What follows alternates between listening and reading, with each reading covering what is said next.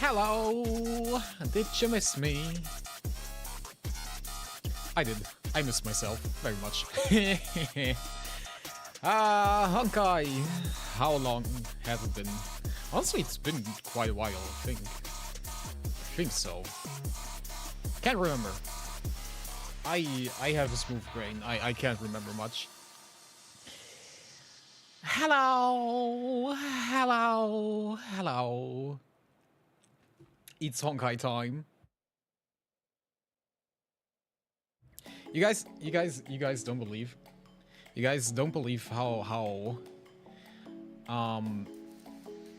lucky, how much I look forward to this Honkai stream, because I can't use Twitter anymore. For the simple reason that every time I open that stupid Twitter app, I'm getting like 15,000 spoilers for the 2.2 story.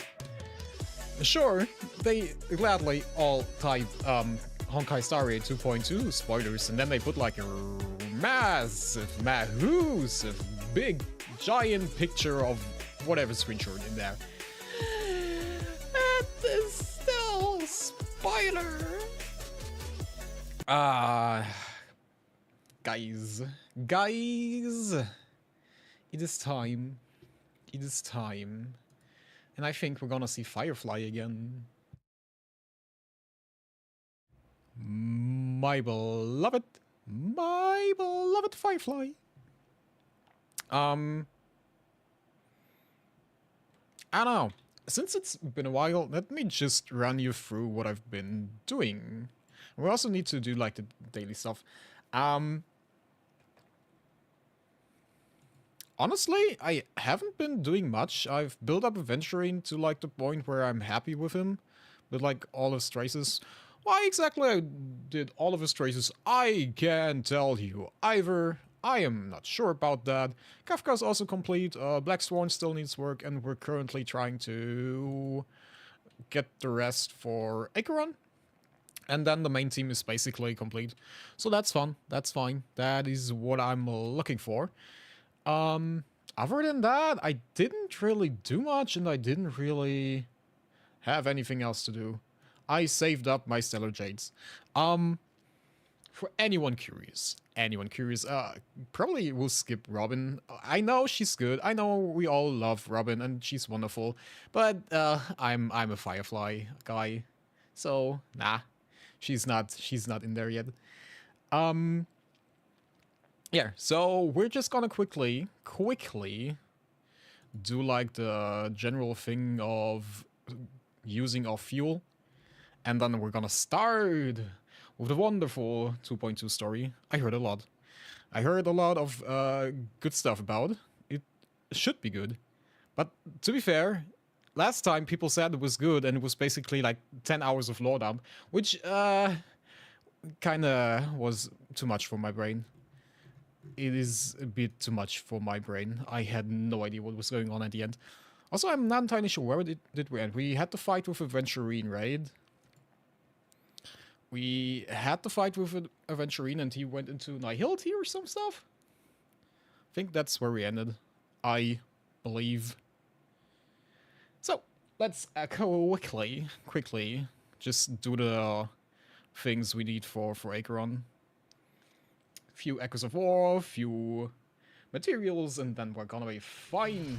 I think I can make myself a bit smaller, because you wanna see beautiful waifus and not me. Right? Right, that's what you wanna see.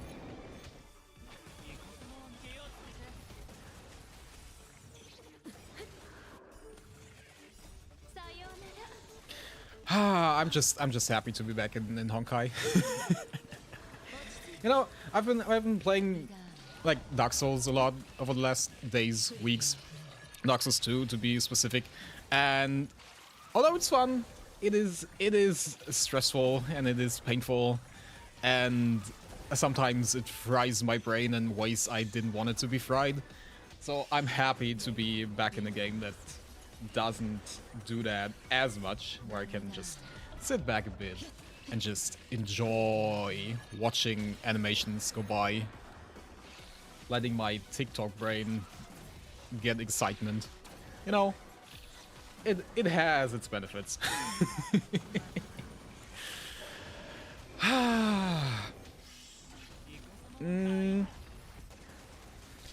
Other than that, did interesting stuff. Oh, I watched anime today. I watched a lot of anime today. Spice and Wolf. Honestly, Spice and Wolf is so fucking cute. Hollow is such an adorable character. I never watched like the original anime, but I do have all the volumes here from the manga. I think it's all the volumes. I'm not entirely sure. I'm just gonna assume it is. And I loved her back then. Honestly, I kind of forgot how cute they were, but I'm in love. I'm back in love with Hollow. She's beautiful. And Red, hello, welcome. The only problem with Spice and Wolf is that it's sometimes like a bit, you know, it is kind of a economic simulator at points, which can be a bit boring from time to time, but overall the development between Lawrence and Hollow is such a cute thing that I don't mind that too much. What else? Obviously, Reincarnated Aristocrat, the Seventh Prince. I don't know the exact title. I have no idea. I can't remember that. That's like more than 2 words, and I'm out of that. I don't know why in God-forsaken world they're sexualizing that 7-8-year-old prince so much.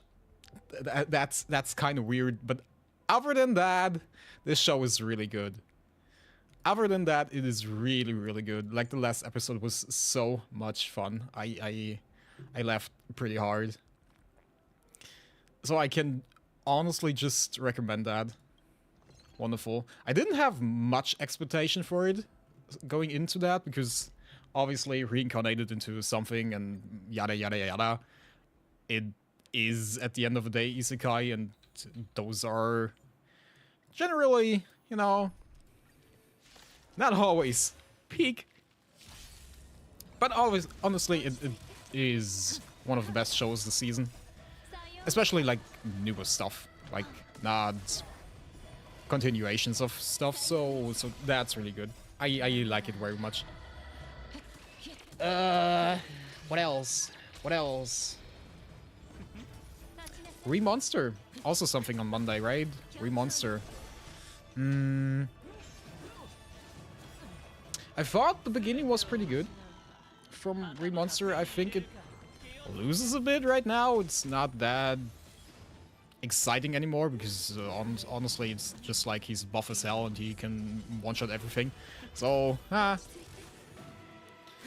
don't know, but honestly it's nice. It's nice. I don't know. How do you say that?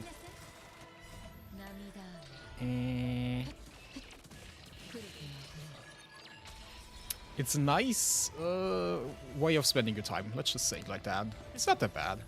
What's your favorite character? From Honkai Star Rail? At the moment, I'm still in love with Kafka. That is still the favorite character. If eventually Firefly comes out, I might change my opinion pretty hard. Eventually, maybe, potentially, probably, yes, I will. Otherwise, Kafka is my dummy mommy. She's the best. I love her. Also Himiko, probably. Like, she's OG, but she's still a wonderful character. Doesn't really get the spotlight like Kafka does, but she's still wonderful. I appreciate her very much, and I would like her to be part of my life forever. Never, and ever, and ever.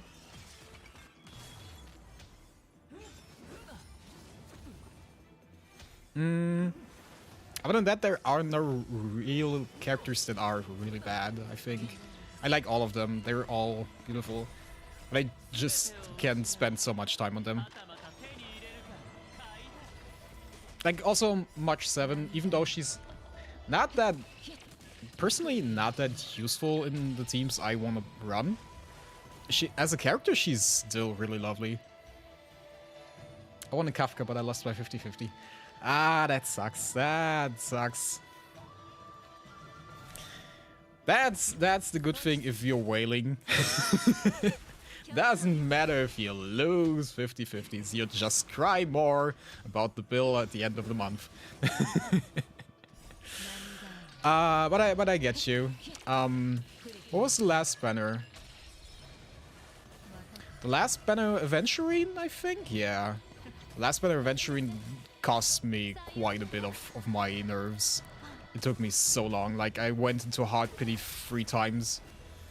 So I pulled for Aventurine and for Jingliu. And they all went into hard pity. And I lost the 50-50 on the Aventurine on the first thing, so that hurt. That hurts so much. That's basically the reason why I had to skip out on their light cone. It's sad because I really would like to have both light cones from Aventurine and Jingliu. But Aventurine doesn't really need his light cone, so that's not too bad. Just would like to have it in my general collection, you know.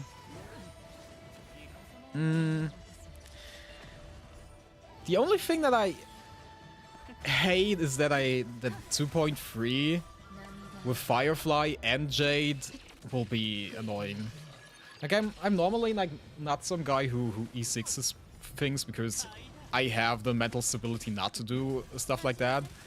But for Firefly, I at least want to see how much I can do while saving up now.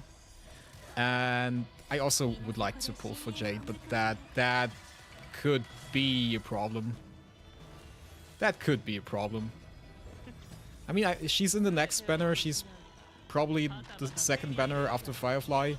So I do have a bit of time, but if I'm not E6ing Firefly in the first try, I'm gonna take everything I can till the second banner comes around and basically try again for pulling her. Also, the light cone for Firefly is also something I need to pull for, so that's fun. And I'm not entirely sure, but maybe potentially Rune Mei could be the second character in Firefly's banner, which would also suck because I also need Rune Mei. That would be annoying. Just to make that completely obvious. Because Rune Mei is also like a pretty cool character that I would like to have in my collection, but nope.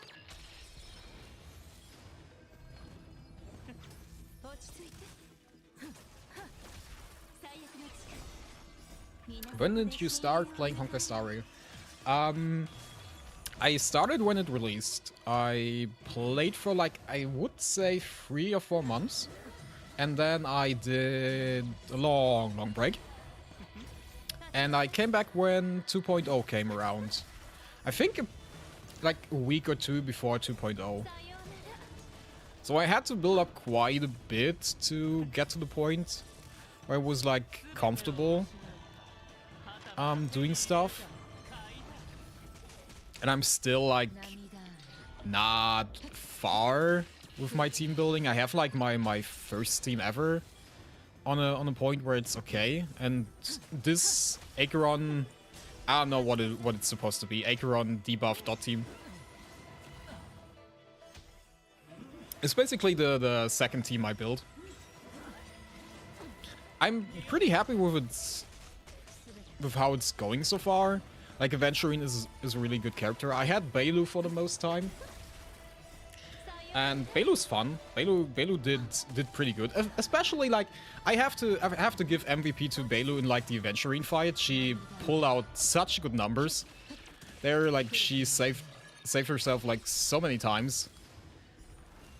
But now she's benched. Now she is benched.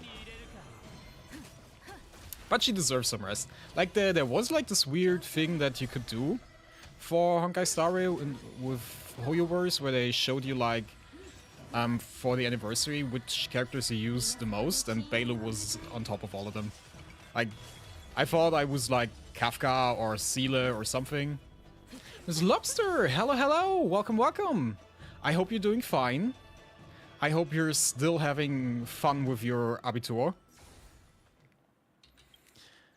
But no, Belu was always on top. Eventually, Ting Young was also pretty far up because she was also in every team I had. What do you do with the last 30 things? What do we do with the last 30? 30. I know. We still need that anyway, so... Just gonna eat in there one more time. But I'm excited. I'm excited for 2.2 story. I'm looking forward to that. Math and total catastrophe. Sorry to hear that. Did you already get the results, or are they taking a while to get back? I heard quite a good stuff about the 2.2 story, so I'm excited. And I am just generally happy to finally be able to play. Like, I had such a little time over the last few days to be in Honkai. Like, playing Dark Souls and all that stuff, like, luxury problems, you know?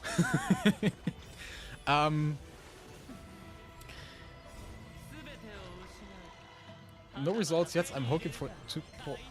Are we still talking about the same point systems? Like, from 1 to 15? Because I hope you get more than 2 points. I generally hope you get more than 2 points. That would kind of be, like, really bad. Right? Right? Oh my... So it was, like, completely a disaster. Okay. Oh boy. What happened? Was it like everything that you never like learned, or that you didn't prepare for, or was it just that general questioning was terrible? I mean, honestly, I can understand that. I can feel that. Like, I hated math for the longest time in my life. But it got better at some point.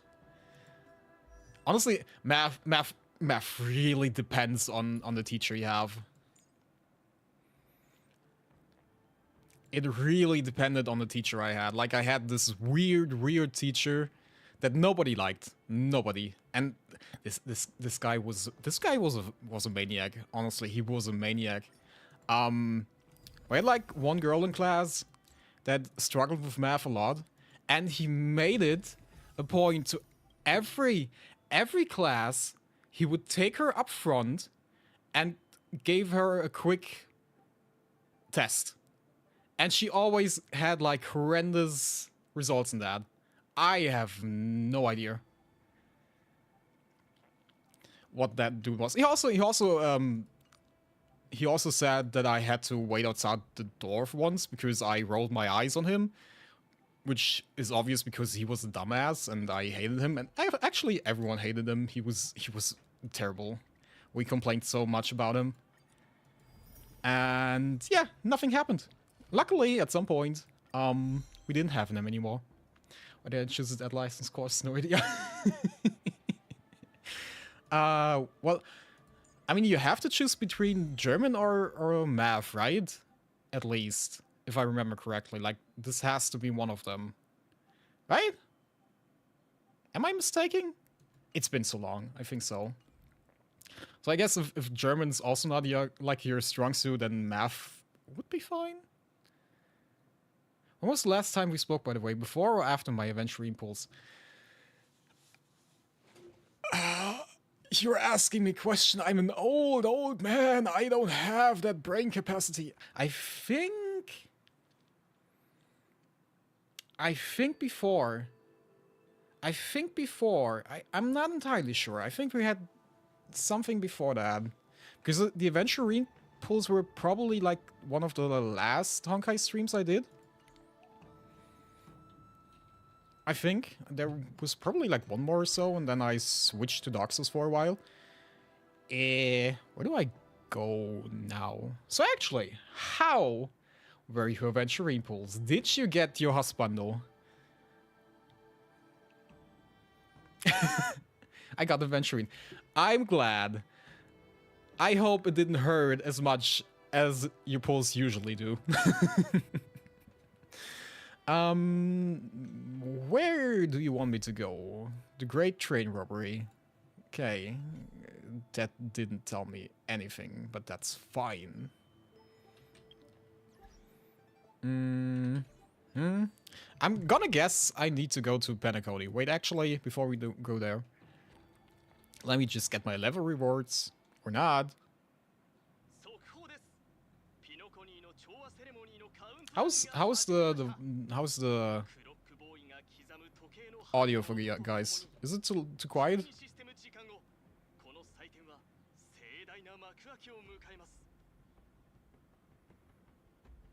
Ah, yeah, I forgot to press autoplay.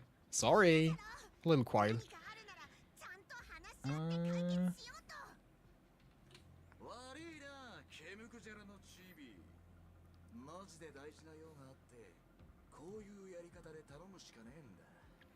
I'm gonna fix it as soon as I'm able to get back into the menus.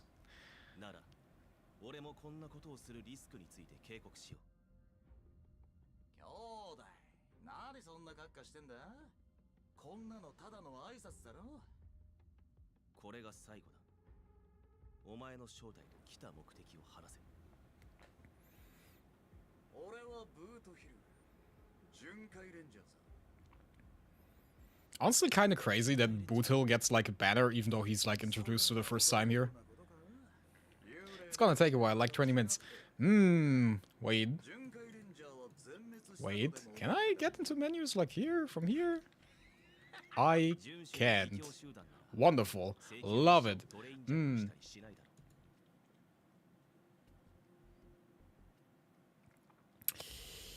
Yeah, well, nothing I can do because I have it on max volume anyway. Well, beautiful. Love it.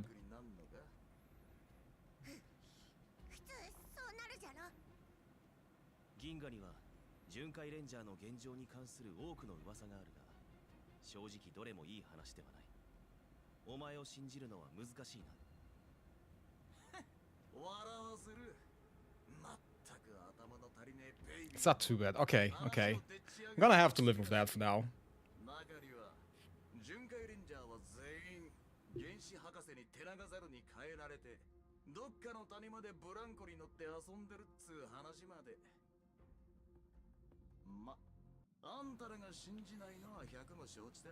Baby Mobs, hello, hello. How are you doing?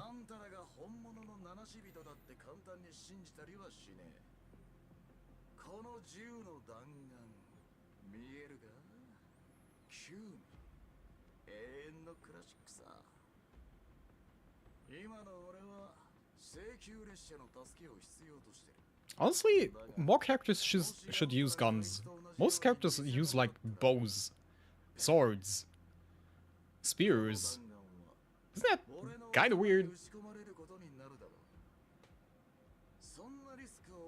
Like, all the NPC enemies like use guns or something similar to them, but rarely the protagonist.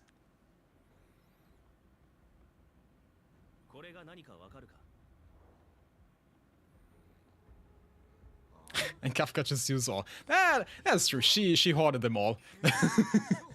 She took every gun in the universe.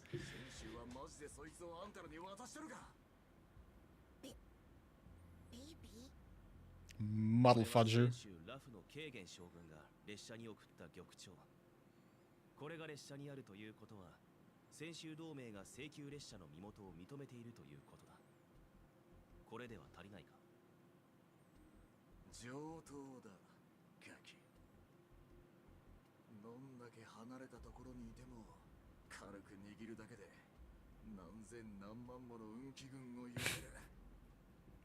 I mean, I've seen that before, like, obviously, wonderful spoilers on Twitter that he's not using swear words, he's just saying fudge, which is funny. To me, personally, that's funny.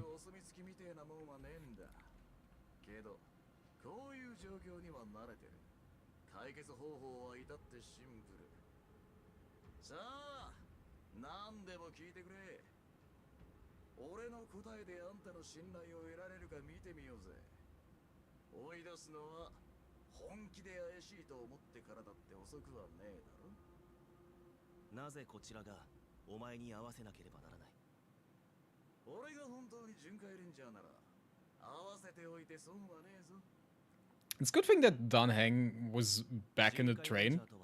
Just imagine if Pom Pom was here alone with that guy. Story's great, but we were at damn long. As long as it's not that insanely lore heavy as 2.1 is, I'm okay with that.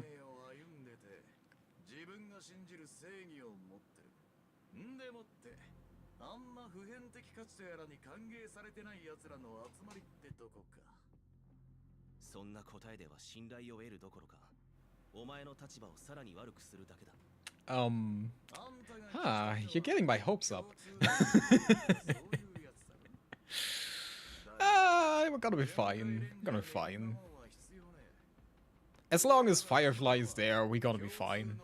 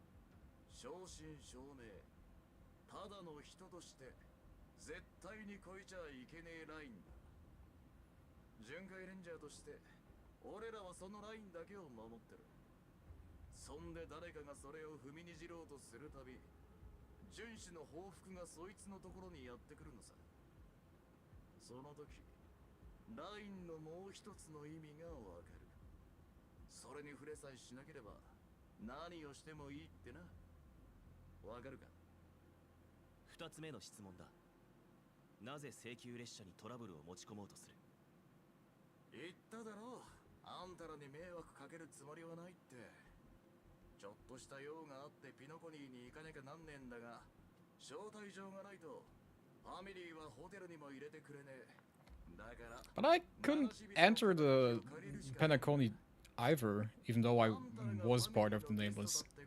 There was a whole ordeal in 2.0 where we stood at the reception and I couldn't enter.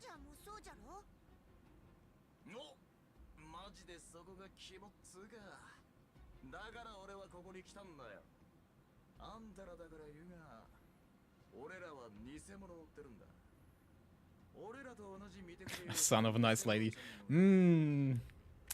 He's lovely.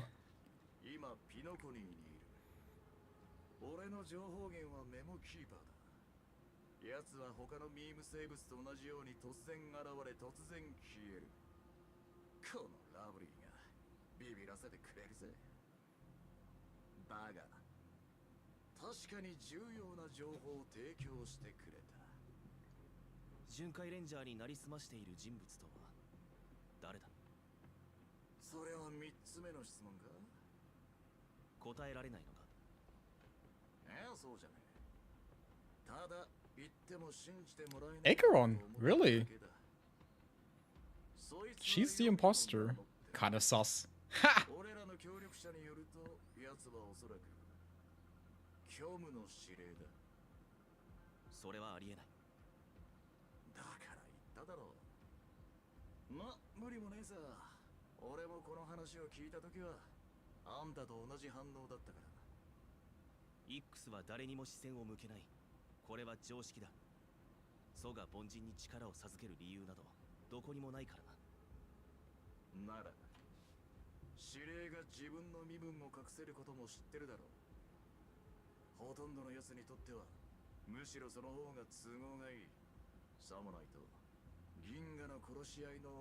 Okay, interesting.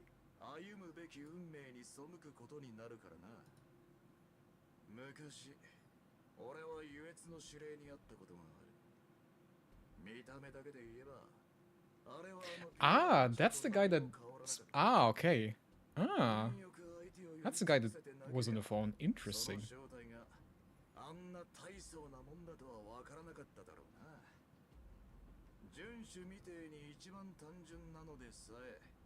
光の戦衆同盟と影の巡回レンジャーとに分かれてる。結局運命なんてもんは人間が作り出した概念で、俺らの認識を超えるもんは必ず存在してる。 I like his eyes, but I'm not a big fan of the shark teeth. 存在しねえと思うのは俺らが十分に虚無に染まってねえからかもしんねえぞ。これで分かったろ。今あんたの仲間は危険な状態にある。かなり危険だと言ってもいい。まだ信じられないならそいつらにメッセージを送ってみろ。どっちにしろ急いだ方がいい。何しろ俺らには無境の中で何が起こってるのかも、あのメモキーパーの話がどこまで本当かも、あの読みってやつが何を考えてるのかもわからねえんだからな。 Well, Acheron can do whatever she pleases. She's beautiful. She has a free pass on everything. 私は何もするつもりはない。それは君が決めることではない。知っているか？ A little child with a very deep voice. Not scary at all. 死を訪れた者は無意識のうちに足を止め、己がまだ硬い地面の上に立っていることを確認する。そして一様に空を見上げるんだ。現実であろうと夢であろうと、空を見上げるのは人間の本能。黄金の時が完成したその日から、それはずっとそこにあり、道楽に溺れる夜を見守ってきた。しかし今、この夜空は無情にも切り裂かれ、虚無の陰りに染まった。 Who could have done that? たった一度の斬撃で終わってしまった。一度、それは正確ではないな。正しくは二度。ただ、二度目の斬撃が早かっただけだ。重要なのはそこではない。この宴には多くの招かれざる客が集まっている。たとえ調和が万物を包容しているとしても、 So is that like... キノコに What was the main guy's name? Watchmaker or something? その中の何 I 人かに mean, は I don't believe that there could be some... it could be Sunday, but I would... Kind of surprising that he would change his appearance, so I guess it could only be him. 君の居場所はないんだ。虚無の人形よ。影の中に生きる者は光に照らされた舞台に立つべきではない。影の中に生きるという点において、私たちに違いはないはずだ。少なくとも他人と話すときは本当の姿を見せるべきだろう。ピノコに夢の主。君をとどめておけない理由がまた一つ増えた。君が信じようと信じまいと、これが本当の私だ。 Which one? All of them? Ah, Hive Mind. We are Legion. Back to Mass こ Effect れがファミリー 2, の I 言う think. 一つにまとまった心か。私の肉体はとうに消え去った。今は王家の107,336人の子供が私の目となり、耳となり、 It's nice that he has the exact number. なっている。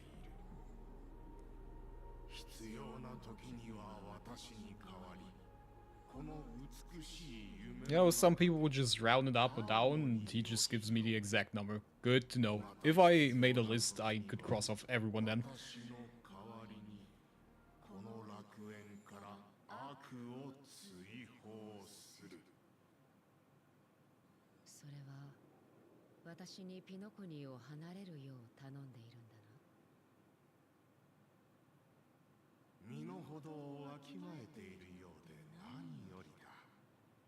だが残念ながら Are you sure you wanna fight with Acheron? Are you positive? I don't think that's a good idea. 私を脅しているのか。 I mean, I wouldn't take the chances. I would not fight her. 今のは質問じゃない。ただ事実を述べただけだ。私の正体を知った上で悪意を見せる。 Being like that, I see. あなたが初めてでもなければ最後でもない。同じような状況は過去に何度もあった。ほとんどの人は先ほどのような問いに対して勇ましくできないとでもと反論する。だが結果はいつもできないなんだ。自信があるのはいいが忘れないでもらいたい。ファミリーは謙虚だが決して軟弱ではない。調和の音は宇宙に響き渡っている。仮に君が従わずその長刀を少 It's し interesting that he has the balls to, you know, threaten her like that. Like, if I would see a slash through the sky like this, I would probably keep myself a bit on the down low. これは私が夢の主となってからこの手で追放した異邦人の数だ。彼らの中には私の総翼を折った者もいれば私の肉体を焼き尽くした者もいる。しかし私は今もなお He really wants his butt kicked. He is really trying to get heated out of here. ことも厭わない。 And she's not impressed. Not impressed at all. にはあなたたち全員が。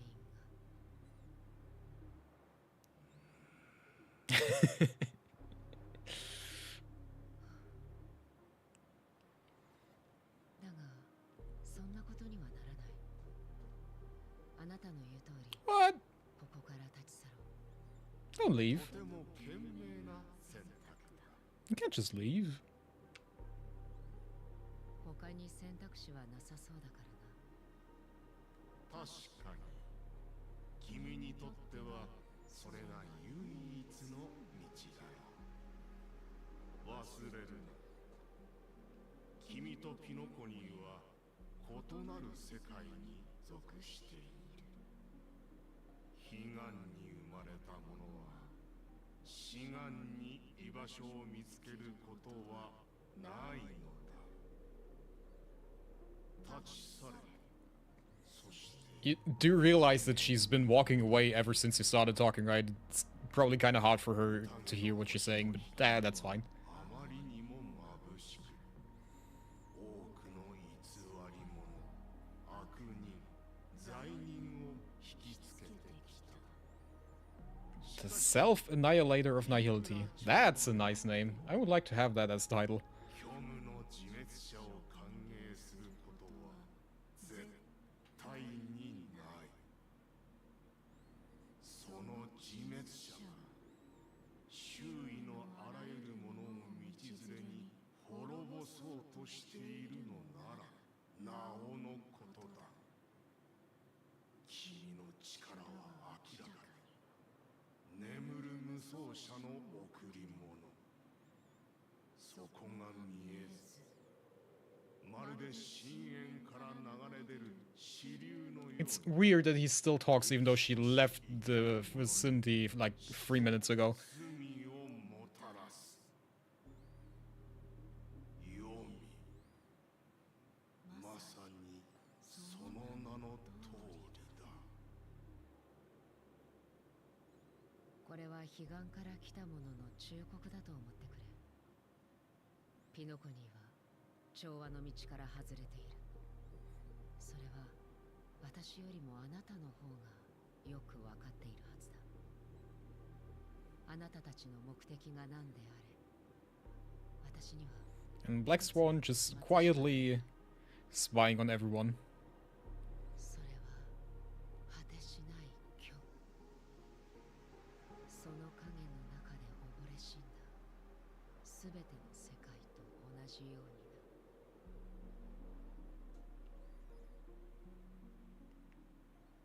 Switching to Robin's POV? 先ほどの奇妙な光景はクラークフィルムランドの機械の故障によるものです。ファミリーがすぐに現場を封鎖しましたので怪我人は出ていません。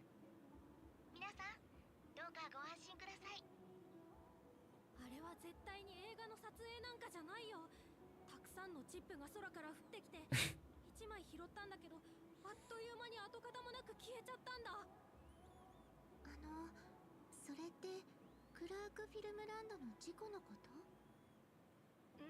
そうだけど There she is. 見間違いじゃないよね。 The girl everyone goes crazy about. Robin. Well, actually, is it?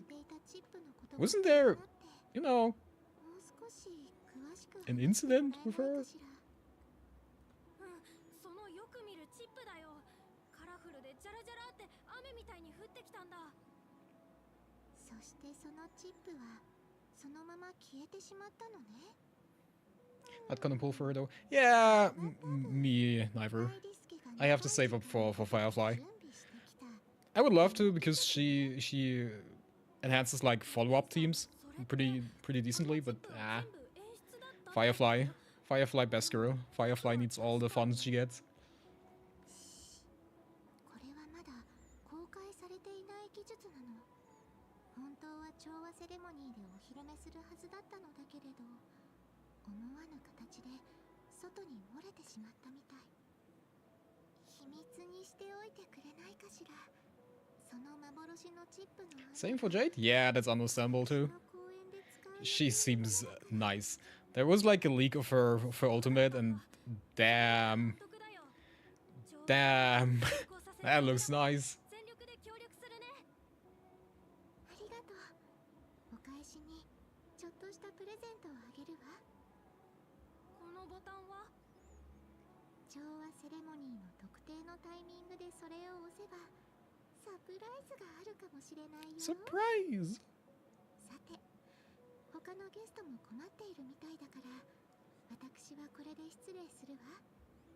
引き続きこの無境を楽しんでね。こんなにたくさんの人が話題にしてるなんて。フィルムランドの騒ぎは本当に大きかった。 I'm hearing her song in the background. This is nice. Love it. I also love that the songs of Robin are now on Spotify, like officially. That is really cool. I like that. Just gonna bump it up to 2.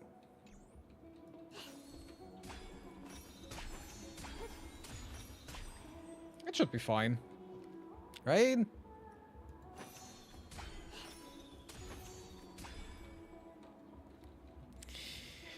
So now I have Robin in the team. Let's put the voice one higher, maybe. We can do that. That is doable, like this. I think it's fine. I think we can let the team stay like this. Depends if we even get into combat. Like, if I remember 2.1, we're like walking from story part to story part, so I don't even need to worry about combat. Hello! ファミリーは無境におけるゲストの安全を約束しています。ですが私はこの目で見たのです。有機生命体の一団がフィルムランドに向かい、その後空が切り裂かれ、虚空から黒い雨がにじみ出てきたところを、ファミリーから納得のいく説明がなければ、私はすぐにでも妻を連れて現実世界に戻ります。無境が楽園でなくなれば、ここに留まる理由もありませんから。どうやらなかなかの場数を踏んできたようね。招かれざる客が無境に入り込んだのは間違いないけれど、彼らのターゲットは Interesting. So Robin goes around town and tries to fix appearances. ファミリーは何があっても Does a bit of 絶 PR. 対にゲストたちの Wonderful, 安全を wonderful. 最優先に考えるわ。ロビンさん、ハウンド家がフィルムランドを封鎖したことは知っています。ファミリーならこの事態を適切にコントロールできるでしょうが、そんなことをしても何の役にも立ちません。ファミリーは名誉を守るためにあらゆる手を尽くすでしょう。ですが私は客として自分の命を懸けたいとは思いませんので。 I mean, it's still the question if you actually die in the dream, right? Like, wasn't there the whole thing about you're technically not able to die in the dreamscape? 約束したような完璧 Wasn't な there もの like で the はないかもしれ whole ないけれど、 talk about that? ファミリーが収めている美しい夢よりも安全な場所なんてない。このことはあなたの方がよくわかっているでしょ。実際こんな事故が現実世界で起きたとしたら、どれだけの人が無事でいられるかしら。ここに残っても構いません。ですが覚えておいていただきたい。客がピノコニーに来るのは無境を楽しむため。ファミリーとカンパニーのいざこざに巻き込まれたくはありませんので、今後は余計なトラブルが起きないようにしてください。Let's not have more unnecessary incidents. Yeah, because that is entirely under their control. 私たちも準備に全力を尽くすから安心して。お詫びの印としてファミリーからゲストにちょっとしたプレゼントを用意したの。素敵なゲストさん、理解してくれてありがとう。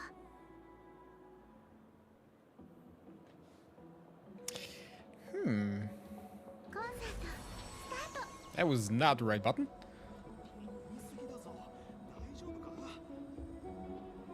Interesting. Okay. Apparently I'm not supposed to go here. Ah, this one. Hello. こんにちは。いきなりごめんなさい。ここで何かあったの？大したことじゃないんだ。クラークフィルムランドのリハーサルで事故があっただけだから、ゲストの方はご心配なく。おい、このバカ！ロビンさんを知らないのか？誰と話してると思ってるんだ？申し訳ありません。ハウンド家に移ってから日が浅く、その町での仕事に不慣れなもので。 How can you not realize it's her? Isn't she like plastered all over the city? She has a kind of a unique look. Like, she could be an anime protagonist. 今の状況はどう？問題ないかしら？ご報告いたします。フィルムランドはすでに封鎖しました。ゲストのほとんどは夢の中の奇妙な光景に慣れているので、今のところ危険はありません。すぐに秩序回復できるものと思われます。ロビンさん、ご安心ください。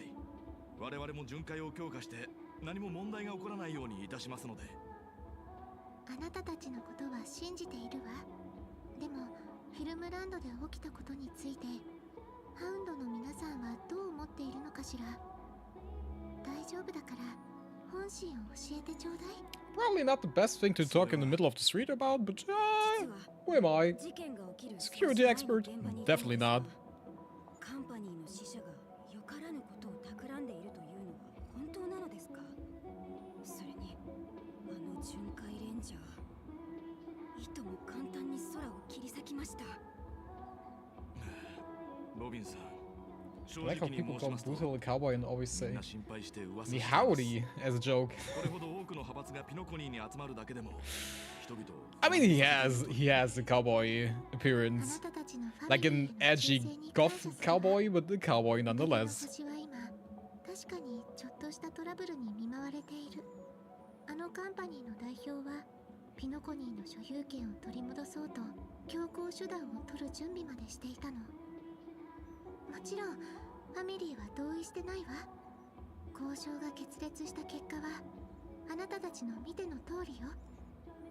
なるほどカンパニーの社員は無教に入ることを禁じられていると聞きましたが You know, they're talking about like the most serious stuff, and in the background there's like the most jolly J-pop song ever from サン Robin. デーが彼の行方を追って You る just から have to すぐに vibe 結果が出ると思うわ。 while they talk about でも terrorism. こうなった以上カンパニーも簡単には手を引かないでしょうから、無教の秩序の維持はあなたたちに任せるわね。ご安心くださいロビンさん。しっかり任務を遂行してカンパニーの連中の思い通りにはさせませんから。面倒をかけるわね。もし他のメンバーが不安を感じていたら私の言葉を伝えてちょうだい。無教を守るにはみんなで協力して頑張らないといけないから。これはアイリスケがゲストたちのために用意したプレゼントよ。よかったらあなたたちも受け取って。調和セレモニーで開ければ思いがけないサプライズがあるわ。ロビンさんからプレゼントをいただけるなんてまるで夢のようです。あ、いや私はもう夢の中にいるんでしたね。本当に誰かが因縁をつけてきたとしても我々は戦うことを恐れません。ご安心ください。無教の平和と秩序はハウンドが守りますので。 So, I mean, I could be wrong here, but I gonna guess this isn't actually Robin? Like, isn't Sparkle pretending to be Robin at the moment? Because Robin, like, kinda, you know, was, ロビン you know? あの宇宙に名を馳せるスーパースターロビンさんですか？こんなところでファンに会えるなんて I mean, that 光栄 would だわ。 also explain why there's still the question marks, even though everyone ピノコにようこそ。 basically introduced her as Robin. まさか本物に会えるなんて。今は調和セレモニーの準備をしてる The 最 button 中 she's じゃない giving で out, す I've か？ never seen that. ステージの準備はもちろん大切 Not だ that I けど、 can remember, セレ but モニーを開催す you るの know, は皆さんにデウムのハーモニーを伝えるためだもの。 isn't that 皆さんと一緒 part に of her 歌える機会がある part な of ら her style? 拒んだりはしないわ。 Part of her rhythm or whatever? さっきの事故で一部のゲストには嫌な思いをさせてしまったから、ファミリーの一員として皆さんに謝罪するのは当然でしょ。あれは本当に事故なんですか？僕雨のように降ってくるチップを見ました。それから空を切り裂く赤い光も特殊効果にしては少しリアルすぎませんか？あの気前のいい男性にもあり Sparkle ま tried した to が give that to Adventuring on the last quest. Ah. ずっと独り言をつぶやいていました。それも脚本の一部なんでしょうか？皆さんどうか慌てないで。ファミリーが皆さんに満足のいく返事をするはずだから。いくらロビンさんにそう言われてもとても信じられません。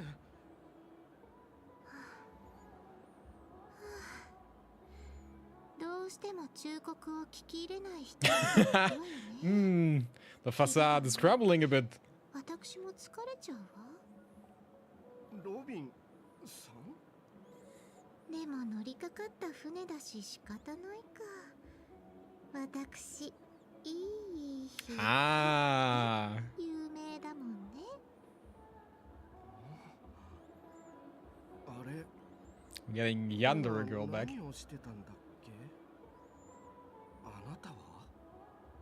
このプレゼントを Hello. Ah, she's cute. これは I love Sparkle. ファミリーが君のために特別に用意したものなんだよ。しっかり持っててね。調和セレモニーが始まるまで、そして演目のクライマックスで周りの人と一緒にこのボタンを押すの。もしかしたらすごく面白いことが起こるかも。Very exciting. In the meantime. 全てが以前 Firefly, こ hello. こから Love 黄金 you. の時に Hello. 入った Hello. 君は今度は本当のピノコニーに足を踏み入れることになる。もう一度君に同行できて本当に嬉しい。やっと全部君に話せる。見ての通り、私のもう一つの名前は性格ハンターサムなんだ。You can be called whatever you want. As long as I can call you my girlfriend, that's fine with me. There you go. Yes, that's my girl. Well, actually, are you alright? That's actually a good question. Last time I saw you, you were kinda in a predicament. 大丈夫。ごめんね。あまり驚かせてない I hope I haven't... No, what are you 疑問だ thinking? らけなのは分かってる。 Just saw you getting impaled. 私たちが知らない無境の中で死に遭遇したことは覚えてる。あの時、私はミームに捕まって、あれが私を殺そうとした瞬間、その恐ろしい瞳の中にもう一つの無境の影を見たの。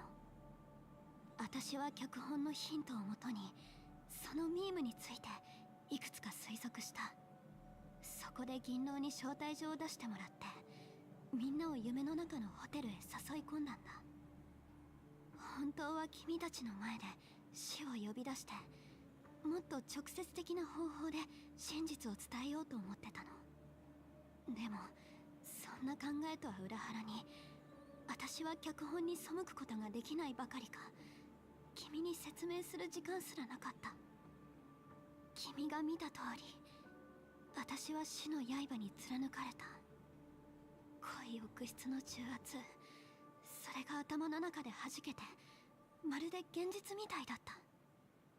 でもね、その一瞬の麻痺が消えた後、 Well, that's good to hear. 自分の体が無 So 理 she's だって fine. ことに気 She's づいた actually fine. Well, apart from the whole やっぱり私は生きてた。 dying in real life stuff, but that's different problem for different time. 全く違う場所にたどり着いてたの。ピノコニーの無境の下にはもう一つ、もっと原始的で混沌とした記憶域が隠されてた。その名前は流刑の地。そこで私は無境のホテルに戻って、その存在を君に伝えようとした。でもまだ自分の正体を明かすわけにはいかなかったから、どうにかして君の同行者の注意をそらして、君を戦場から連れ出そうとしたの。だけど私の試みは全部失敗に終わっちゃった。ついさっき、血みたいに赤い斬撃が夢の高い塀を切り裂いて、君たちをこの深い無境に落としたことで、やっと君や仲間たちを一人ずつ目覚めさせることができたんだ。これが今までに起きたことの全容。I'm completely confused. So we're basically in Inception. There's a dream inside the dream inside the dream, and we have to go deeper. If I understand that correctly. 全部を無条件に信じるのは難しいかもしれないけど、これだけは言わせて。君は今、最後の答えにすごく近いところまで来てる。あと一歩で、私は君に証明できるの。One more thing? それじゃあ、ここから出よう。目を閉じて。そのまま深呼吸して。心の中に無境の輪郭を描いて。絶対に目を開けちゃダメだからね。You know... 3、2、1。怖がらなくて大丈夫。私たちの迎えが来たから。After a piercing screech, a thick and ferocious surge of memory crashes into your chest. Churning and ravaging, your conscience becomes like scraps of paper caught in a whirlpool. Innumerable voices resonate through the symphony of Memoria like roaring thunder, and among them, one echo stood out with exceptional clarity. You knew it came from the girl beside you, your heart's beating to the same rhythm, peaceful and even more, I don't know. Until in that quiet darkness, Memorias ripple into existence. Oh boy. Did she kind of stab me there?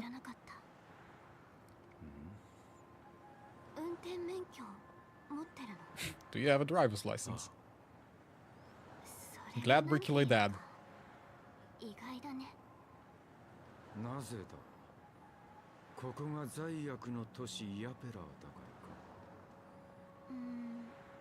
いや、なんでもない。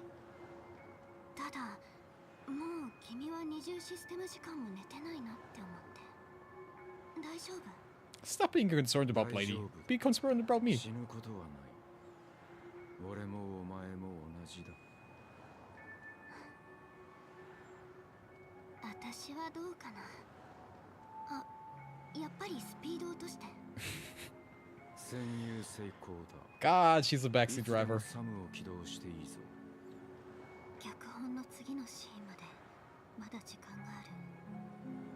もう少しだけこの体でいさせて。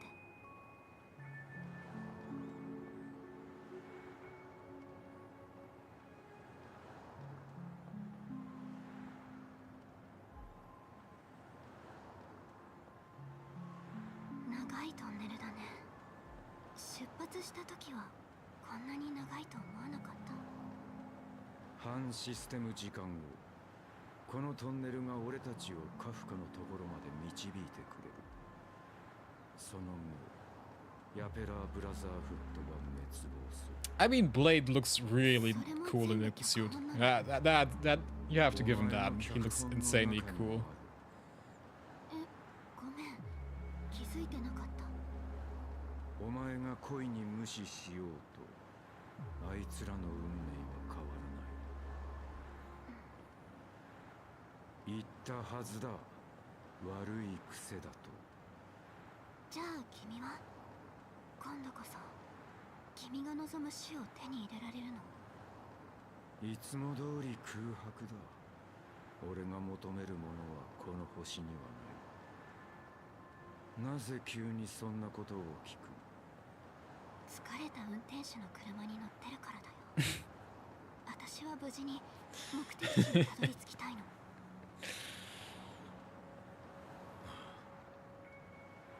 この車には自動運転機能がついている。俺はハンドルに手を置いているだけだ。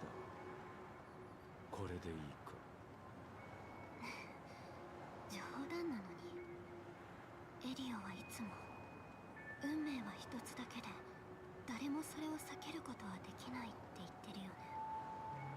あの人には未来が見えて、私たちも同じように自分の定められた結末を知ってる。でもその瞬間が訪れるまで人は自分の意志でやりたいことを選択できる。私たちにはその権利がある。そうでしょ？今日が終わればヤペラーの名は銀河の歴史から消える。そして陛下艦艇が奴らにとって変わり、近い将来招待状を受け取るだろう。それがお前の次の目的地だ。夢の地、ピノコに。 Yes, yes, Penacony, come to me. Come to me. Come to Penacony, meet me. 下脱を得られることを祈っている。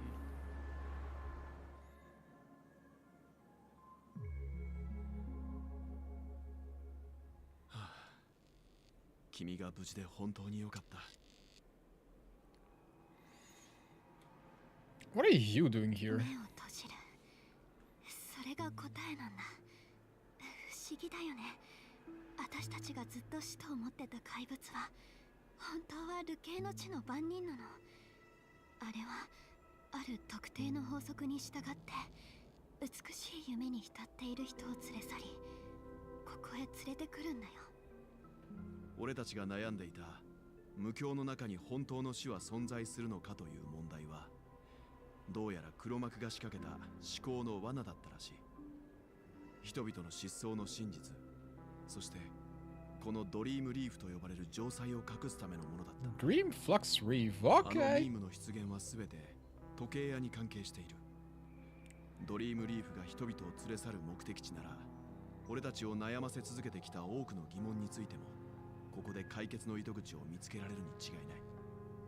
ここの雰囲気は美しい夢とは全然違う。みんなゆったりとした生活を送ってて、ファミリーみたいな管理者は存在しない。精神状態も少しぼんやりしてる。でも住民たちの断片的な言葉の中に聞き覚えのある Alright, 名前があった。 Gallagher. ギャラガーっていう名前がね。 He existed またその too. 男か。いつも肝心な場面で都合よく現れるな。おかげで探す手間が省けるが、姫子となのかは先に言っている。俺たちも気を取り直して出発しよう。本当の無境、流刑の地。出発前にみんなともう少し話した方がいいか Well, we should at least speak to Firefly. That's like the least we should do, but as we learned, if you have one direction, you always go the other way first. Do I still need to do this weird sticker collection thing? Is that still a thing? So, hello, Firefly. How are you doing? How have you been? She's so cute. She is adorable. ごめんね。全部を君に話せるようになるまでこんなに時間がかかっちゃって。Why couldn't you reveal your true identity? 一つは脚本。エリオが見た未来ではサムと請求列車の対立は避けられなかった。だから予言の束縛を打ち破ろうとしたんだけど、今の流れにするだけで精一杯だったの。あと私のわがままもあるかな。サムとしてじゃなくて No, ホタルとして no, she's so 君 cute. たちと一緒にいたかったんだ。ありがとう。 I accept everything from you. Also want a piece of the legacy. I really do not. So who exactly is 君に Sam? 話した医療カプセルのことを覚えてる。それがサム。早急戦線グラモスの敵機ファイアフライ4戦略強襲装甲。それは私の命のゆりかごで、私がこの世界に生まれた意味、ずっと世界が私に求める姿だった。 Okay. ドリームリーフの時間の流れは現実世界とは違うから、くれぐれも注意してね。君は奥質に敏感だから、少しでも気を抜くとこの記憶域の中で迷っちゃうかもしれない。 That zoom. Okay. Well, do you want to walk me through 何 what か we're 気 doing になる now? ことがあるなら、ちゃんと一緒に。 Acorn's Blade Slash regarding Firefly and the crew. 君を見つける前に、彼女は自分が性格ハンターであることを明かし、多くの情報を共有してくれた。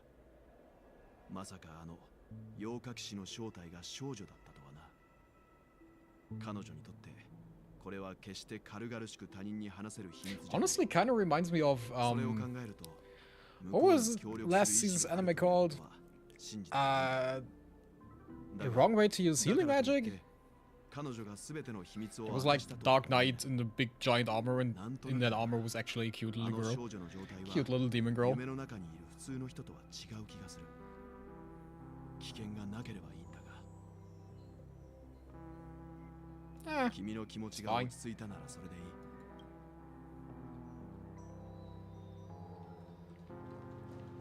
heard of that but never watched it. It is honestly a pretty good show. If you have the time, It's a fun isekai.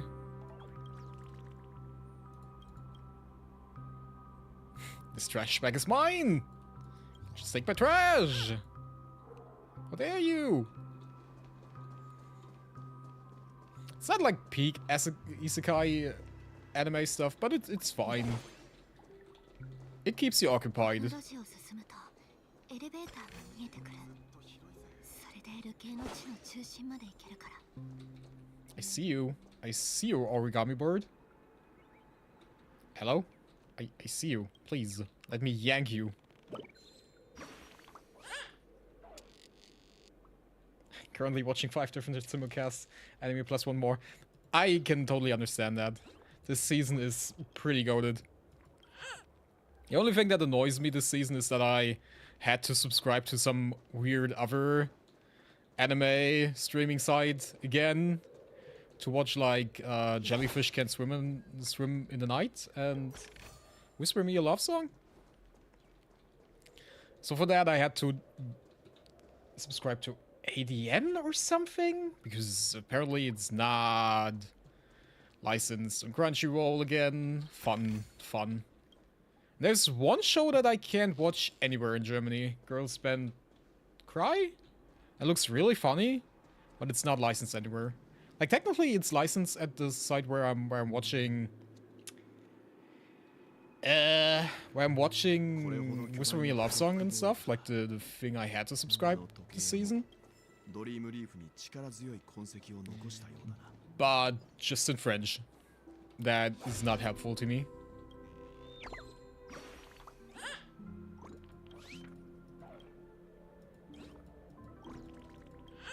Honestly, Crunchyroll is probably enough, to be fair. Like, sure, they have some interesting anime, but this season Crunchyroll should also be enough. Spice and Wolf, Remonster, the 2 reincarnation animes, Windbreaker.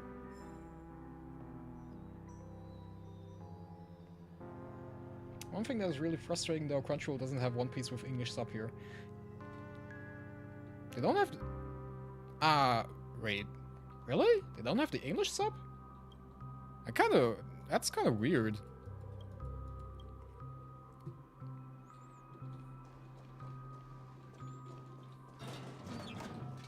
Elevator, because I didn't write enough elevators in Dark Souls over the last weeks.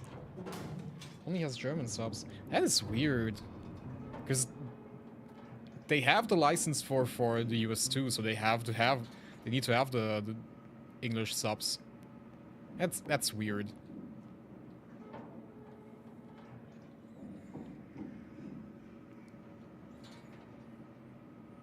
I'm not entirely sure. Isn't One Piece, like the new episodes, also coming out on Netflix for some time now? I don't know if they have the English subs then. Well, that would be weird. I don't think they would license subtitles.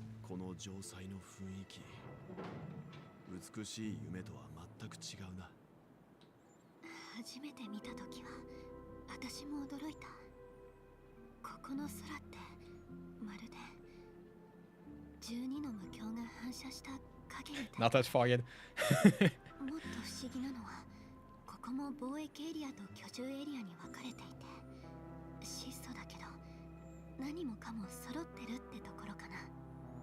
かなりの人数がここで生活してるみたい。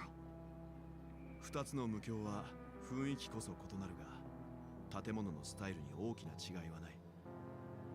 まるで同じ建築家の作品のようだ。この類似性の裏にあるつながりも気になるところだが、考えていても仕方ない。とにかく姫子たちと合流しよう。この道を右に曲がると貿易エリアだよ。そこなら人が多いから彼女たちの居場所を知っている人がいるかもしれない。君は一緒に行かないのか？請求列車の人たちはまず仲間内で話し合う必要があるでしょう。 But I'm planning to take you as my wife, so you have to become part of the Astro Express anyway, so you can come with us. I don't mind. 言ったか。Letting her go was the right decision. Excuse me? Excuse me, Mr. Wildson, we're gonna have a problem here. が、その前に話したい人がいるんだ。一緒に行こう。君も気づいてるだろ。A familiar face? Ah, yeah. Yeah, yeah, Misha. あそこだ。ホテルレバリーのドアボーイ。どうして彼がここにいる？しかもよりによってヨミさんが夢を切り裂いてからそれほど経っていない今という時に念のため確認した方がいいだろう。ぴったりだ。誰にも迷惑はかけてないぞ。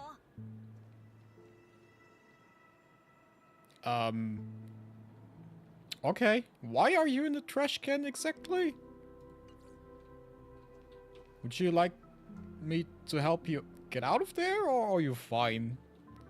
I guess he's fine. I tried to keep up with One Piece like after Wano Kuni arc, because it seemed interesting, but I just couldn't. I did that for like 4 or 5 weeks, and then I stopped because I forgot. あれ？この前のお客様じゃありませんか？また会いましたね。お隣の方は、Wait. 自己紹介を忘れてました。僕はドアボーイのミーシャと言います。Stolen her spot. That's on my trash can. こんにちは、ミシャ。I'm not entirely sure. I think Misha's voice actor is also the guy that voices the protagonist from Reincarnated as the Seventh Prince. And at least sounds very similar. Like not that happy voice, but a bit more depressed and lethargic, like me, for real. But I think the tone is pretty similar. You can see him? Honestly, the fact that they always talk about memes just kinda distracts me. I'm thinking about funny pictures every time they say meme. お客様たちはどうやってここに来たんですか？この無境は外部には開放されていないはずなのですが、もしかしてネムが？今ここに家があると言ったか？はい。なのでいつも美しい夢での仕事が終わったらここに帰ってくるんです。以前は簡単に移動できたんですが、自由に往来できなくなってからはずっとネムがみんなを連れて2つの無境の間を行ったり来たりしてくれてるんですよ。そのネムというのはどんな見た目をしているのか教えてもらえるか？ネムは記憶域ミームで大きな目がたくさんあって見た目はちょっと怖いかもしれません。でも実際は従順で、Gallagher. あと Wanted to start it anyway, but the reviewers were a bit. ずっとギャラガーさんが見てくれてるんです。Well, the problem with Reincarnated as the Seventh Prince, yada yada yada, it is really funny. It is insanely funny. But the little boy is a bit over-sexualized.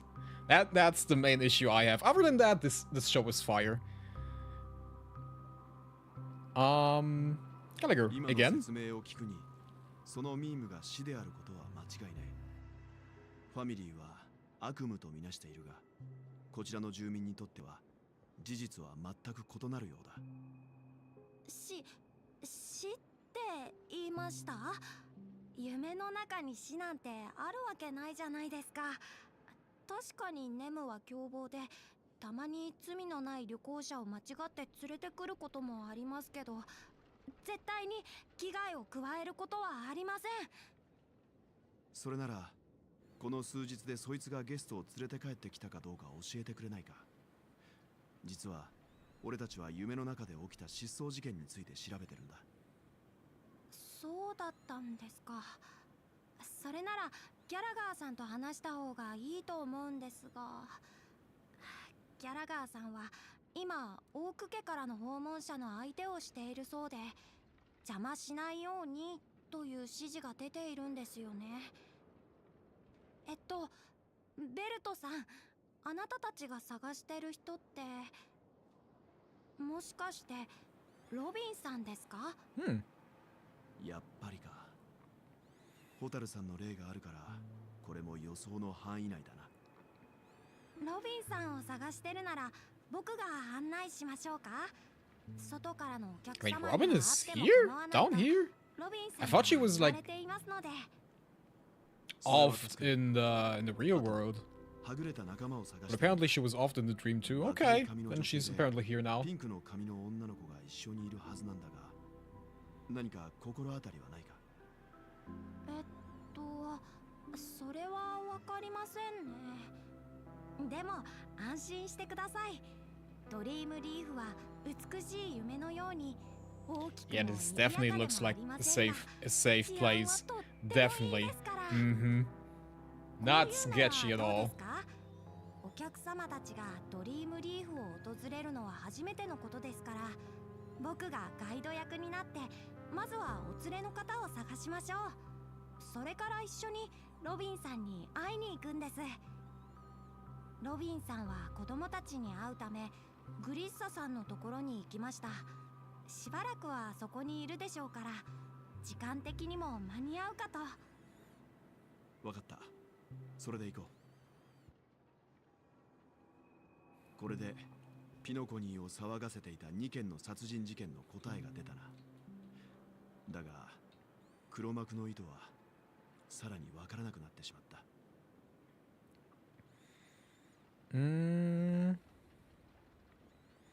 That name's Sleepy. それはわからない。だがそいつとギャラガーの関係性は調べる価値がありそうだ。The only Sleepy I know is a Twitch streamer who's playing 彼を見つ Overwatch. けなければ。ところで君は前に自分だけに見えるクロックボーイに会ったと言っていたな。Yep, he's with Misha. なんだか不思議な感じだな。まさか俺の子供心も。いや、そんなことは重要じゃない。とりあえずミーシャについていこう。I mean, if you can look past Seventh Prince is a bit fan service heavy. If you can look past that, you're gonna be fine. It's gonna be really, really fun. But again, it is a bit fan service heavy. Not that I mind. There are beautiful characters in there. There are really beautiful characters in there. Wonderful maid. Also, I believe she has white hair, and apparently I have a thing for white-haired anime girls. Which I don't mind. I have this one on the toggle, so I don't mind, best girl. Brain time.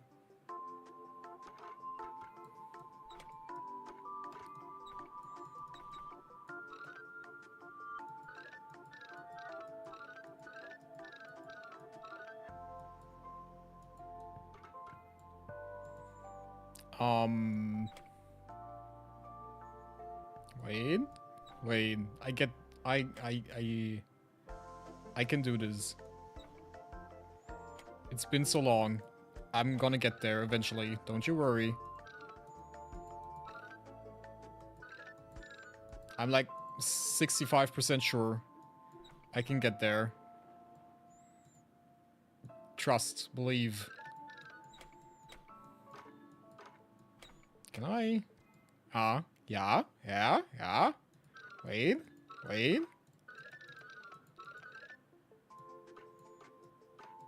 Ha! Told you. It's not quite fan service if the kid is 10 or something. This is also kind of true. It is kind of weird. I don't know why they have to over-sexualize him that hard.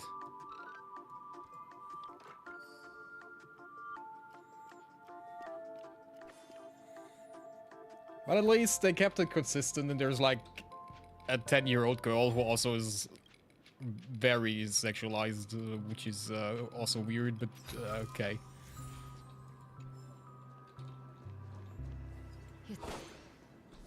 That is Japan for you sometimes.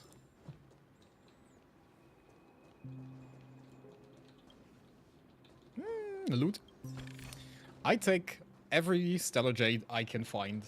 This all goes into my Firefly funding. Okay. A manhole. Wonderful.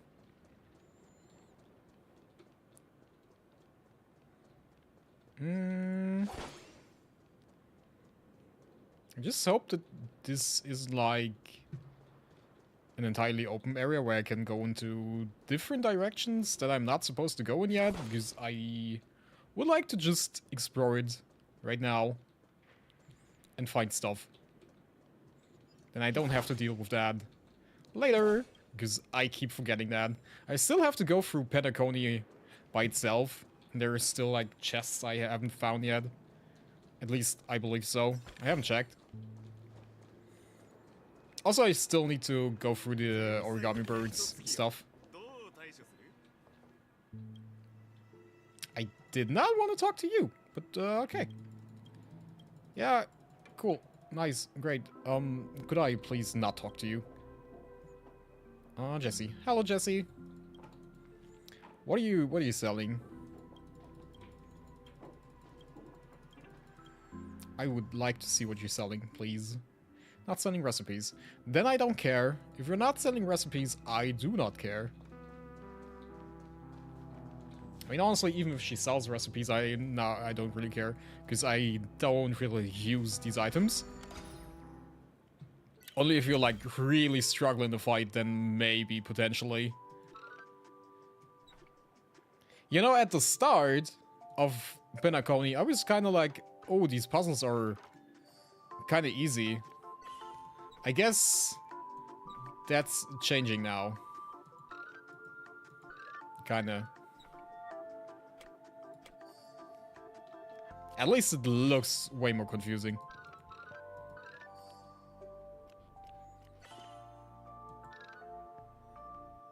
This?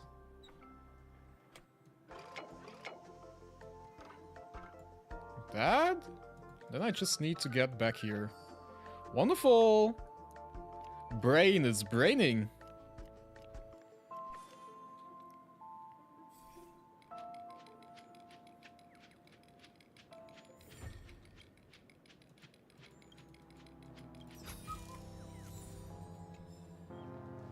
$20 stellar jades.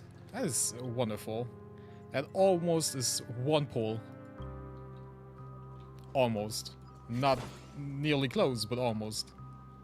Music shop properties. Wait, am I talking to the actual contrabass? Okay. Cool. Yeah, sure. Music. That's an item. When used to the ally character with the highest current attack deals 35% more damage in the next battle. And the likelihood of being attacked by enemy targets is increased greatly. Okay. And used all allies basic attack damage increased by 35% and skill damage decreased by 12%. Interesting. Not that I care too much, but interesting that these things exist. Is there an achievement for finding all manholes? Probably, right? All exhaust vents or whatever they're called. I can't see you, of course. If a giant text box is over your head, I probably can see you. Your hair color is different. Pop.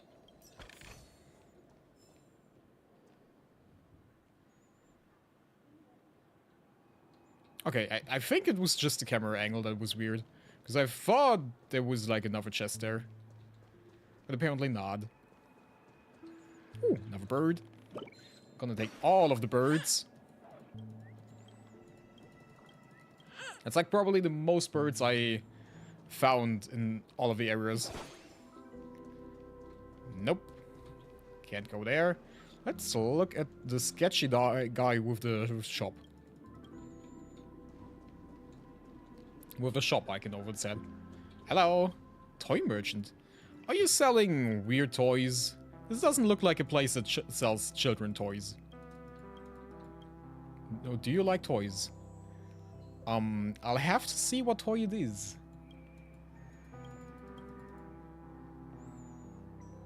Are you serious? always a good response. Even if I don't know what's going on, it's always a good response. Are you serious? Scarebox. In the next battle after you, Scarebox will hide on a random unit and explode at the start of the turn, dealing massive damage. Sounds fun.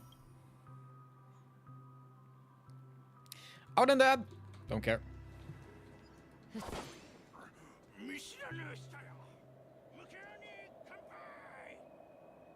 Who's screaming at me? Why are you screaming at me? What did I do to you? So instead of looking through trash cans, we're now looking at exhaust vents. Okay. I can understand that. Curiosity is something that I will never lose. Okay, I think... Ah, there's another bird. I think after that, we're pretty much through with the area. Whoop!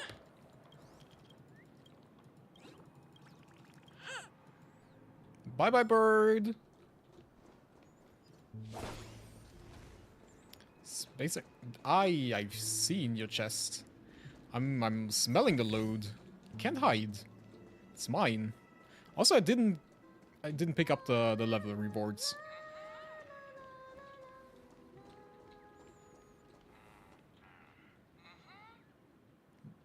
You're trying to be Robin, but you're not. I'm sorry to say that.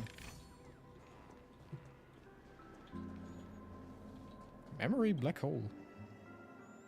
In the distant past, the Dreamweavers used to gather here myriad wondrous ideas conjured among cascades of jovial behavior. The most outstanding people died for it.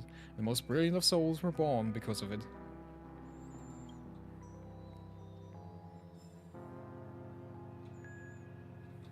Well, if I would put a black and white filter over it, this would be Acheron's home.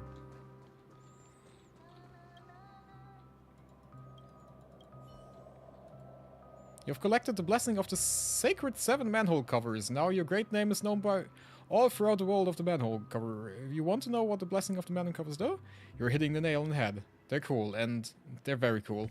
I'm cool. Guys, you heard it here first. I'm cool. Officially cool.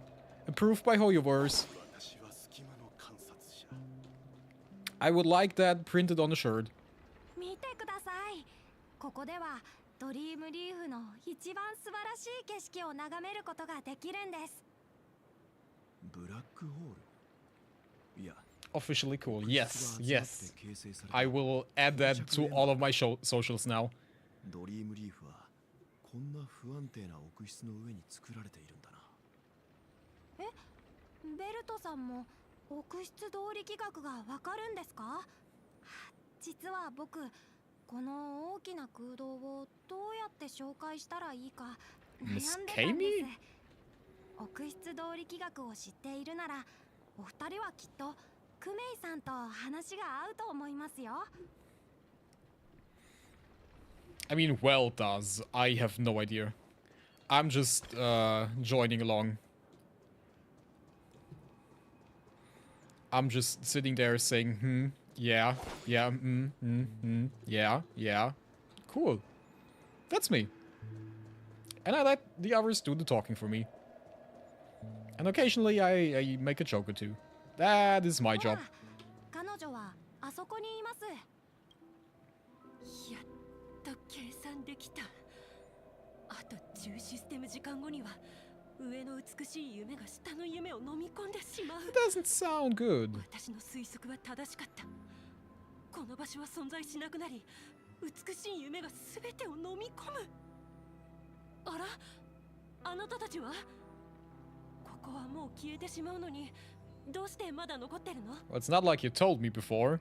I'm just hearing about it now. Why aren't you leaving 私は then? ドリームサーベイヤーのクメイよ。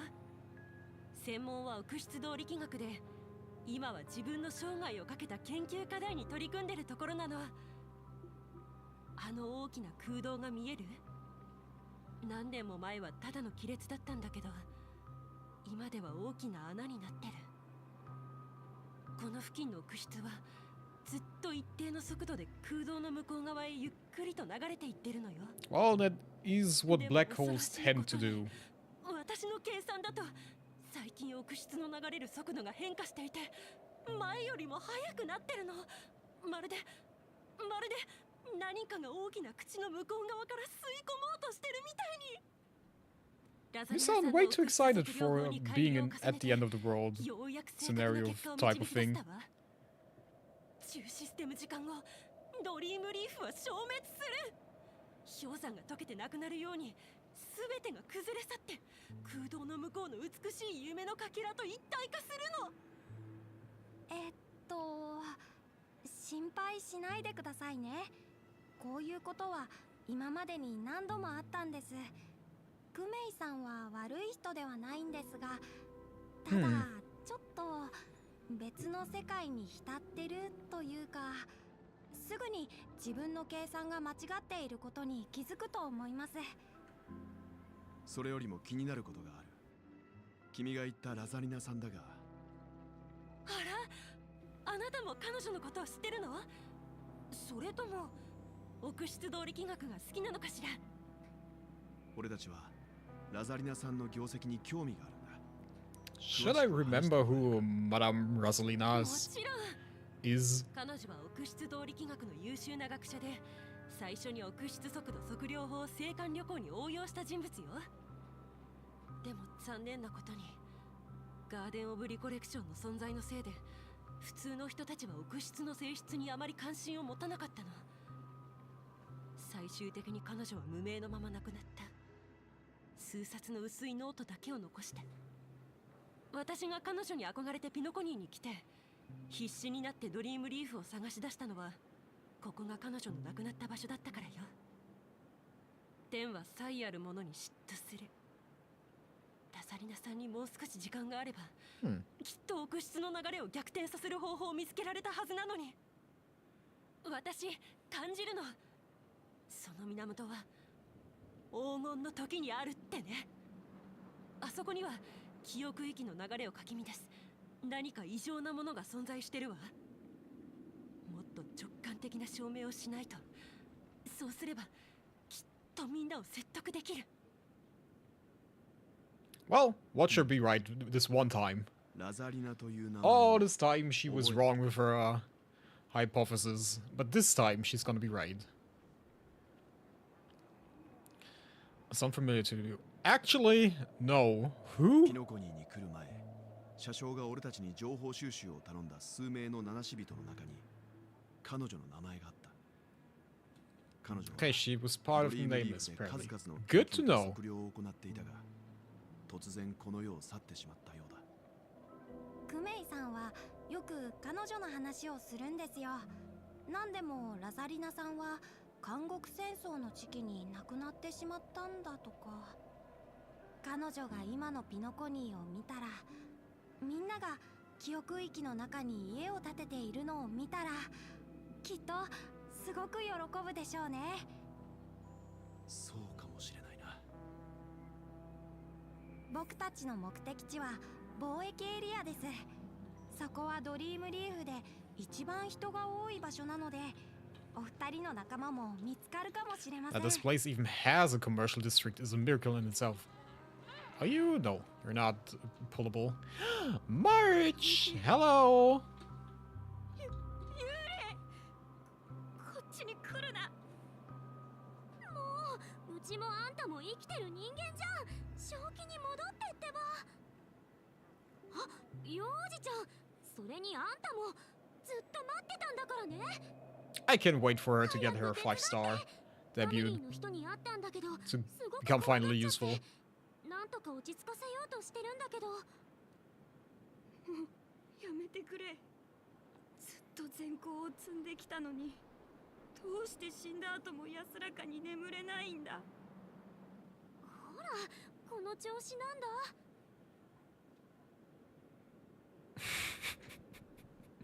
Now you shall pay respect to March 7th, Ghost of Dreamflux Reeve. 何言ってんの？殴るよ。You can hit me 自 anytime. 分が死んだと思い込んでるみたい。確かにここに落ちてきた時はうちもそう思ったけど。お客様、ここは死後の世界ではなくドリームリーフですよ。そうそう、聞こえた。うちに続いて言ってごらん。ドリームリーフって。だって君、目に見えないものと話してるじゃないか。Eh? ここが死後の世界じゃないならなんだって言うんだ。近畿に挑んでまで夢の中で眠ろうとするんじゃなかった。好奇心がピピ Wait, シ you を think 殺 you're したん dead だ。 because you fought... Because you slept? Okay. Yeah, what's wrong with sleeping in dreams? もう聞かないでくれ。 Well, I guess the thing Misha talked about was called sleepy, so that could maybe potentially be something. それってまさか記憶液ミームのことじゃないよね。 Meme. その名前を口にするな。君のせいだ。あいつらが来る。 It's all Marsh's fault. It's all Marsh's fault. I can totally get behind that. 立ちなさい。さようなら。 Finally getting some small action. Small. Really small. Just really small action. 負の感情が強すぎて近くの記憶域ミームを引き寄せてしまったんだろう。 Honestly, don't we have the power to like どうして道を歩いている人は怖がってない manipulate の？ emotions? Couldn't we have used that on 美 him? しい夢と違って Just ここの thought. 人たちは記憶域ミームを危険なモンスターだと思ってないので、本当に危険があったとしても強制覚醒で無境から脱出できますしね。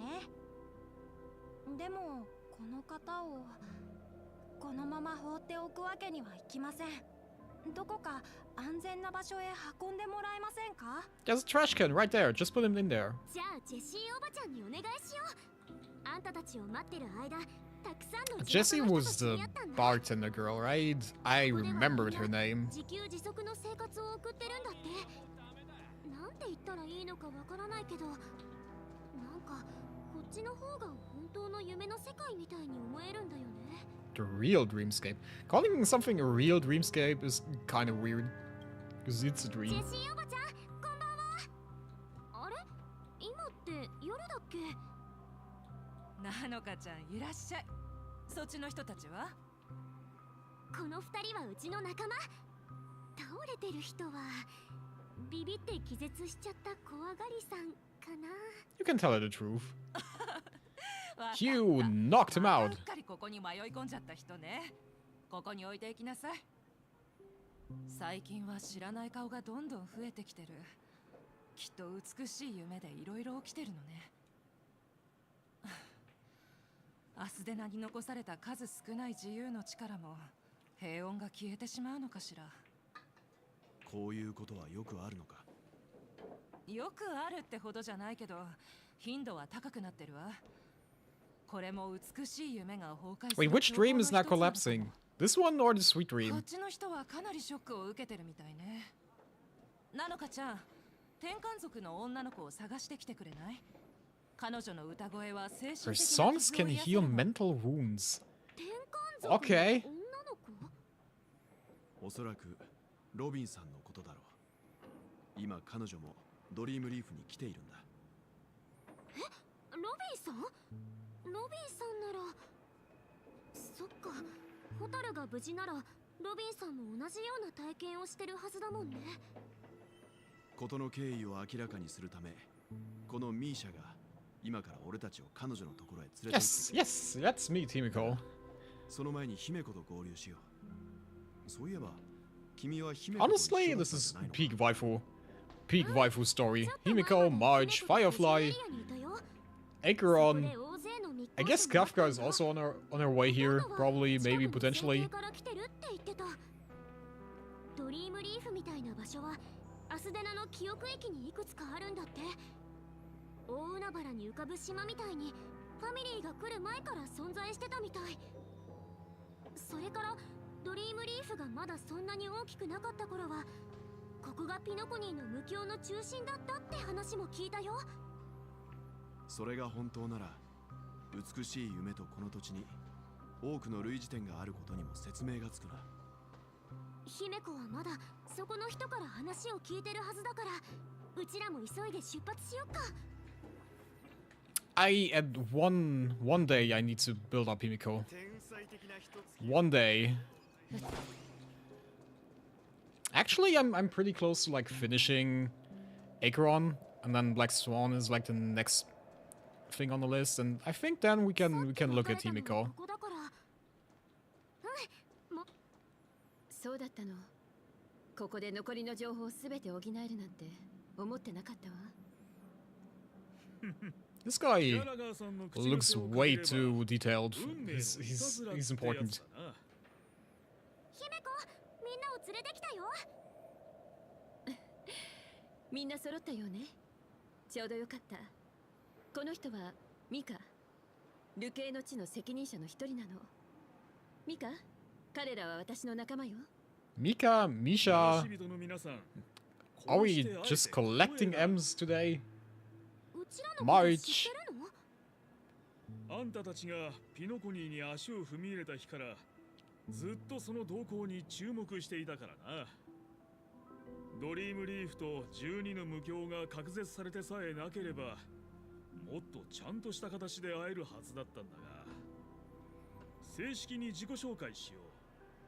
俺はドリームリーフの墓守ミカだ。墓守？ドリームリーフでの生活はとても自由で、組織と呼べるものはない。みんなそれぞれの生活を送り、互いに干渉しないようにしてるんだ。俺にできることも、毎日決まった時間にいくつかの墓を掃除することくらいさ。Micah? Okay. ミカさん、それは謙遜しすぎですよ。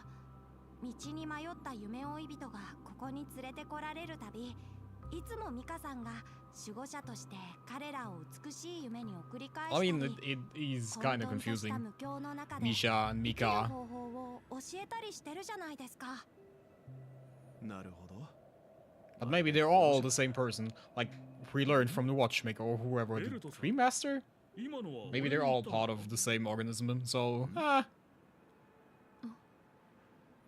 ところでミカさん、君の言う墓とは、ここに来るまでの間、墓地は見かけなかったと思うが。墓といっても、いくつか象徴的な慰霊碑があるだけだ。ベルトさんが気になるなら、実際に見に行こう。俺の推測が正しければ、あんたたちはそこでかなりの収穫が得られるはずだ。だがその前に、もう一人一緒に行く大切な客人がいる。Robin? 大切な客人？それってもしかして。 Oh, we finally ドリー meeting ムリーフの Robin. 道路は長いこと補修されてないから、足元に気をつけろ。 There you go.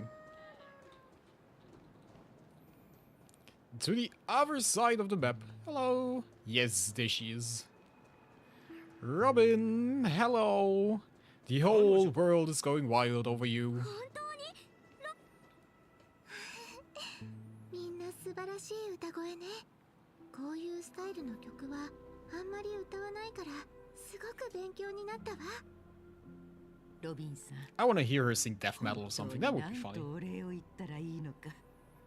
たった数日で子供たちがあんなに上達するなんて。クリッサさん、私は声の出し方を教えただけ。人生に希望を持つことを教えたのはあなたよ。現実世界での日々はきっと大変でしょ。分かっていたのですね。お別れの時間が来るたび、子供たちはこのリュームの地から離れることを嫌がる。でも私がドリームリーフで会った人たちはみんなこのボロボロの夢にとどまる価値はないと言っていたわ。さすがは期待を寄せられるハーモニーの子ですね。エマとアンディは I mean, the whole trailers for Robin were pretty cool. The whole backstory trailer and stuff. ギャリーは幼い頃から自閉症の症状が出ています。何よりみんなまだ未成年で、ファミリーの美しい夢に行くこともできません。鳥に例えるなら、この子たちは生まれつき翼が欠けたひな鳥ですが、この夢の中で And I wonder, does Sunday know that Robin is here? 飛び方がおぼつかなくても、自分の力で空へ飛び立てるのです。 The way he spoke to Sparkle, it doesn't seem like he was that surprised that Robin was like not there anymore. Or at least not that bothered by it, so maybe he knew that she was here. あなたたちがピノコニーの夢の中で新しい生活を始められたことは私も嬉しく思うわ。ただご心配なくロビンさん。夢には意味がありますが、それが全てではありません。私も子供たちもよく理解しています。夢の中でどんなに高く飛べたとしても、いつかは現実世界に戻らなくてはならないと。ですが見てください。今ではエマもギャリーも自分を卑下することはなくなり、カロは目が見えないことへの戸惑いにどう向き合えばいいのか分かってきて、アンディは以前よりもずっと活発になりました。おかげさまで私もかなり楽観的になっています。私たちは夢の中で人生を学び、現実世界に戻って生きることを学ぶのですよ。翼が欠けているならお互いに翼を貸し合えばいい。夢の偽りの空に執着する必要なんてないの。なぜなら私たちにはもっと広い世界へ飛んでいく権利もその力もあるのだから。無事な姿を見られて嬉しいわ、ロビンさん。請求列車の皆さん、また会ったわね。私の失踪で外の世界は大騒ぎになっていると聞いたわ。本当にごめんなさい。ここにいるということは、ロビンさんはピノコニーの現状を十分に理解していると思っていいのかしら。ピノコニーに戻ってから私の声は調子がおかしくなって、だんだんと声が出なくなってしまったの。最初はただの偶然だと思ってたわ。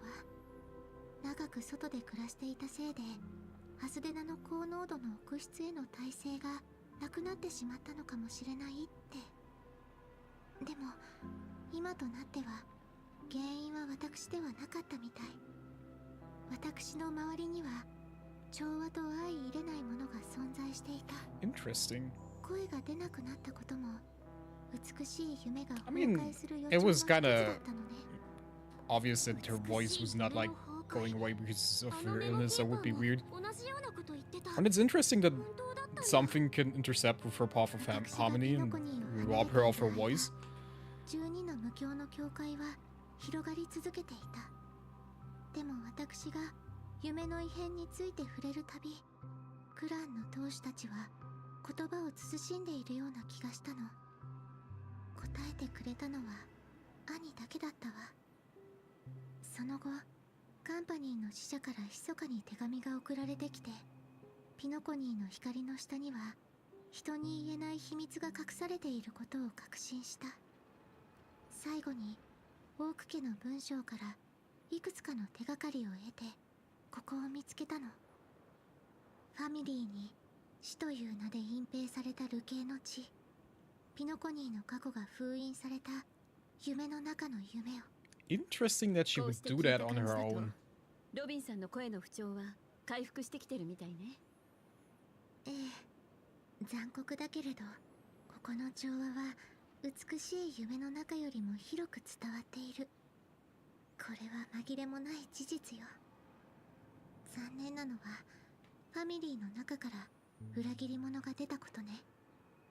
彼あるいは彼らは最初の信念を捨て、調和の名のもとに人間の弱さを利用してピノコニーを儚く美しい夢に溺れる宴の星へと変えてしまった。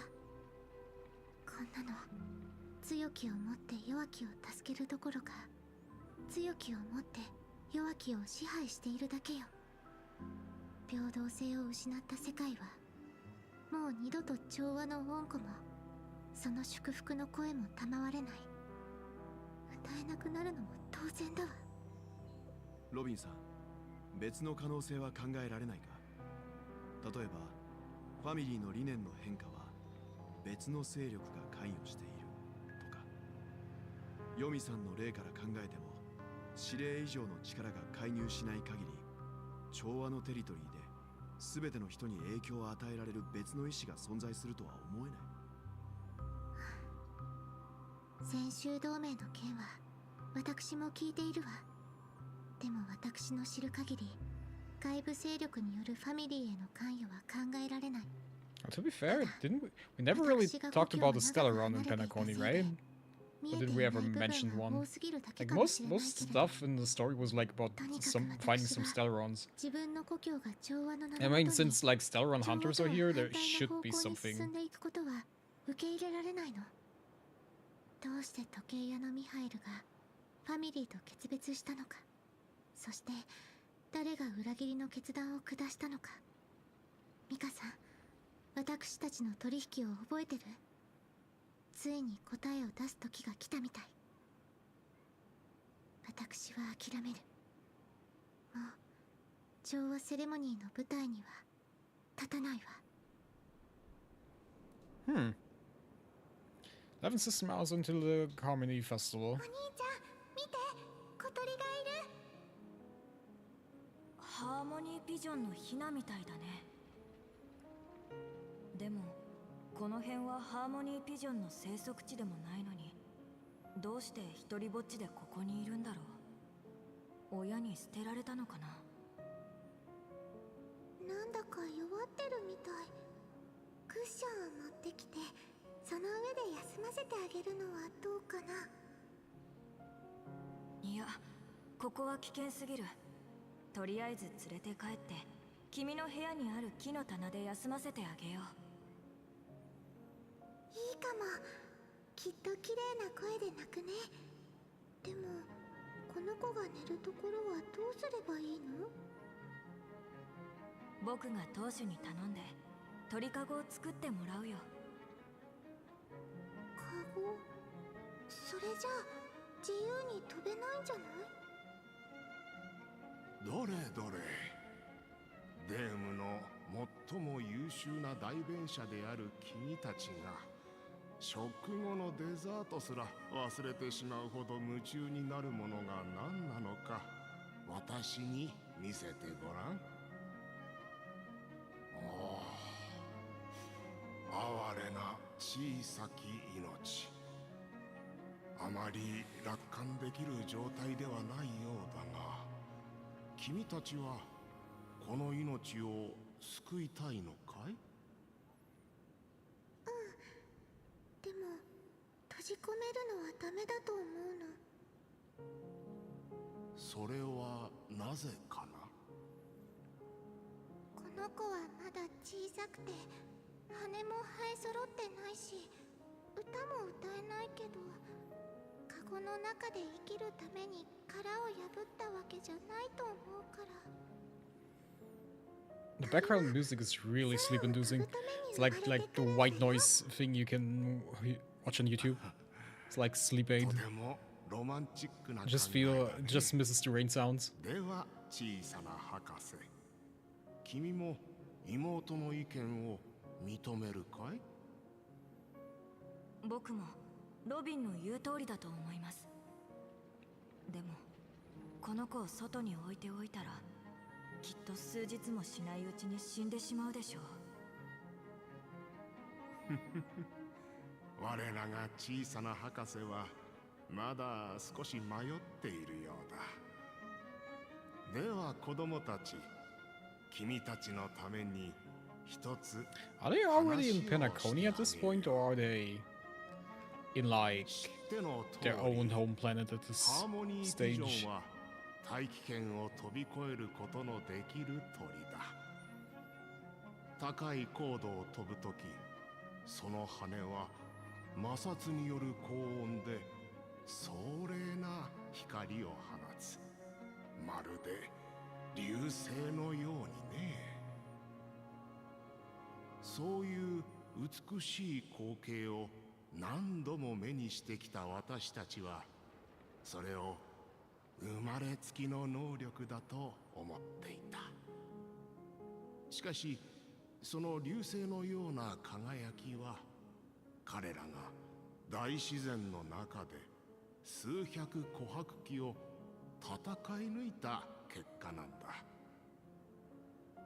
ハーモニーピジョンの祖先は Why am I getting lore on birds?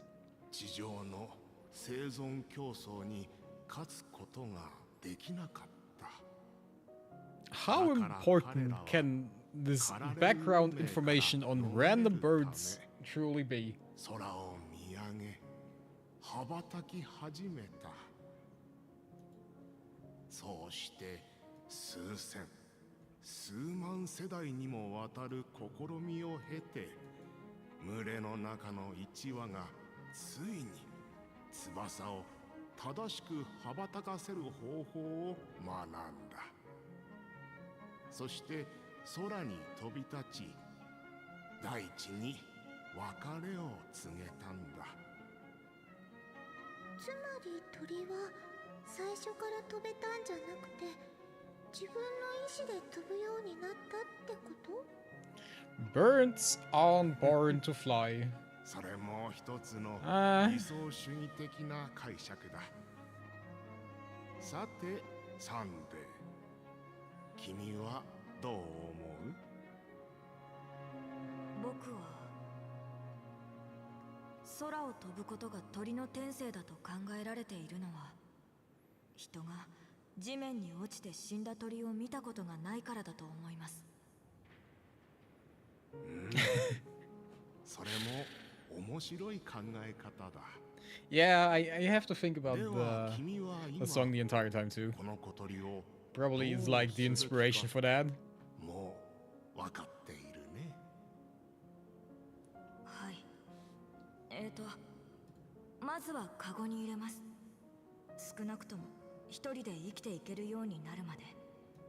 なぜなら僕はどうしてもその子に生きていてほしいから。よろしい。君たちの心の中にはすでに答えがあるようだ。君たちの描く未来図は実に素晴らしい。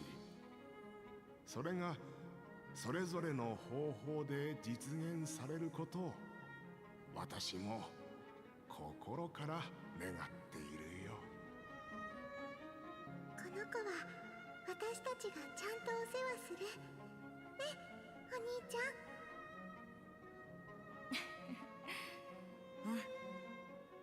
うん。でもゴフェルさん、まだ一つわからないことがあって。言ってみなさい。もしこのハーモニーピジョンが最後まで飛べなかったらどうすればいいですか？つまりもしこの世界に一生飛べないひな鳥がいたとしたら、僕たちは彼らを空に返すべきなんでしょうか？また地面に落ちて死んでいくのを見ることになるとしても。 Aren't birds like thrown out of the nest to just simply learn how to fly? Just yeet out of the window, maybe learn then. Gallagher, Sunday. Hello. 立てないのか？手を貸してやろうか？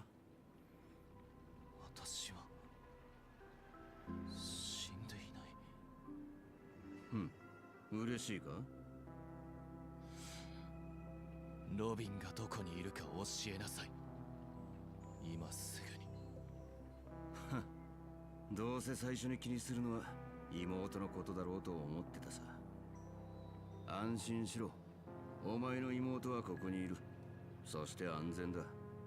今は街を歩いて Honestly interesting. It didn't seem like he cared too much about his sister at the beginning.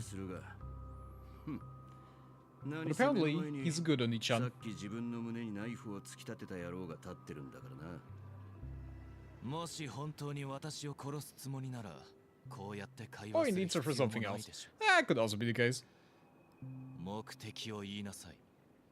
時計屋の犬め。そこまでお見通しってわけか。なるほど。道理で夢の主や四大クランとやり合えるわけだ。俺の選択は正しかったようだな。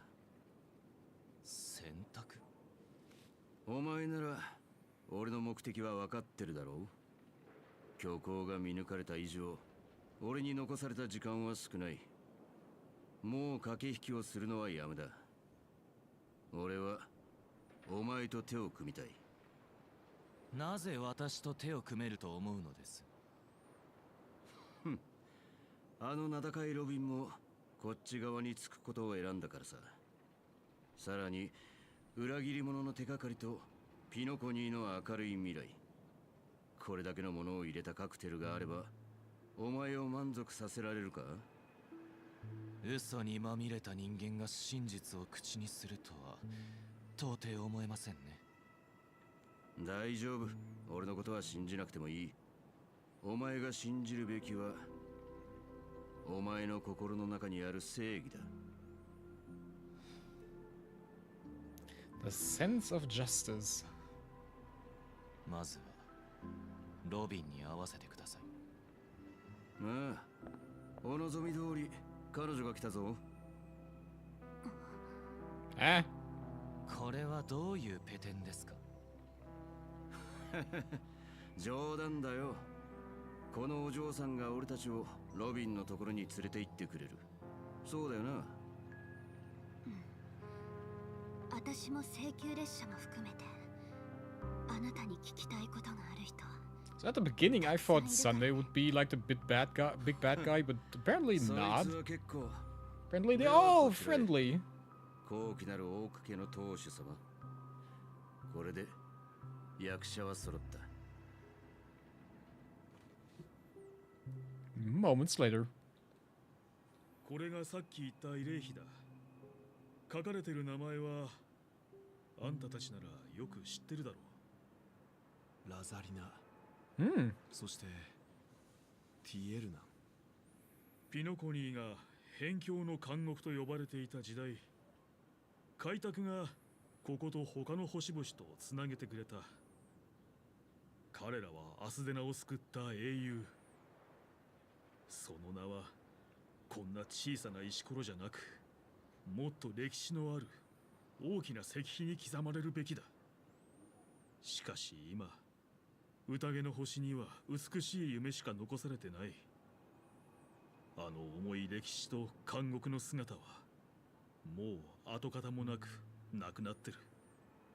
彼らの名前が石碑に刻まれているということは、ミカの言う通りなら彼らはずっと昔に亡くなっていることになるわね。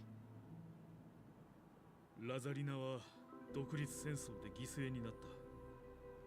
The whole Pentagon quest is so confusing and so many plot twists. Yeah, that is true. That is absolutely true. そのまま帰ってこなかったんだ。ティエルナンは銃の扱いがうまいカウボーイで、強くて頼れる男だった。彼は人々を率いて悲惨な対外戦争を乗り越えたが、真の平和が訪れる日までは持たなくてな。戦争から10年が経った頃、ピノコニーはひどい内憂外患に陥った。アスデナのためにティエルナンは再び開拓の道を歩むことを決め、アークティッド家を率いて政経外を探索したんだ。だがスウォームに包囲されて全滅した。予想はしてたけど、実際に先輩たちの話を聞くとやっぱり悲しいね。彼らの人生は未知の世界への旅の上にある開拓の名に恥じないものだわ。でもこの名前のない慰霊碑はドリームリーフが誕生した時、その記念碑の主はまだ死んでいなかった。だがその人はいつか来る日のためにと言って自分のために無名の日を It will happen someday. 請求 Sounds 列車 ominous ご enough. 一行またあったな。ロビン。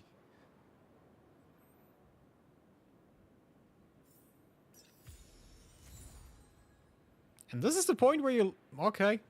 Doesn't seem like the point where I would expect a break, but fine. Well, they're all here. Firefly, ギャラ hello. ガーさんを連れてきたよ。やっと真実に向き合う時が来たね。ギャラガーさんを連れてきたよ。Sad. Just the one sentence. So, what are you guys doing? Can I bother you? Can I listen to your conversation? 何も言う必要はありません。あなたが無事ならそれでいい。Wait, wait, wait, wait. Before we face the truth.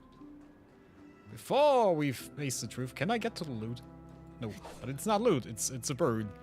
It's a bird! It's not Superman, it's a bird.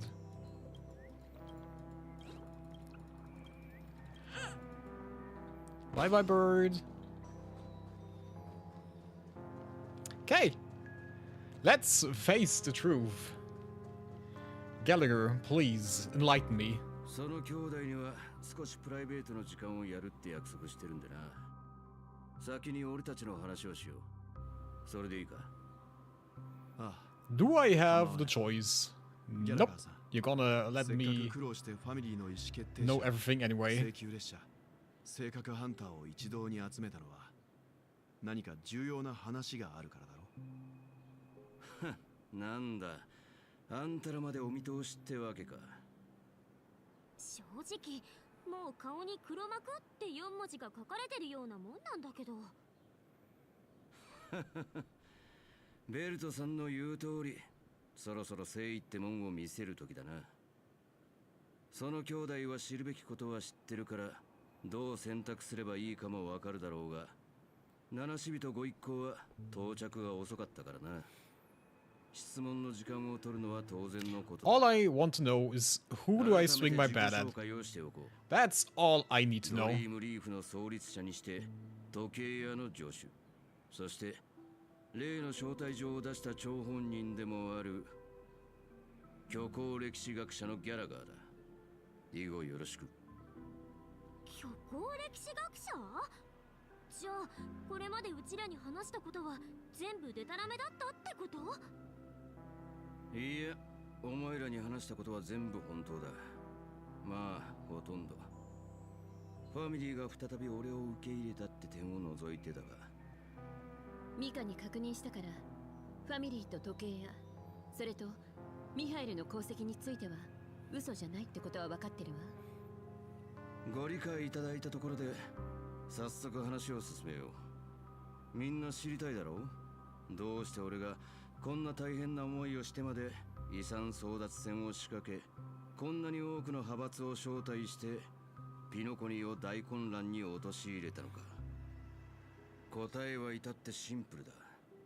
すべての根源は There we お go. 前らもよく知る There we go. 正確にある。性格？ピノコニーはどこへでも行き来できる聖艦の中枢で汚染された形跡もないように見えるが、どうして性格が関係あるんだ？おっしゃる通り。だから当ててみてくれ。それが何を意味しているのか。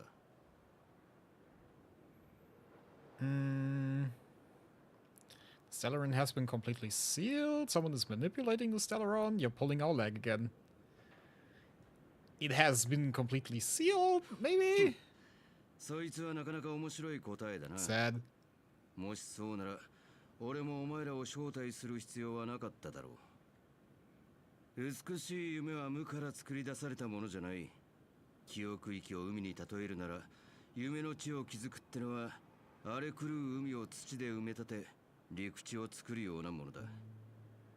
それほどの偉業を達成するのに記憶あるいは神秘の指令の力を借りないとしたら性格を使うしかない。そしてそれは単に願ったからって叶うことじゃない。相当の知識を備え、 But if they're using a Stellaron to do like all of the dream stuff, shouldn't the Astral Express kind of picked up on that? 今の宴の星はアステナの性格の災いそのものなのさ。宴の星が性格の Isn't it kind of weird that there was like 話 nothing? は過去に遡る。時計や一行は辺境の監獄を解放したが、無からピノコニーを作り上げるのは至難の技で、内外の問題もキリがなかった。そんな時、性格の力を使おうと企む奴らが現れたんだ。その性格は戦争時代にアステナに落ちたものだったが、七死人の訴えにより当時の人々はその力に頼ろうとはしなかった。Wait, the Nameless even だが did that 下 before? 心のある奴は Okay. それを狙い続けていたのさ。すべての転換点はティエルナンが犠牲になった時だ。二人の七死人の仲間を相次いで失い、時計屋は自ら開拓の前線に出ざるを得なくなった。そしてその遠征が彼の敵にチャンスを与えた。モントール政系のファミリー代表が時計屋の呼びかけに応じてやってきた時、性格はすでに活性化され、未開の共感覚無教の中に浸透していたんだ。そのファミリーが都合よく性格を封印する知識を持っていたってことね。それどころか、奴らの性格に対する知識は常人のそれをはるかに超えるものだった。すぐにミハイルを助けて内乱を鎮めると、調和の名義でピノコニーの建設に加わったんだ。それは夢追いの時代と呼ばれる三古悪期のことだった。そして真相を知らない時計屋は So it is 全宇宙 kind に of 招待 sealed. 状を送り、 Not entirely 夢 enough の地 to. の大ブームが巻き起こった Ah, んさ。 okay. それでどうしてその人たちは敵対するようになったの？さっきの海を埋め立てるって例を覚えてるか。事実として性格は封印なんかされてなくて、形を変えて夢の中に存在してたんだ。よく考えてみろ。こんな巨大な美しい夢を構築して維持する、そのための代償は何なのか。それは命だよ、お嬢さん。豪華絢爛な美しい夢は精神の死の上に築かれ、快楽という読書が無境を満たして人々を溺れさせる。理性はゆっくりと同じ終点に流れていき、最後には So the dreamscape is basically a big giant succubus. 迷い、怠惰、臆病。そういう人間なら誰もが持つ弱さはファミリーによって増幅され、声太らされ、ピノコニーを過去のそれよりもはるかに堅固な別の監獄へと変えた。俺たちは気づくのが遅すぎたんだ。その時にはすでにファミリーによって全てが掌握されていて、反逆者はすぐに捕らえられ追放された。窮地に陥った俺は神秘の力を借りてこの混沌とした記憶域に身を潜め、また数年をかけて夢の中で俺たちに仕えるミームを虚構した。眠り、これがそいつの本当の名前だ。普通の人間は夢の中で再び眠ることができない。だからこそその隙を突くことが俺たちの突破口になる。それが不可能を見届けるの本当の意味だったの？つまりあんたが時計屋として招待状を出したのは、性格の危機を何とかできる派閥を見つけ、ピノコニーの真実に気づくよう誘導するためだったってことね。それだけじゃない。俺は各派閥が遺産争いを繰り広げる姿と、10年以上も姿を消していた時計屋が声を上げることで、ファミリーの中の裏切り者が馬脚を表す瞬間を見たかったんだ。つまり遺産は本当にただの口実だった Shouldn't ってわけ the families kinda notice that he sends out もし invites? お前が Especially if he uses the watchmaker's name? 俺も文句は言わないぞ。それでその性格は今どこにあるの？それはあの羽頭の小僧に聞くべきだな。性格は常にファミリーの支配下にあり、奴はオーク家の当主だ。きっとその質問にも答えられるだろう。Firefly! やっぱり事件の核心はまた性格だったんだね。I mean, it kinda makes sense, otherwise it wouldn't really be a need for Stellar Run Hunters to be here, right? おしゃべりは済んだか？どうだ？そろそろあの性格のありかを教えてくれないか？それはピノコニー大劇場そのものです。やっぱりそうなのね。ファミリーの化身、美しい夢の中に最初に現れた建物。それがピノコニーをこんな姿に変えた元凶だったなんて。性格を利用してそれを完成させたのはおそらくはゴフェルさん、今の夢の主でしょう。Ah, the kind guy out of 思っ the たより順調だね。 thingy thing. こんなに早く容疑者を特定できるとは。それと Out も of the 事 backstory. 前調査が十分だったのか？あなたの言う通りです。妹を殺した犯人を調べていた時、あなたを除いて私が次に疑ったのは彼でした。お前が先に俺を尋問したのは正しかったみたいだな。他に選択肢はありませんでした。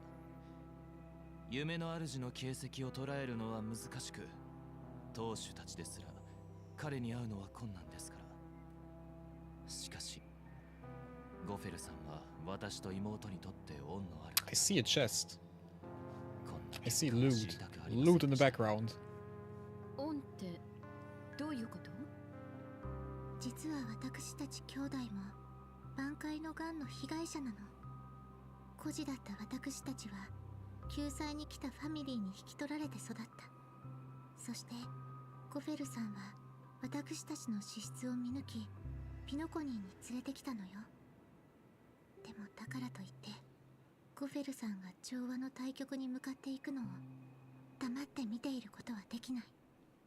ましてや I mean, you can't use your voice 罪深い事業を in 称え the る other なんて dream at all. もってのほか So, よ。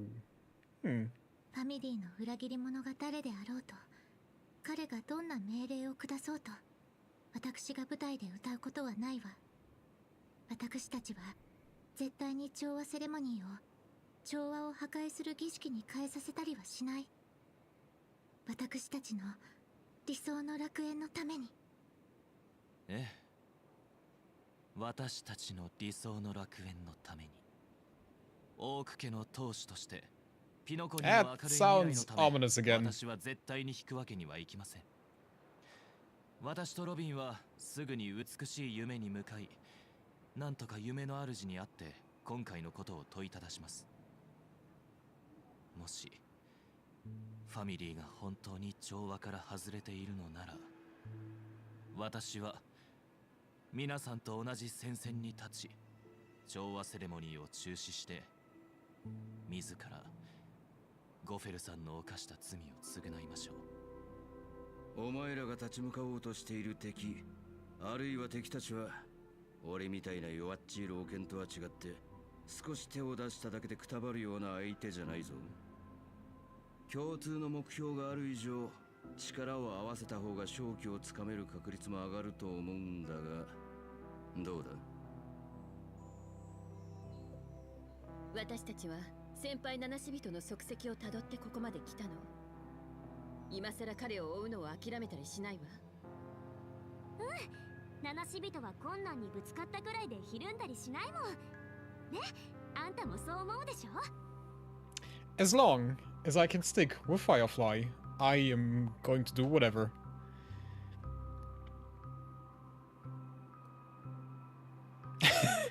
Going up against Dream Master. Nah, I'd surrender. ここはかっこいいとこじゃん。冗談やめて。Ah. 列車組はこうした事態を傍観したりはしない。サンデーさん、ロビンさん、請求列車を代表して俺が君たちに同行しよう。第三者が立ち会った方が交渉もよりスムーズにいくはずだ。それに危険が迫った時のことを考Nah, え I'd ると win. 一人でも多いですよね。感謝します、ベルトさん。皆さんもありがとう。調和セレモニーは間もなく幕を開ける。もう時間はありません。皆さん出発しましょう。みんなこっちに来てくれ。 Honestly, I'm surprised that Sunday didn't get a banner, and instead Boot Hill guy? I forgot his name already. And instead this guy got a banner. Kind of weird. Because he didn't really exist before like 2.2. I mean, other than like the small interaction before. At least I don't think so. Maybe he was mentioned somewhere before. 同行を申し出たのは俺だが、今回の夢の主との対決はきっと厳しいものになるだろう。え、幼児ちゃんがそんな風に言うなんて、夢の主ってそんなにすごいの？ピノコニーのファミリーのリーダーである以上、おそらく夢の主の背後には調和の全勢力が控えてるわ。性格も彼の手の中にあることを考えると、最悪の事態に備えておかないと。幼児ちゃん、やっぱり行かない方が。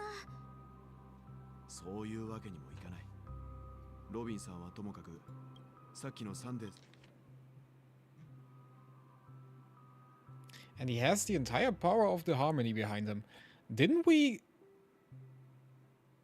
just learn that the power of the harmony was kind of disrupted? That's why Robin can't use her voice anymore? Because they betrayed harmony? 少し違和感があった。はっきりとしたことは言えないが、少なくとも彼が土壇場で裏切らないよう見張っておく必要がある。うん。君はカンパニーの使者から受け取ったトークンを持っていたな。貸してもらえるか？ Ah, yeah, sure. I have that. Obviously. Totally thought of that. やっぱりか。What do you need it for? 思った通り、アベンチュリンさんが君に渡したこのトークンは小型の発信機だ。おそらく彼はこれで君の動きを追跡したり、必要があれば連絡を取ったりするつもりだったんだろう。まさか。 I think Aventurine is a bit preoccupied right now. I'm not entirely sure where he is, but I think he is not that close. アベンチュリンに何の関係があるの？言っただろう。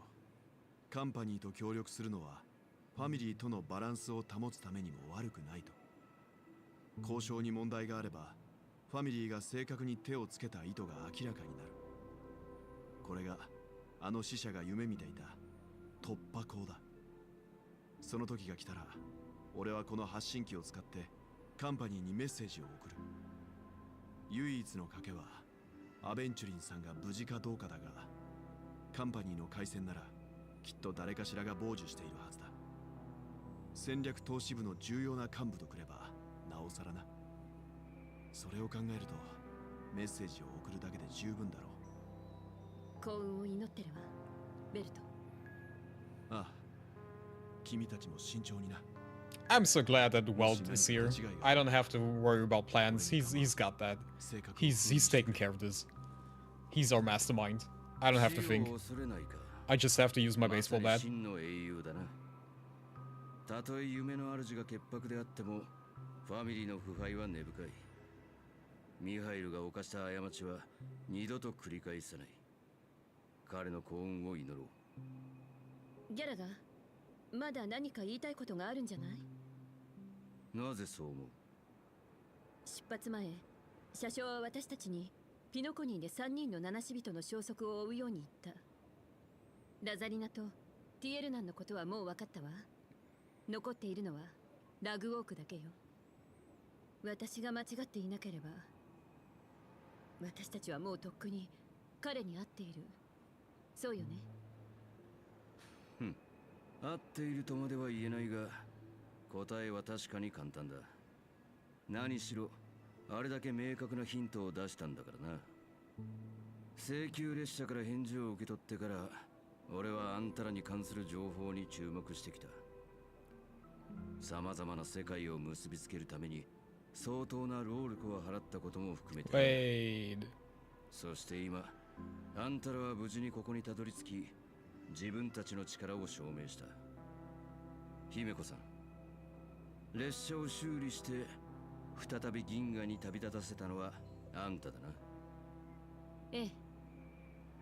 そしてこの二人の若い七死人は特殊な出自で優れた技を身につけている。Do we have interesting life stories? I think our life stories are relatively short. March can't remember anything and I was born like 2 weeks ago. Ah, you're making me blush. With these flatteries, keep them coming. Or, of course, my reputation precedes me. Believe in the galactic baseball of supremacy. あんたね、そんなのないでしょ。 Why not? 元気がいいな。あのパムとかいう車掌にはよろしく伝えておいてくれ。お前の親友はいつも酔っ払うと列車で過ごした時のことをつぶやいてたって。あの最後の七死人は出発して止まってまた出発して大回りして最後はスタート地点に戻った。死ぬ直前、あの人は俺に必ず請求列車を見つけ、例の招待状を未来の七死人に送るよう頼んだ。そのために彼はプレゼントも用意したんだ。開拓の後を継ぐ者たちに託す。 Well, I guess since I'm the protagonist, I'm the true successor. ついてこい。今こそそれが再び日の目を見る時だ。Are we getting our hat now? Are we getting our cool... What is it? A fedora? またここに戻ってきた。よう。俺は時々あんたが死んだことを忘れちまう。あんたにだってもっと話したいこと、もっと歩きたい道がたくさんあっただろう。約束通り最後まで気にしてた後輩を連れてきたぞ。どうしてあの列車のことを忘れずにいたのかはわからないが、あんたがこの世を去る前に言った最後の言葉は覚えてる。俺たちを失望させるなよ、じいさん。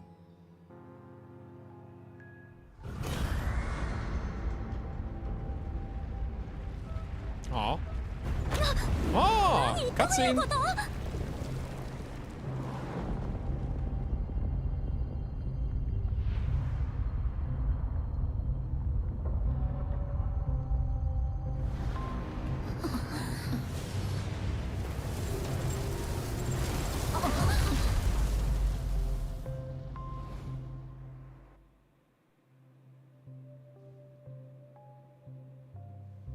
行こう。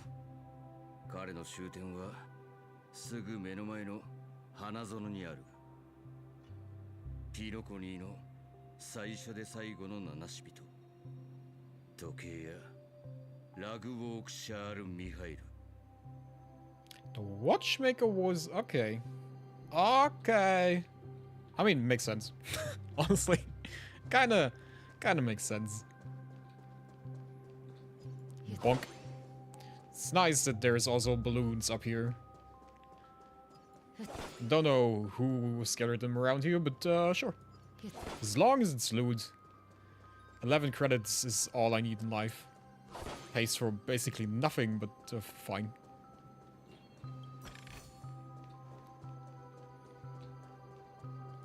Bonk.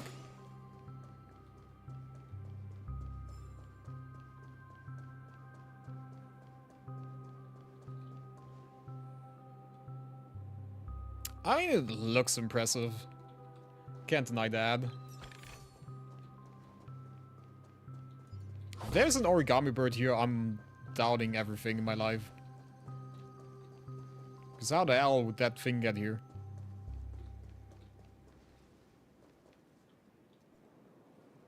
Ah, there's... I see the head.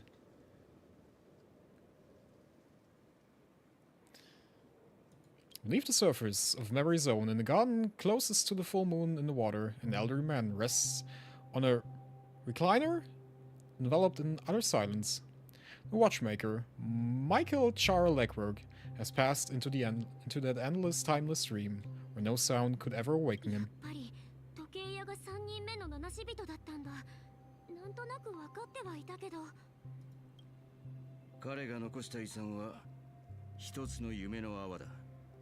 きっとその中には七死人だけに意味のあるものが保管されている。何しろ俺が中身を見ても何も見つからなかったからな。おそらく何らかの開拓の暗号なんだろう。 For being dead for a long time, he looks pretty good. I guess decomposing isn't a thing in the dream. Touch the dream bubble. Always touch sparkling stuff. You press your hand against the dream bubble and the thick, vicious memoria converges under strain. This stretches outward from your fingertips as if weaving a delicate web. It gently cradles... I don't know. A chill travels from your fingertips, carrying with it myriad of vibrant and intertwined memories as experience would suggest. But this time, you see nothing at all.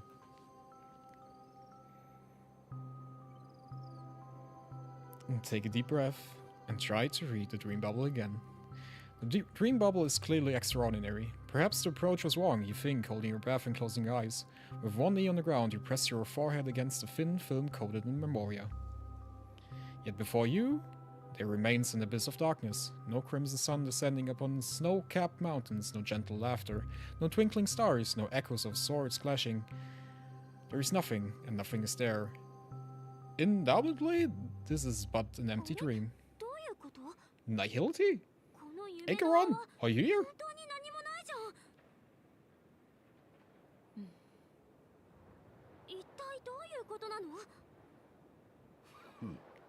やっぱりそういうことか。彼はいつも七死人に対してわけのわからない自信を持ってた。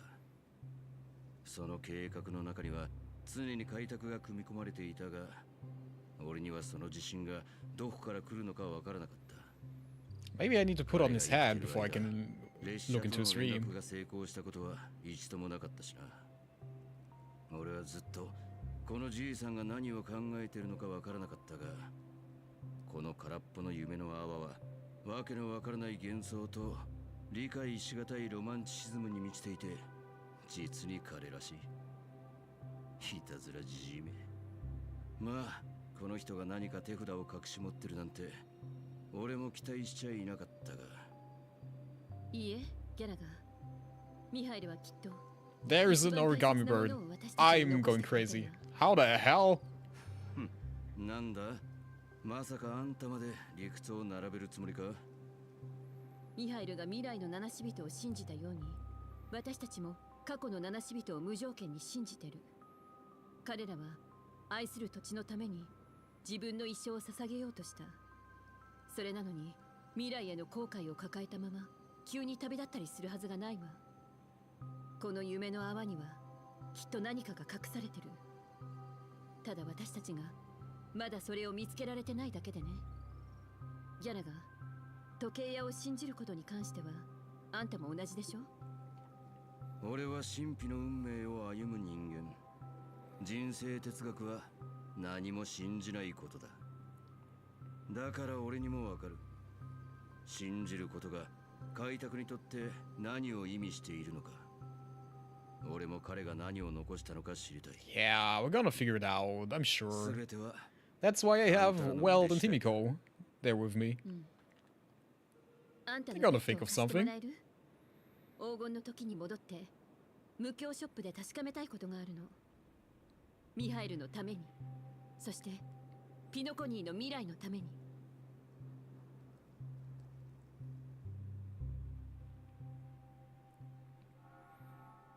ホテルレバリーへようこそ。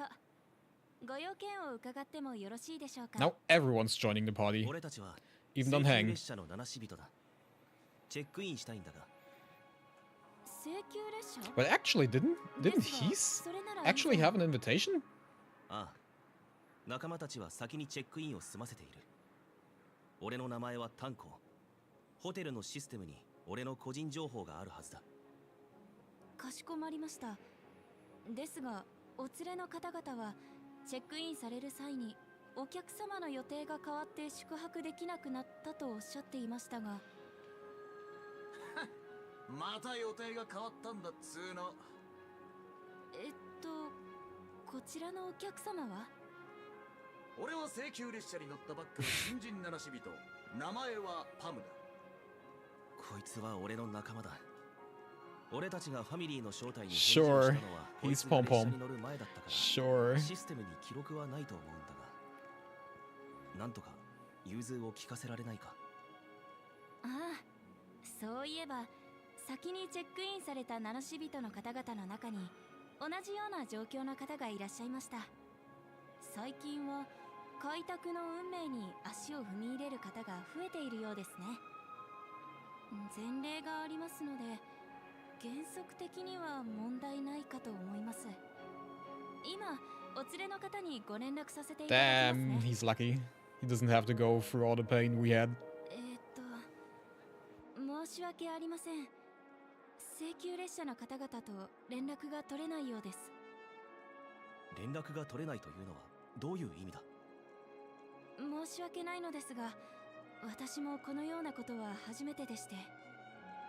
システムによると請求列車の方々はまだ無境の中にいらっしゃるようですが。だったら部屋番号教えてくれ。俺ら二人で行ってみるから。恐れ入りますが、お二人の身元を確認させていただいた後でないとお客様の個人情報をお伝えすることはできません。じゃああんたが適当なやつを選んで。 He said the Galaxy Rangers had an invitation, but Akron doesn't have it because she stole one from Duke Inferno. I don't understand that either. I'm a bit confused, but they're gonna get in eventually. And if not, they're gonna shoot their way through, I'm sure. あれもダメ、これもダメって。あんた一体どうしたいんだ？俺と兄弟にここで座り込んでるってのが。どうか落ち着いてください。お二人の身元を確認するためにもお連れ様と連絡を取る必要があるのです。だが今は先に俺たちの身元を確認しないと俺たちの仲間に連絡することもできないんじゃないか。確かにおっしゃる通りですね。たくベイビーがこれ以上お役所仕事のたらい回しみたいな真似はやめろ。いいかジョーちゃん、別にあんたを責めてるわけじゃねえが、できんなら今すぐやれ。 Such a nice guy. Would love an at my reception. お客様、お怒りをお I mean, it depends on what information is registered for Don Hang. I guess most of it should be fitting for him, and that should basically give them a pass, right? 俺たちを困らせようとしているわけじゃない。本当にどうすればいいかわからないんだ。まずいかもしんねえな。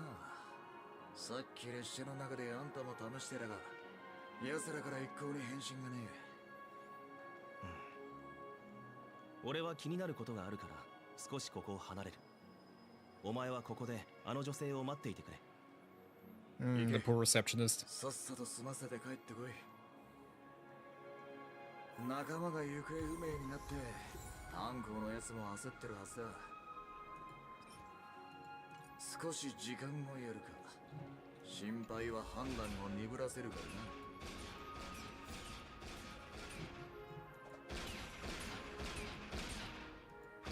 な。 I mean, he does look cool. He does look cool. But I'm guessing I'm gonna skip on his banner. Because he's a husbando. Not that interested in husbandos, to be fair. もうすぐ調和セレモニーが始まるね。楽しみだな。よあんたらも調和セレモニーに参加しに来たのか？僕はたまたま居合わせただけ。実際セレモニーが何なのかよく分かってないんだ。なんだか賑やかそうだけど。この程度アナンリアでは別に珍しくもないわ。お父様が私のために開いてくれた誕生日パーティーはこの調和セレモニーにだって負けてないんだから。嘘だ。調和セレモニーは一琥珀期に一度のお祭りなんだから、君の誕生日パー Once ティ an ーは Ember area に event. なるもんか。そいつはどうかな。彼女の誕生日が一琥珀期に一度だって可能性もあるだろ。まあそんな話は置いといて、聞いたか？夢の中で事件が起きたって話。あんたら Also, does Penacony like have an open carry policy? You can just walk around with a revolver on your waist. やめてよ、ずっと楽しみにしてたんだから。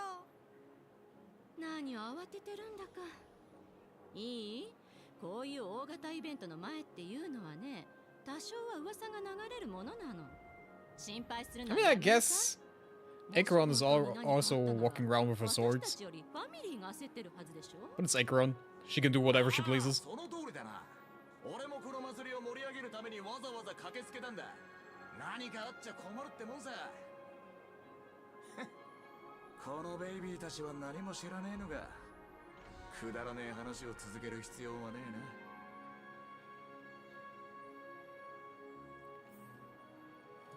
What are we trying to do? Like, most people at the reception probably not familiar with what's happening at the dream.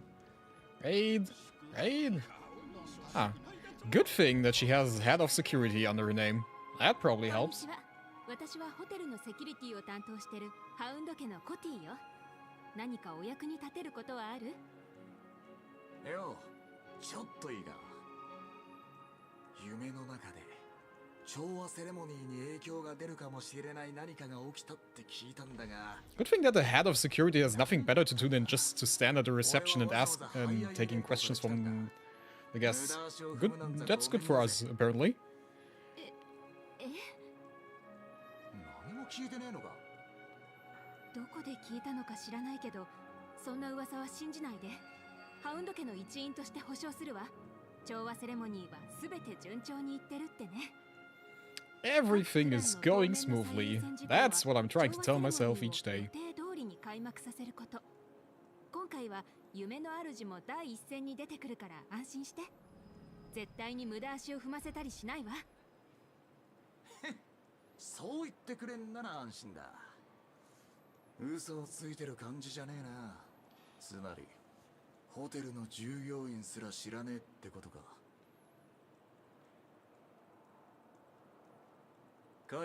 まだ戻ってこないのか？ああ、あの女にサンデーへの連絡を任せたのは失敗だったかもな。従業員も客も夢の中の状況を何も知らねえらしい。どこまで行っても浮かれまくった光景ばかりだ。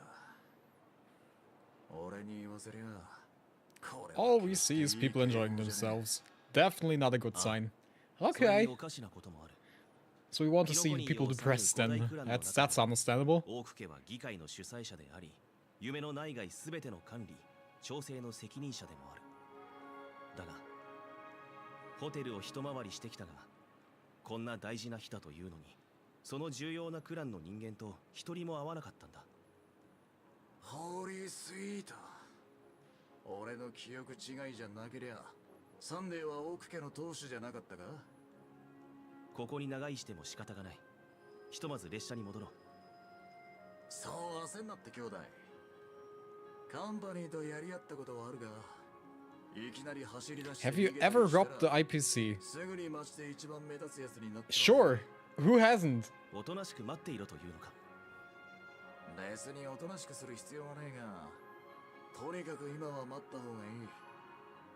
ファミリーが何か企んでても、俺ら二人が来ることは予想できねえ。奴らにとっちゃ、俺らこそが不確定要素なんだ。奴らも警察に手出しはしてこねえだろう。俺らが余計な騒ぎを起こしたくないように、奴らも無関係な人間を驚かせたくはないはずだからな。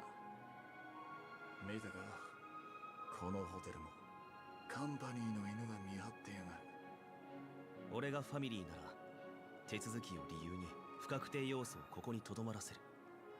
わざわざ彼らの罠に飛び込む必要はない。もちろん奴らと一緒に時間を無駄にする必要はないよ。実はメモキーパーに予備プランを伝えておいたんだ。もし本当に無境に入れなかったら、そいつが現実のホテルの If you're not allowed to enter the dreamscape, why would you assume that you are allowed to enter the VIP lounge? そうだ。確かにメモキーパーとは物を介して連絡を取ることができるが、ブートヒル、これからは予備プランがあるときは先に教えてくれ。悪いとは思っちゃいるが、これが俺の習慣なんだ。俺には悪友が何人かいるんだが、予備プランがあるなんて言ったら全員それ前提で動いて必ず何かやらかしちまう。そうなったらいくら予備プランがあっても足りねえからな。どうやって VIP ルームに入るつもりだ？ Yeah, that's what I want to know. 何？都政の知恵を使えばいい。俺に任せとけ。 Well, let's see what he has to offer. How do you want to get into the VIP lounge? Just by complaining. Be a pain in the ass of the employees, right? あんたがここのコンシェルジュだな。ええ、そうですが、何かご用でしょうか。俺らは請求列車の名なし人だ。チェックインを頼んだんだが、ずっとほっとかれてよ。フロントのお嬢さんは責任者に連絡するっつってそのままいなくなっちまった。俺ら兄弟はここで待ちぼうけ食らわされて、水も飲めなきゃ飯も食えねえ。 Yeah, to be expected. Being a pain in the ass. おい、お前の都政の知恵は言いがかりをつけることなのか？これは正当な権利の獲得ってやつさ。お二人ともご安心ください。経緯はすべて伺っておりますが、まずはサンデー様と連絡を取る必要があるのです。ひとまず VIP ルームのバーにご案内いたしますので、そちらでおくつろぎいただきながらお待ちください。ほら、いけただろ。次から七死人を Good that he said VIP lounge. Could have just easily set them on the normal lounge. 現実のバーもこんなに立派だわな。ピーチソーダを一杯振って混ぜてくれ。かき混ぜる必要はない。 Yo, then have fun at dinner. Bye bye. Maybe see you later. よう、兄さん、ここでアスデナのホワイトオークを一本予約しといたんだが、探してもらえるか？アスデナのホワイトオーク？記憶違いじゃないか。ここにそんな酒はないぞ。そんなはずはねえ。もう一度よく思い出してみてくれ。そんな高い酒を誰かが予約してたら俺は絶対に忘れないさ。なんせ一本で何十万信用ポイントする酒だ。万が一割ったりなくしたりしたら俺には弁償でき So ない。 that backup plan doesn't work as good. あのメモキーパー、まさか金がなくて買えなかったのか？どうする？ I mean, if that bottle costs like thousands of whatever currency, probably not. 俺が早く来すぎたせいで、あの女が間に合わなかっただけかもしんねえからな。どれどれ、どんなシングルモルトジュースがあるんだ？ゲヘダ40年、ストレートで頼む。そいつはドリンクメニューで一番高いやつだ。君、相当の2だな。おごりなら飲まなきゃ損だから。Ah, 君は interesting. 何にする？何でもいい。お前に任せる。なら、今日のスペシャルドリンク、ガラスビレッジにしよう。クラシックスラーダに爆発レモン果汁を加えた Laboom juice. 口当たり爽やかで君のクールな雰囲気にも合った一品だ。 Refreshing and suits your cool demeanor. Just like the bartender in God of Glass. この Last of God? Something like that. 火山が水素水をぶっかけた味、まったく最高だぜ。さすが銀河系で最高のシェリーダル熟成モルトジュースだ。黒色火薬で焼いた肉に火酸化水素水をぶっかけた。 If that is like his body, like all the mechanical parts, is he walking around shirtless? こいつ全然わかってねえな。二人とも満足してくれたようだな。それじゃごゆっくり。半システム時間待って、あのメモキーパーが現れなかったら他の方法を考えよう。今は現状整理するのにうってつけの時間だ。あんたから見て問題はどこにあると思う？状況は確かに不透明だ。 I mean, they technically don't know much. They can't really know much about anything. All they know is like basically they can contact their friends. そもそも調和が他の派閥を招待するというのが普通じゃない。カンパニーや愚者に加え、虚無の指令が来ているというお前の話が本当なら、ピノコニーの現在の状況は少し複雑すぎる。 読みに関しては他にも気になることがある。あんたも知ってるだろうが、巡視を信仰する派閥は銀河の中で最も危ない連中だ。少しでも頭が回るやつなら戦州同盟や巡回レンジャーの名を語ったりしない。それは死を求める行為だからな。 Yeah, well, tell that to Acheron. I don't think she has that big of a death wish. 永久はただ光の矢を持って Well, actually, she might have. Not entirely sure about that. She looks kind of depressed. 知ってんならそれでいい。とにかく巡回レンジャーは長い間姿を消してるが、その実この宇宙をずっと影から見張ってきたんだ。大抵のベイビーはアナイアライトギャングにちょっかいは出してもレンジャーを怒らせるような真似はしねえ。だがあのヨミってやつは少なくともあいつがしたことを考えるとイカれてるとは思えねえ。むしろ理屈と筋は通ってる。どこで手を引いてどこで踏み込むかわきまえてるんだろうな。そんな人物が巡回レンジャーの名を借りているのは別の目的があるからだと思っているんだな。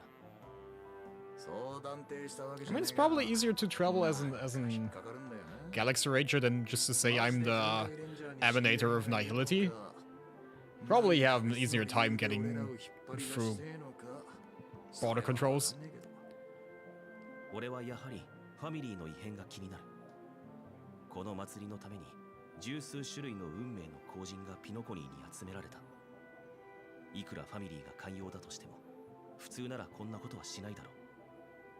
あの招待状が彼らの出したものでないなら別だが、こんな状態でもファミリーが調和セレモニーの開催を止めないのは非合理的だ。全部調和のスペの指示なのかもしんねえな。あんたは非合理的だって言うが。 I mean, we did find out that most of those invitations probably came from Gallagher, who tried to find allies, raid.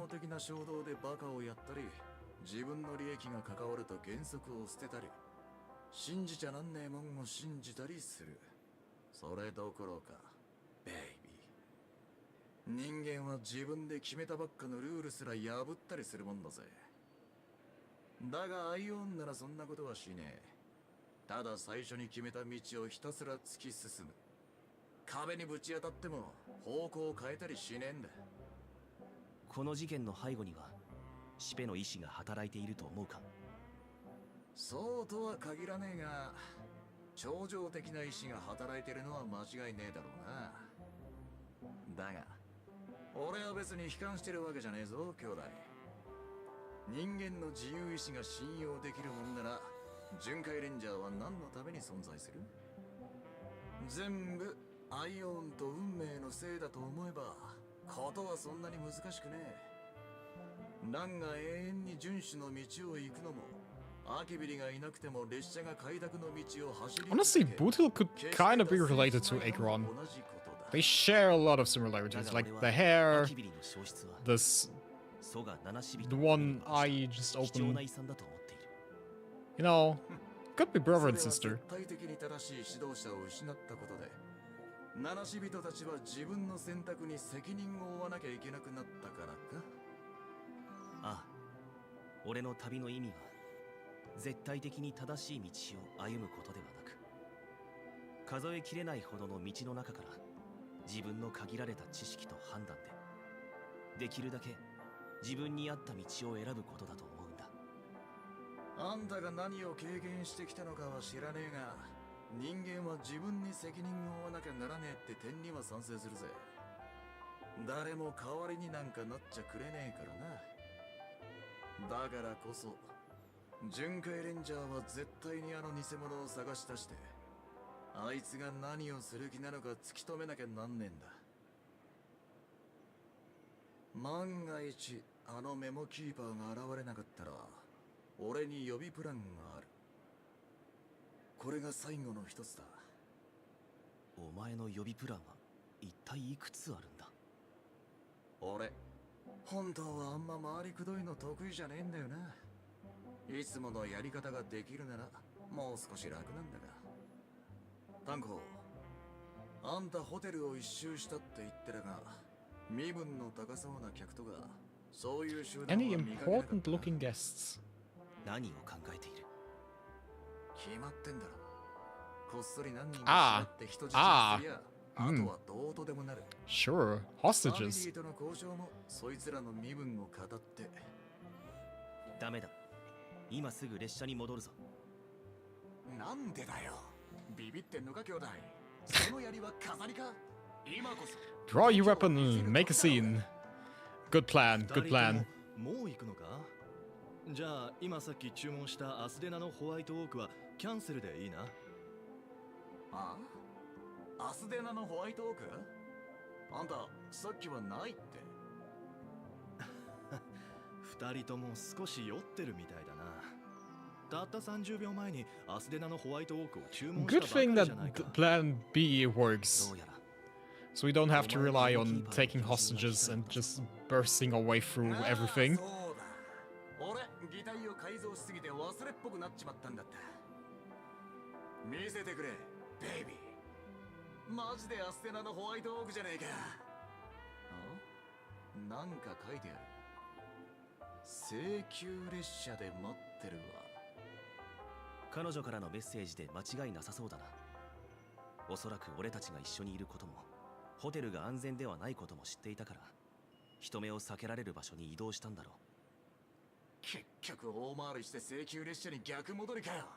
おい、グズグズしてねえでさっさと行くぞ。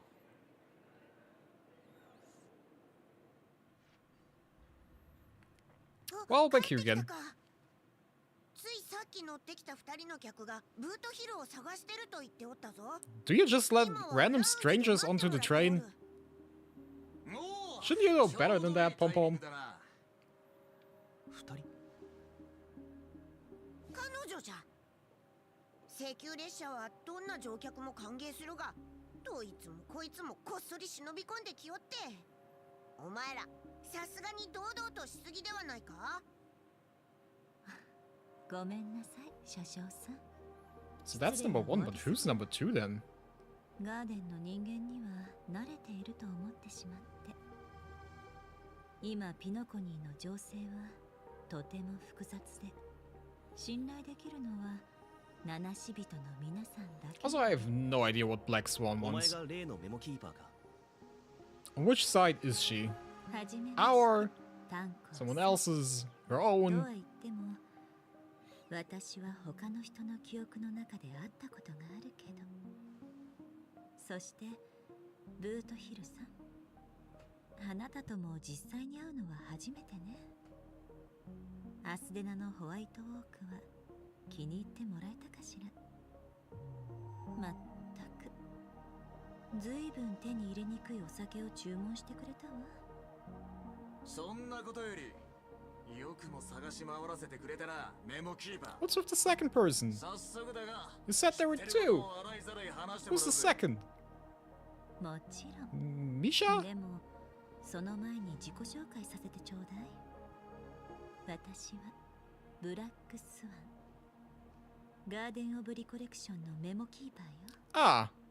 Huh? こちらのヨミさんについて Huh? 彼女自身に話してもらった方がいいでしょう。はじめまして、ヨミだ。はあ？ホーリーベイビー。おいガーデンの、俺を裏切ったな。誤解しないでくれ。これは私が頼んだことなんだ。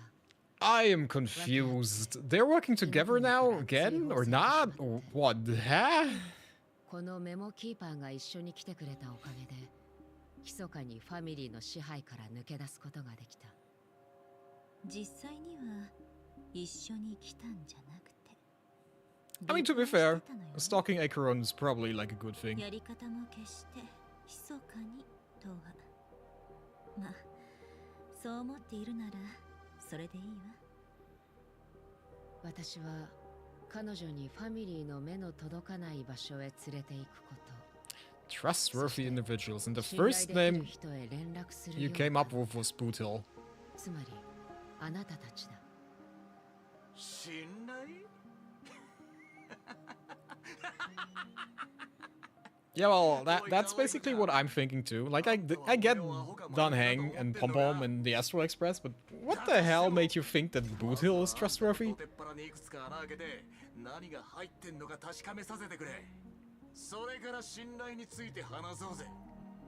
Honestly, I want to see that. I want to see how Bootil gets his ass kicked by Acheron. だが、それは今じゃない。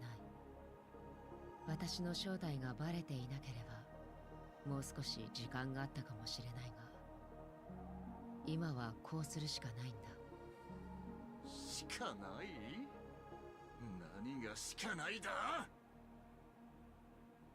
こうすることでしか、私はあなたたちの安全を保証できない。頼む。請求列車は今すぐ跳躍して、アスデナ星系を離れてほしい。What? それはどういう？私の見立てでは彼女に悪意はない。本当のことを言っているわ。炭鉱、私はあなたの仲間にしばらく同行したことがあって、彼らがどこにいるかも知っている。七死人たちは無事だ。But then why do you want us to leave? だが同時に、彼らは私たちの助けを必要としている。ブートヒル、もう気づいていると思うが、私はあなたを待っていた。巡回レンジャーの行方は定かではなく、お互いの交流もほとんどない。だから、こんな方法でしかあなたたちと連絡が取れなかった。That's why she pretended to be a Galaxy Ranger? Just to meet this guy? こうしなければ、本物の巡回レンジャーに会うことはできなかった。そして、こうしなければ、私は長年の約束を果たすことができなかったんだ。彼の遺品を元の持ち主に返すという。His relics. Yeah, sure. Just keep it ominous. Just don't tell me the name. すべての雨は天が世界に与える慈悲である。 It sounds like the thing she said on the trailer she got. 人の世の悲しみにこうして流れる。それがまだ降っているということは、神々はまだこの世界への希望を失っていないということだ。だからこの雨はどのくらい続いている？かつては私も君と同じようにいつかそれが止むことを願っていた。そして数年、数十年が経ち、ついにこの雨よりも先に希望が終わりを迎えてしまう。 What is happening to the sun? Why is it leaking like that? 君の言う神は存在しないようだ。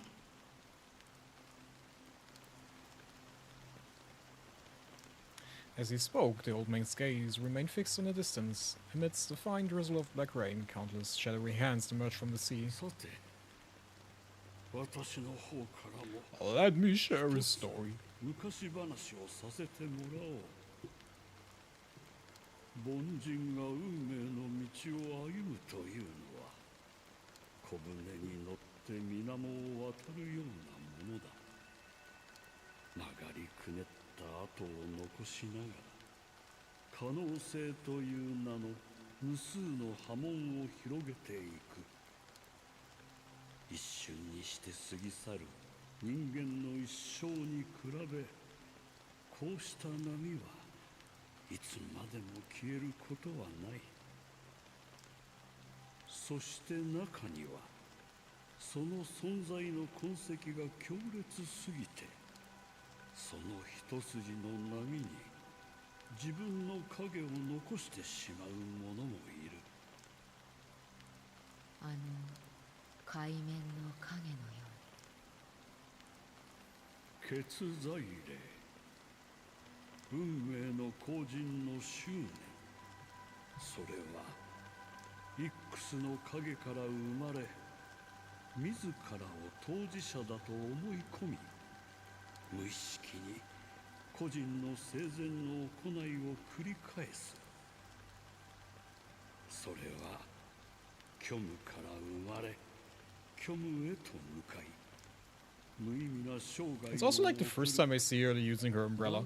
And she has all of her cover arts. 虚しい幻影の群れも、かつては私の大事な仲間であり、巡回レンジャーの一員だった。あなたはあれを見守っているのか。見守る？いいや、私はあいつらをあの世へ送っているんだ。あれは悲惨な戦争であり、宇宙を揺るがした大討伐だった。宇宙は絶滅対空チューラの死を目撃したが、その代償は実際に経験した人間を除いて、それを覚えている者はいないだろう。遵守の意志は命が尽きても消えることはない。だから誰かがその魂を導いてやらなければならないのだ。彼らは皆生前は英雄だった。死後に I just personally wish that at some point Hoyoverse is gonna realize that you could put gameplay elements between hours of cutscenes. That is like the only complaint I have with the entire story every time, like 2.0, 2.1 and 2.2, is that it's fine, it's an interesting storyline, but it's just story dump after story dump after story dump after story dump. That's the only thing I kinda dislike every time. Like, it would be fine if you had like 20 or 30 minutes of gameplay in between them.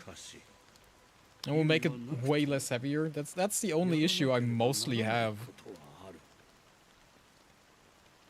And it feels like 2.0 and everything in 2.0 is like really heavy on that. It didn't feel like that in the other arcs. そうだな。常人ならこの地に足を踏み入れることもないだろう。ありがとう、見知らぬ者よ。旅の途中でその答えが見つかることを祈っている。その前にもう一つ聞きたいことが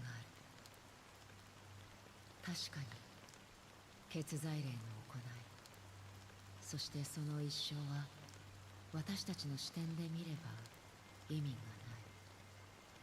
がない。だがもしこれが死者たちの望んだ結果だとしたら、私たちはそれを変えるべきなんだろうか。いい質問だ。そしてそれに答えるのは難しい。 But the good thing is 2.2 was not only Aventurine. That was like also a big issue in 2.1 that you basically just got the backstory of Aventurine over and over and over again. Now we at least get Firefly, we get Acheron, a bit of Bootle, Sunday and Robin, so that's fine.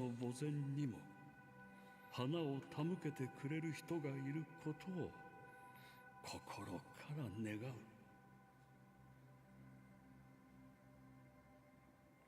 Switching to Robin. Wait, why were I switching to Robin? Shouldn't we switch to Trailblazer? 我らが幼子であった時には幼子らしく語り、幼子らしく感じ、また幼子らしく考えていた。しかし大人となった今は幼子らしいことを捨ててしまった。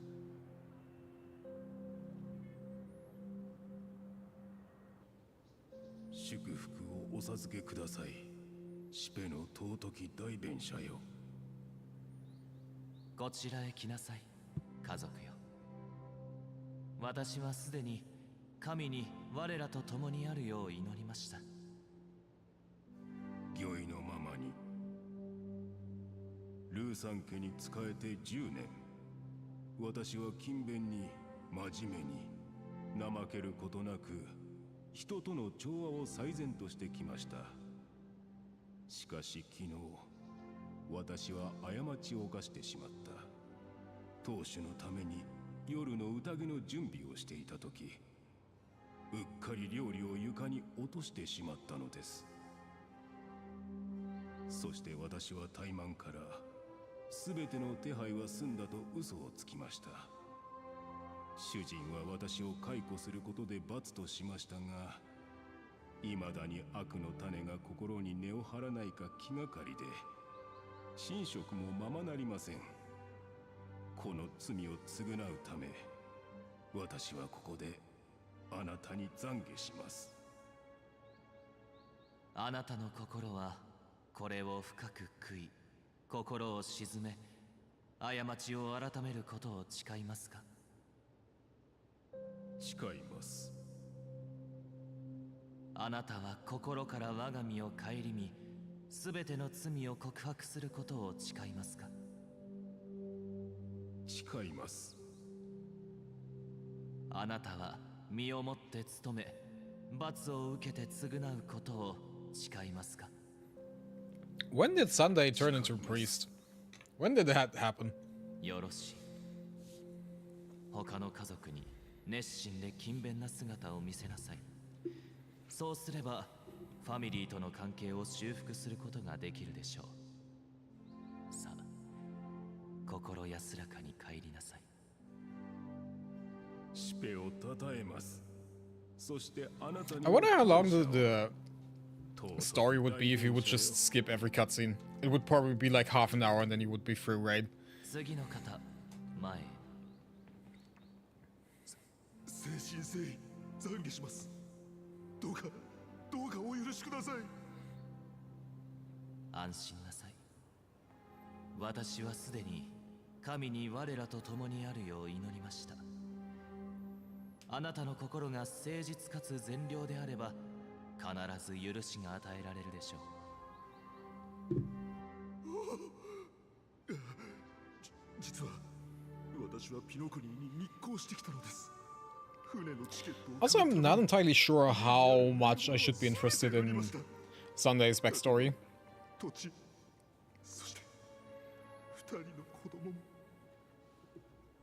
ええ、続けてください。私と一緒にいたところで、あの子たちは飢え死にするしかありません。少なくとも奴隷になれば生きていくことはできる。もし私がここで成功したら、 すぐにあの子たちを買い戻してちゃんと育てるつもりでした。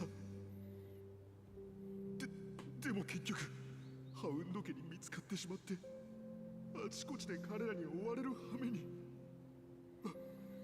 私はまた子供たちを迎えに行きたいのです。悪いのは全て私ですが、どうか。ファミリーは全ての人を受け入れます。ハウンド家には捜査を中止するよう伝えましょう。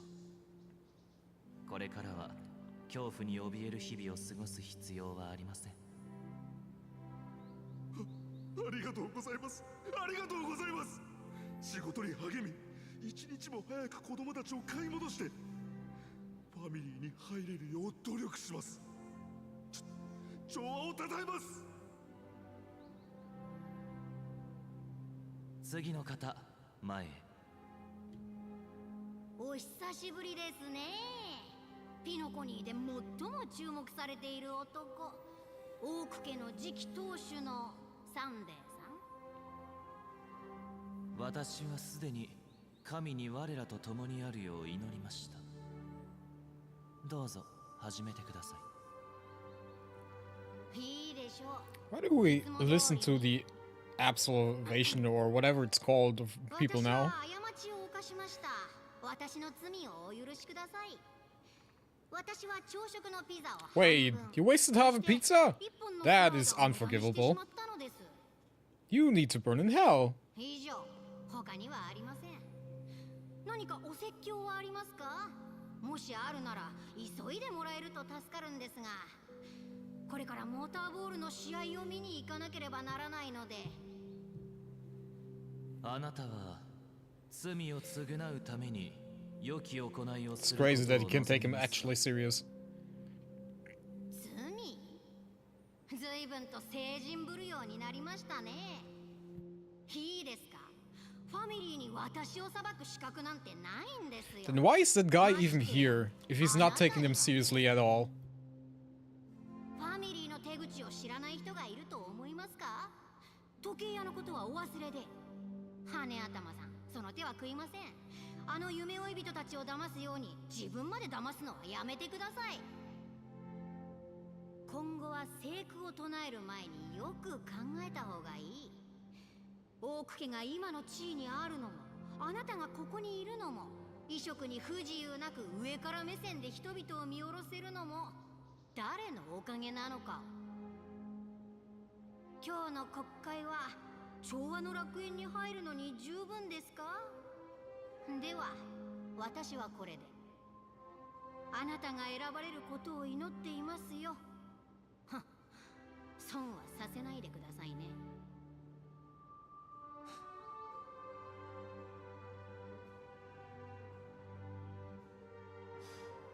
3つのカンバセを持つ魂よ、私の問いをお聞きください。もし強者が権勢と富を持って罪を覆い隠せる。 The thing is, from a pure writing perspective, it all seems kind of random. And all the hard cuts between the characters just make it a bit hard to follow. That's just basically something I think personally.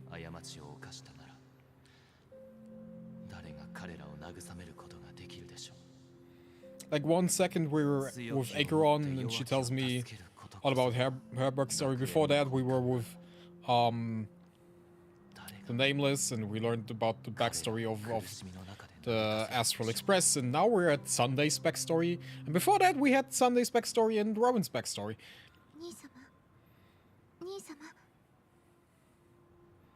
Not saying that you necessarily have to fixate on one specific thing, but I think like focusing down on stuff like that, and then again go back to giving us a breather would probably be beneficial. サンデーさんが日夜尽力してきた調和セレモニーがこんな大事件に見舞われるとはな。今は性格の問題に注意する必要があるとはいえ、君も気の毒に。Like it would just be a way to, you know, process all the information you have. Like right now it's just bam, bam, bam, bam, bam, with not really any time to breathe. And I mean, in stuff like Game of Thrones or something, this is fine.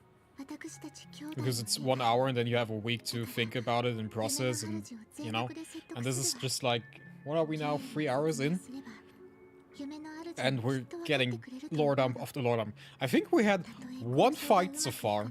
One fight that took like 10 seconds to beat. And maybe like 5 minutes of walking around on a new map. Maybe. Also on the new map, there's still an origami bird and I hope that I still spawn right next to him. Because I will forget him otherwise. まだ夢の主と接触したことがないんだ。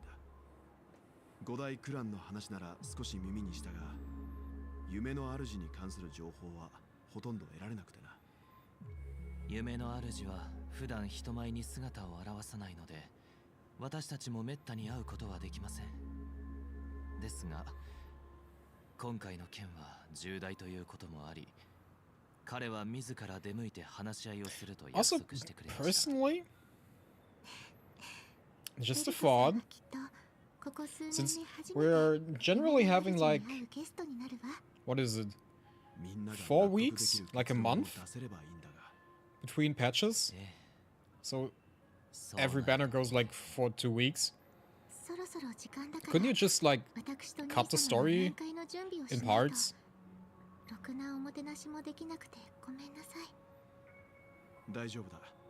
And distribute it over that time period? Wouldn't that be beneficial?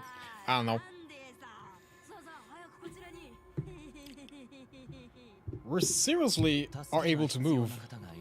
Isn't that beautiful? But that's also something I do not understand.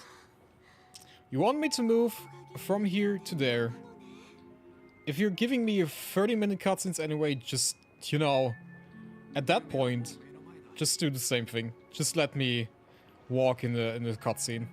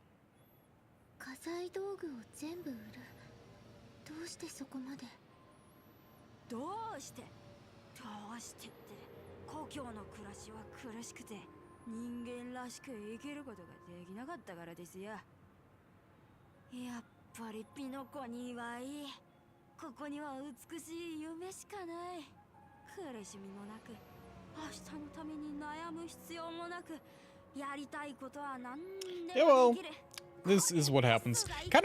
Honestly, the dream kind of reminds me of the Infinite Tsukuyomi from Naruto. Kind of hits the same spot.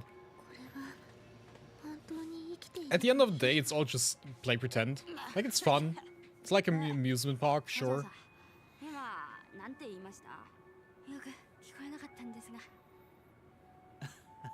何でもありません。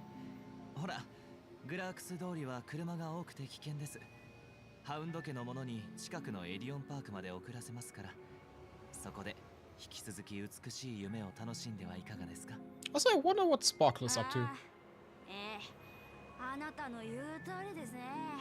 さすがは美しい夢の導き手。私の救世主。 I haven't seen her in a long while. Is she still pretending to be Robin at this point, or is she just running around as Sparkle?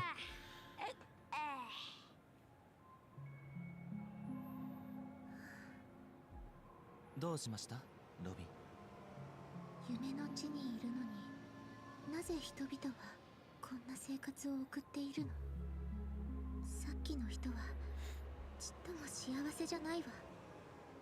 どんなに甘い夢であっても、それは所詮目に見えない、手も触れられない幻に過ぎない。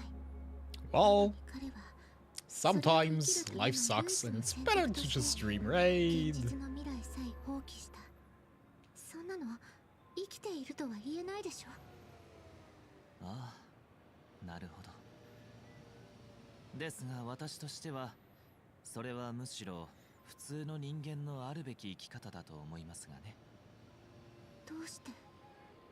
あなたはさっきあの方が美しい夢で命をつないでいることを生きているとは言えないと言いましたが、それは違います。ピノコニーがなくても人々はそれぞれの幻覚の中で生きている。自己価値と呼ばれる幻覚の中で人は常に自分は何らかの価値を実現するために存在していると思っている。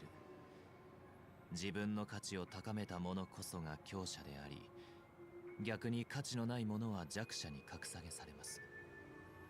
ですが Getting into another lengthy philosophical debate. ものではなく、その総量にも限度がある。Hello, baby mobs. Hello, welcome 価 back. 値を実現するには他者から奪わなければなりません。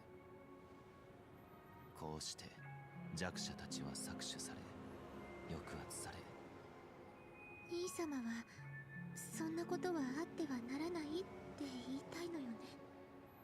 はい。しかし皮肉なことに人々はそれが間違っているとは思いません。なぜなら彼らは一貫してその儚い自己価値を絶対の基準としてきたからです。それは弱者も同じこと。適者生存、弱肉強食。世の中にあふれるすべての悲劇はそれに由来しています。そしてピノコニーが美しい夢とされているのは、そこから抜け出したいと考える人々に安眠の地を提供しているからに他なりません。Well, right now, we would like to escape too. ただ幸福だけがある。ひな形だけではありません。Just not これこそ anywhere else, just out of these lengthy debates of philosophical topics. And just a bit of gameplay would be nice. 特例だったのかもしれない。結論を出す前に自分の目で確かめた方がいいわね。ドリームリーフの時のように。Which day do you play Dark Souls 2? Dark Souls will be back again on Sunday.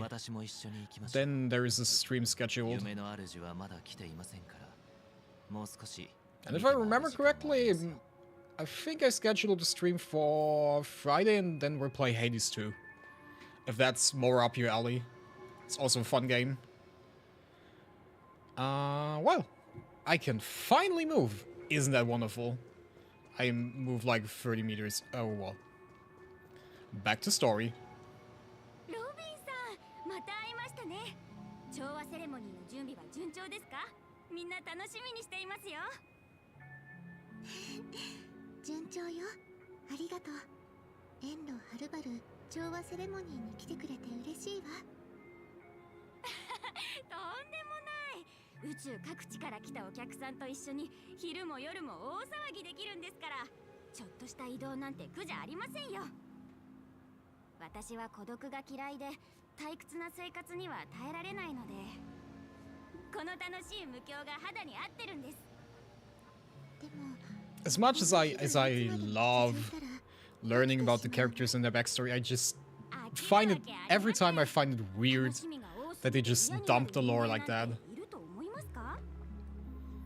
Like, at least give me something to do at some point. I think we had, what was it? We were streaming for 3 hours and 30 minutes, and I think we had like 10 minutes of gameplay. Which is a bit weird. Just a bit. でも、あなたも知っているでしょ？無境から現実に持ち帰れるものはとても限られているって。だから持ち帰らずに夢の中で遊び尽くそうと思っています。私は長命種じゃないので寿命はせいぜい6、70年。あんまりたくさんのことを気にしていたら楽しくなんて生きられませんから。この美しい夢の中でなら私は自分で自分の人生を決められて本当に自由に生きられる。 Also, it kind of surprised me that こんな旨味を味わってしまったら帰りたいと思うわけがないでしょ。 Robin is just now learning that the whole dream thing is kind of fishy.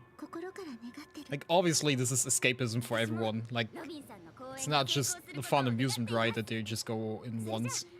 It is just basically like escaping from real life.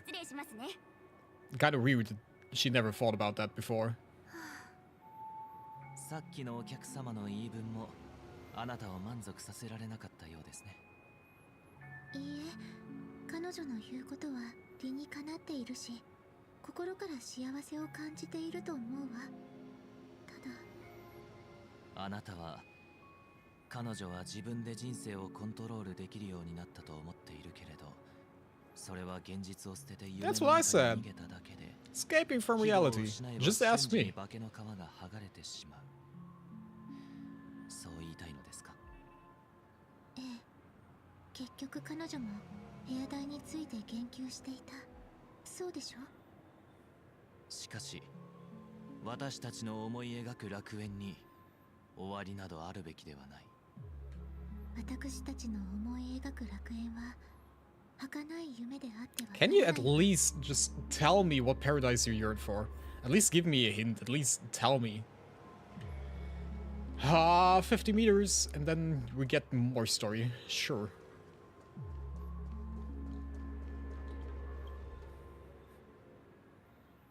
この無境の景色は本当に美しい。そうでしょ？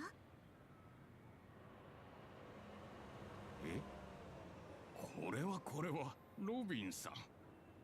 Honestly, she's like a super celebrity in this world, right? It's kind of weird that she can just walk around freely like that. Shouldn't people just recognize her and walk up to her? Just the small details, you know. 哲学者ね。お邪魔になっていないといいのだけれど。いいえ、私はもう長くありませんので、むしろ誰かと話ができるなら嬉しい限りです。ましてや、あなたのような尊い女性が相手ならなおさら。よろしければ少しお話ししませんか？喜んでお相手するわ。さっきもう長くないと言っていたわよね。失礼を承知で聞くけれど、あなたはそのためにピノコニーに来たの？そう、私は戦場に出たことがありましてね。そこで蒼空の母艦から出た際、放射線を帯びた鉄の塊に頭を撃たれてしまいまして、その後戦友はみんな死に、故郷も何度かの中性子線の爆発で That's a wonderful backstory, my guy. 何もかもを失い、この命も長くはありません。しかしこの地なら How wholesome. His whole world was destroyed by atomic bombs. なんて痛ましい。ファミリーがあなたの苦しみを取り去ってくれることを願うわ。ファミリーはもう十分やってくれましたよ。心から感謝しています。彼らは私のために快適な部屋、全銀河の最先端の生命維持装置、そして十分な数の介護士まで手配してくれました。今、私の体はドリームプールに固定され、生命維持装置に頼って生きている。あなたの見ている私は傷跡もなく意識もあり、普通の人と変わらないでしょう。ですがホテルにいる私はそうではありません。私の本当の姿ロビンさんには永遠に見ないでいただきたいものです。だからあなたは永遠にこの夢の中で生きていくつもりなの？はい、生きているだけで幸運なので、夢 Can he just stay alive in this pool for however long he chooses? I mean, he has life-sustaining thingy things, but shouldn't at some point his body give out?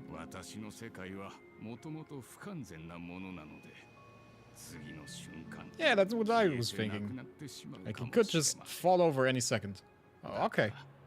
たとえ無境が偽りであったとしても、私にとっては楽園なのです。ここにいる1分1秒が愛おしい。ああ、永遠に変わらないものが羨ましい。あのお年寄りのお話があまりにも悲しくて、この美しい夢が彼の余生に幸せな思い出を残してくれてよかった。これがピノコニーの美しい夢が存在する意味です。でも美しい夢にも限界があるわ。それは失意に暮れた人々が荒波を避けるための防波堤でしかなく、現実の苦痛を根本から断つことはできない。いずれ全てがうまくいきます。ピノコニーはすでに正しい道を歩んでいるのですから。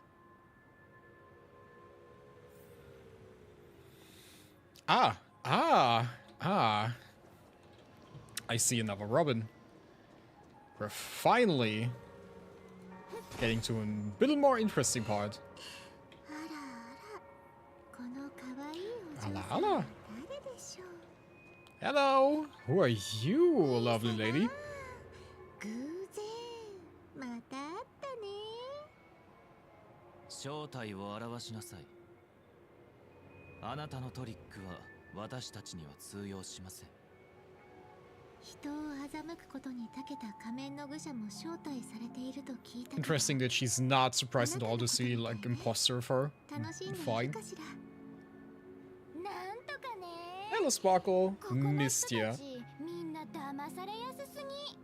ちょっと餌をあげれば引っかかって危ないと思ったらすぐ逃げちゃうんだもん。簡単に言えばお金だけあるおバカさん。そんで臆病者って感じかな。十分楽しんだのなら早めに出て行った方がいいわ。調和の学章は雑音を許さないの。なんで？本人が帰ってきたら花火は用済み？あんなにファミリーを助けてあげたのに冷たい。花火に感謝してよね。もし花火がこのゴタゴタに収集つけてなかったらピノコニーはとっくにめちゃくちゃになってたんだから。それはアイリスケ当主の個人的な要求であり、私たちには関係ありません。ここから去りなさい。これ以上調和セレモニーの邪魔をしないように。調和セレモニー誰を脅してるつもりかな。花火は君たちの You know, Sunday, you should realize that Sparkle isn't entirely sane. Maybe be a bit more cautious and just don't tell her to, you know, F off like that. Could kind of backfire. 君も分かってるよね。この Chicken wing boy. 調和の働きのもとでどんなに醜い姿を晒してるか。夢の地ピノコに君たち兄弟が欲しがってる楽園がこんな姿でいいの？黙りなさい。どうしたのテボちゃん。もしかして痛いところついちゃった？私たちの約束はあなたとは関係ないわ、愚者。 Well, none of hers, but I would like to know. さもないとファミリーが黙ってないわよ。はいはい、もう行くってば。でもロビンちゃん、もう一度よく考えた方がいいんじゃない？夢の中で生きてる人たちは本当に苦しみから逃れて本当の幸せを手にできてるのかな。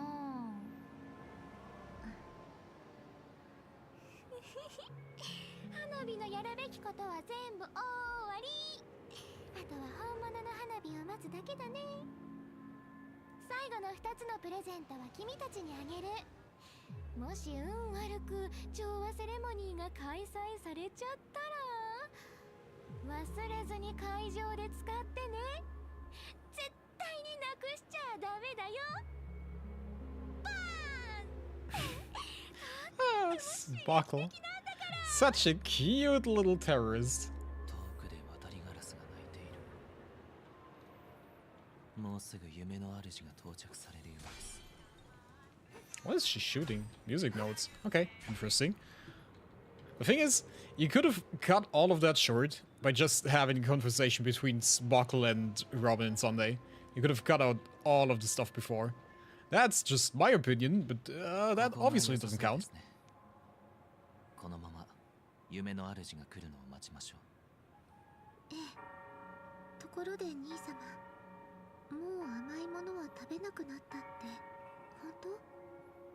Why is that now the topic? 取り合ってたのに、なんだか私がいない間にいろんなことが変わってしまったみたい。一体何があったの？美しい夢の中でも常に目を覚ましているものが必要なのです。でもそれが兄様である必要も特定の誰かである必要もないでしょ。兄様は一人で抱え込みすぎだと思うわ。私たちが約束した。 And you think missing out on dessert is saving the... Ah, fine, sure. ピノコニーはただの夢。現実の苦悩を消し去ったり本当の幸せを与えたりすることはできない。 Yes, it's escapism. Yes, I understand that. He hinted at that 15 times now. I understand. この夢がなければきっと今頃彼は取り返しのつかないことになっていたでしょう。そうね。でもピノコニーがなくても彼は別の人生を歩めていたかもしれない。私の知る限り博識学会はもう彼の状態に対応できる医療技術を普及させているわ。その生き方は退屈で困難なものだったかもしれないけれど、それももう関係ない。今の彼は昏睡状態の中で美しい夢という名のターミナルケアを受けている。 I mean, to be fair, in that situation, you have the choice between living the rest of your life in a dream, healthy, or you have a slight chance of rehabilitation through medication. That choice, you know, is fair. I can understand taking that choice. 人にとっての未来は鳥にとっての空に等しい。人が空を飛ぶことを鳥の天性だと思うのは地に落ちて死んだ鳥を見たことがないからです。子供の頃に拾ったあのハーモニーピジョンを覚えていますか？私たちがそれをどうやって世話したのかも。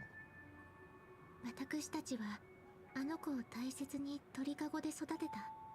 毎日餌をやり、水を変え、羽を整え、そして私がピノコニーを離れると決めたとき、 I'm not a bird expert, but at least if you have wild animals and you take care of them and then you just suddenly set them free, I think they have a harder time of surviving for themselves. Just the thought. あなたの部屋の窓の前に落ちてしまったのです。なんとなくだけど予想はしてたの。そうじゃなければ兄様があの子のその後について一言も触れないはずがないから。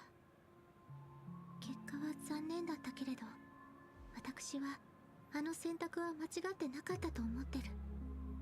鳥はカゴの中で一生を過ごすために殻を破って生まれてくるんじゃない。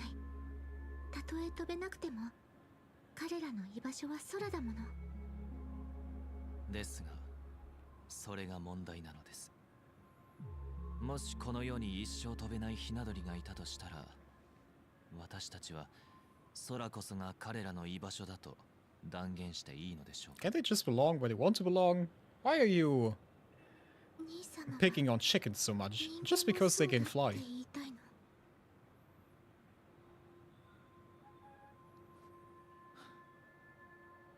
請求列車がいい例でしょう。七死人は各世界を結ぶために多大なる努力を払い高い名声を得ていますが、そのような苦しい旅を続けられる者はごくわずかであり、一様にただ人ではありません。開拓の道は決して凡人に背負えるものではない。そうでなければなぜかの運命は一度レールが断たれ、列車は廃棄され、アイオンも消失したのでしょうか。そんなのへりくつだわ。その理論でいくなら未来は英雄たちの特権ということになるじゃない。残念ながらそれが現実なのです。I mean, kind of 未 is 来 true. の別名はまさに自己価値。世の中には確かに英雄が存在し、人々は彼らに憧れ賛美していますが、ほとんどの一般人は生涯英雄になることはできません。生まれつき弱い者、後天的に不幸に見舞われた者、卑劣と臆病の前に屈した者、いろいろな人がいますが、生存というテーマの前では誰もが平等で、自分の価値が略奪され続けるのを見ていることしかできないのです。そう。だからこそ私たちは弱者に愛情と配慮、そして十分な援助を与えなければならない。自分を愛するように他人を愛する。調和の歌もいつもそうしてくれているわ。調和の志は遠大ではありますが、この売れない夢の中でも強者は常に強く、弱者は常に弱い。人間の差が偉大な側面があると同時に、どうして Inherent weaknesses that can't be eradicated. 人間は生存する象徴性ない状態で That sounds like something a villain would say.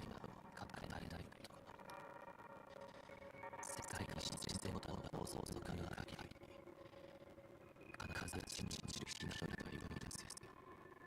人々が未来のために生きていないなら、彼らはただ生きるために生きているという理由も、調和では弱者を共感させないなら、どの愛をなくなら私たちの理想。 What even is your dream? You're not even telling me that. For everyone to live happy. 人々はいつも忘れてしまう。かつて最初の鳥が空を飛んだ時、世界が期待したのは、もう二度とひな鳥が地に落ちなくなることだった。ロビン、本を読んでるの？何の本？ゴフェルさんがくれた絵本。 Why are we now switching up the names? He just called her Robin. Of course, there is not much choice. みんなと一緒に歌って私たちの願いを伝えて、みんなに幸せと喜びを感じてもらいたいから。そっか。じゃあ僕もハルモニア聖歌隊にしようかな。お兄ちゃん、自分の願いはないの？もちろんあるけど、それには君の願いもみんなの願いも含まれてるんだ。誰もが安らぎを得られる本当の楽園が欲しい。それが僕の願いだから。そしたらその中にステージを作って、私たちのショーに The budget wasn't enough to draw something here. すれば、私の願いもお兄ちゃんの願いも叶えられるよ。お兄ちゃん。ハルモニア聖歌隊の力で。いいね。じゃあ約束しよう。約束。でもどうすれば調律師になれるのかな。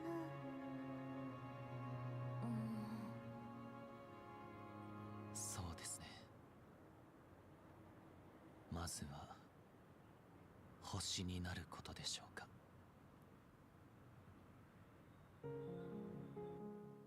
Okay, we're going back to Trailblazer. Maybe we get a bit of gameplay now. 8 system hours. God. 成果はあったか。ええ、今度は私たちが道を切り開く番よ。Wait, did we even do something? あの人の意志が届いたなら、俺の最後の任務も完了だな。Oh yeah, we're trying to find a way to get into this dream bubble. 闘志を抱くのはいいことだ。ただ、ミハイルがあんたらに残した道は生優しいものじゃない。そうでなければ、あの人が孤独の中で眠りにつき、未来の七死人に全てを託す必要もなかったはずだからな。幸い、あんたらは人数が多い。負けるとしても、あの人よりは長く持ちこたえられるだろう。励ましとして受け取っておくよ。これは私の推測だけど、ベルトが交渉に参加するだけじゃ足りないと思うの。そもそも相手が素直に応じるかどうかは別として、交渉自体私たちに相手と対等に振る舞う機会を与えるだけで優位に立たせてくれるわけじゃないわ。ピノコニーは相手のホーム。それに比べて私たちが使えるカードは最初から少ない。ファミリーに閉じ込められて座して死を待つよりもこっちから仕掛けた方がいいんじゃないかしら。私たちは性格の特性をよく知ってる。性格は美しい夢を安定させるためのコアとしてファミリーにとってとても重要なもの。相手の革新的利益に触れればきっと彼らも慌てて反撃してくる。そして慌てるということは隙が生じることを意味するわ。性格に直接影響を与えるようなことをすれば、交渉でも戦闘でも有利に立つチャンスがあるかもしれない。問題は調和セレモニーを間近に控えた今、どうやって大劇場に近づくかだね。きっとファミリーは守りを固めてるから、強行突破するのは。At this point, I'm okay with brute forcing stuff. At least I get to do stuff then. あれ？誰も何も言わない感じ？じゃあ、はい。March? You know the answer? Since when?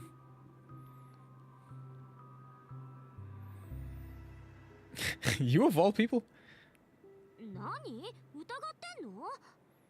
ま、信じるか信じないかはあんた次第だけど。これは聞いた話なんだけど、調和セレモニーが始まる前にセレモニーを盛り上げるためのオーディションが開かれるらしいの。場所はネッサの時で、確か名前はスラーダセレモニーオーディションだったかな。それで優勝するとスター・オブ・ザ・フェスティバルの称号がもらえて、ロビンさんと直接会えるんだって。でも重要なのはそこじゃなくて、うちらが普通の観客よりも先に大劇場に入れるってこと。それでどうすればそのセレモニーオーディションに出場できるの？ So we become an idol group? 実はロビンさんのファン限定グループで何枚か特別招待券をゲットした。 When did she do that? When did she join Miss Robin's fan club? How? ずっとこのオーディションのために準備してたんだ。でも今の状況を考えると、そこで運よく目立てたとしても、ロビンさんと握手する。 You just stood near her. March, please. もともとはミハイルが人目を引くために始めたおふざけだったんだがな。まあ、試してみる価値はありそうだ。美月ちゃんの言う通りにしてみましょう。ギャラが、あんたは私たちと一緒に行く？いや、おそらく俺にその時間はない。虚構の人物として、俺は As a virtual character, I can relate to that. Gallagher is just like me, for real, for real. できるかどうかはあんたら次第だ。もしまた会えたら、ぜひ列車に遊びに来てね。わかった。その時は列車のアーカイブにもう少し情報を追加してやろう。そしてホタル、ここまで助けてくれてありがとう。大きな脅威を前にした今、請求列車と性格ハンターという間柄とはいえ、I would leave the Astral Express just for Firefly. So, yeah. Just that you know that, Himiko. 私も一緒にピノコニーでの旅を続けたい。最後にあなたたちとタッグを組めるなんて嬉しいな。これは私たちがたどり着ける最高の結末だよ。これこそ開拓の旅の意味ね。それじゃあみんな出発しましょう。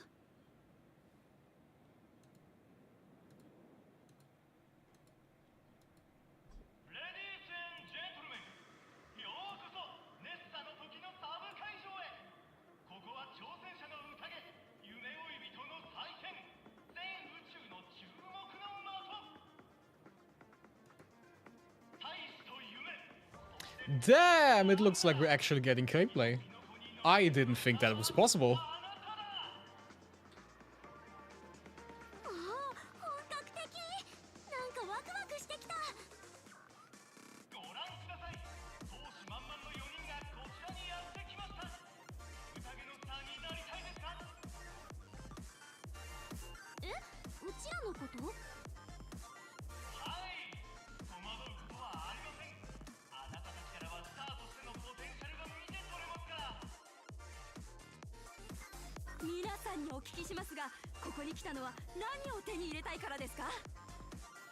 最終グループの出場者となりますが、すべての挑戦を乗り越える自信はありますか？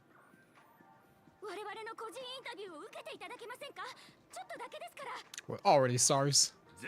Didn't even start and we're already interviewing. 天を置いて冠を争う。剣とバラ準備を守りたまえ。準備それで力強い。騎士は頭が硬い。ランは融通が利かない。試合に勝つ必要はない。楽しむことをやめてはいけない。なんでどんどん人が増えてくの？怪しい奴らまで出てきたみたい。早く試合を始めよう。みんなすまない。どいてくれ。今こちらに向かってきているのはピノコニーでトップ10に入る大富豪スラーダ商業帝国創設 Mr. ID? 失礼。私はスラーダ工場の工場長エディオン・レーダーだ。君たちも全銀河の観客に向けて自己紹介を頼む。ええ、こんにちは。私は請求列車の七死人姫子よ。この人たちは私の同行者なの。君たち正体を隠さなくていいの？ピノコニー中にうちらのポスターが貼ってあるんだから、どうせ隠せっこないって。でもみんなが請求列車を知ってるからこそファミリーも軽々しく手を出してこれないんだよね。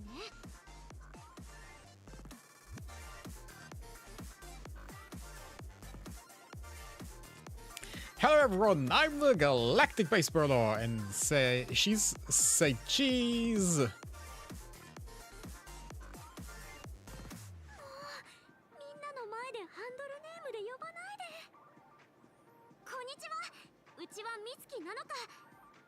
冒険するのが好きな普通の女の子だよ。こんにちは。私はホタル。私もあちこち冒険するのが好きな普通の女の子。You don't need to copy much, please. 話人一行だったのか。それなら最後の対決はきっと素晴らしいものになるだろう。さあ、時は金なり。4人ともついてきてくれ。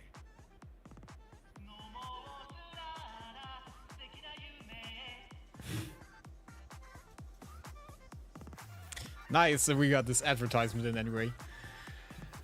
Oh boy. Trailblazer continuance. Also, I don't get to get the origami bird. I need to switch back to that map then. Wonderful. But at least we're at a point where I can move. Also, these monitors seem like a health hazard.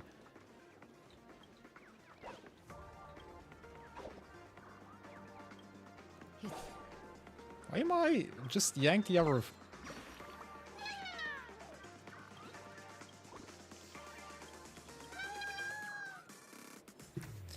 Damn. It has been, let's just say, 2 hours.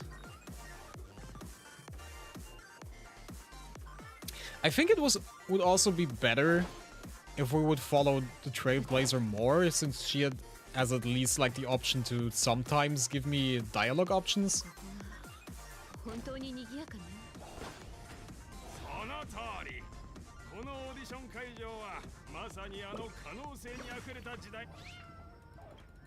I would just make it a bit more interactive.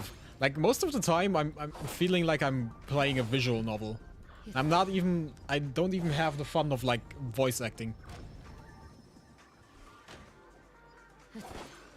Left safe zone. This almost screams like we could get battles. Investigate? What can I investigate here? What am I investigating? Oh, fine.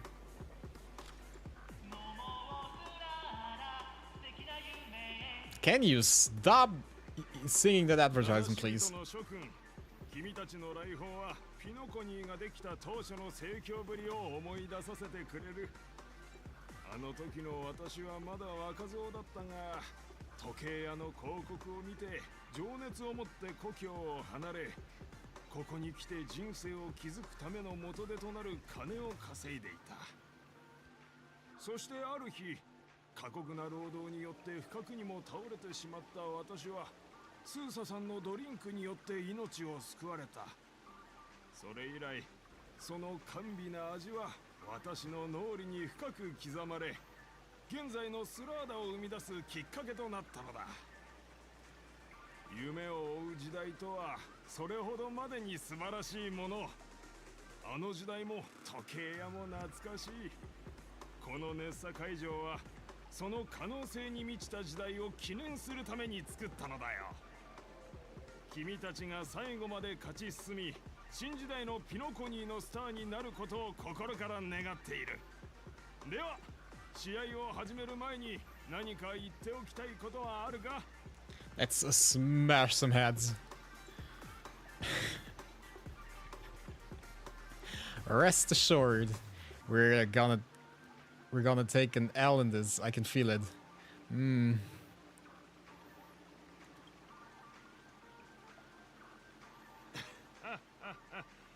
さすがはいつも最悪の事態を考える開拓者だ。ちょっとその敗北主義っぽいこと言う癖直しなよ。 Let me be depressed for a second here. 君は？観客の皆さんこんにちは。これからクリアスピードの記録を塗り替えるスーパーミツキなのかの大冒険をお楽しみに。未知なるものを開拓して極限に挑戦する。さすがは美月なのかさん。ホタルさんは？旅の終わりにみんながそれぞれ望む結末にたどり着けますように。なんと素敵な祝福だろう。姫子さん、君は自分のチームに何を期待しているのかな？みんなが無事でいてくれることかしら。とても素朴で温かい言葉だな。君たちを待ち受けるのは3つのステージだ。どのステージもその時代に関係していて、最初の2つのステージにはそれぞれ2つのルートがあり、各ルートにはユニークな挑戦が用意されているぞ。そして最後のステージでは、今もその地位を守り続ける守護者、後期で品格のあるチャンピオンに挑むことになる。ルールはこれくらいだ。勇者諸君、分かったかな？それではスラーダリミテッドカンパニー協賛第20回ネッサの Sponsored by Soul Glad Enterprises. 開始。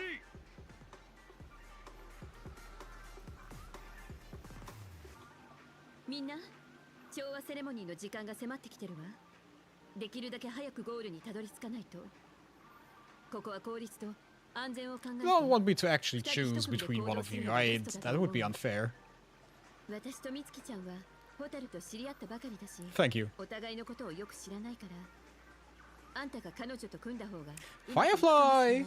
We're going on a date again. 意義なし、そうしよう。私もそれで大丈夫。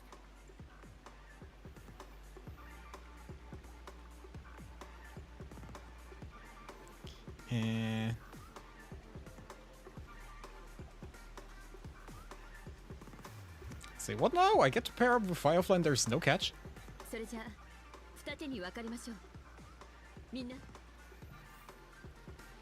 Firefly! We're getting on a date. Anything else? Can I do anything else? No. Hello, Mr. Guy. What do you want me to do?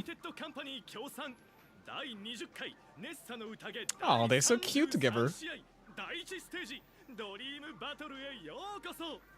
このステージでは演技派かアクション派の School of Acting or School of Action? を選ぶことができます。演技派の挑戦では3つの脚本に基づいた演技をして会場の審査員を感動させてください。アクション派の挑戦では3組の敵を素早く倒してゴールにたどり着く必要があります。 Honestly, I would love... それでは選択してくだ I さい。 would love to go to the battle, because I would love to see some battles, but I guess the more fun thing to do would be to go to the action thing. Wow. I'm getting yeeted.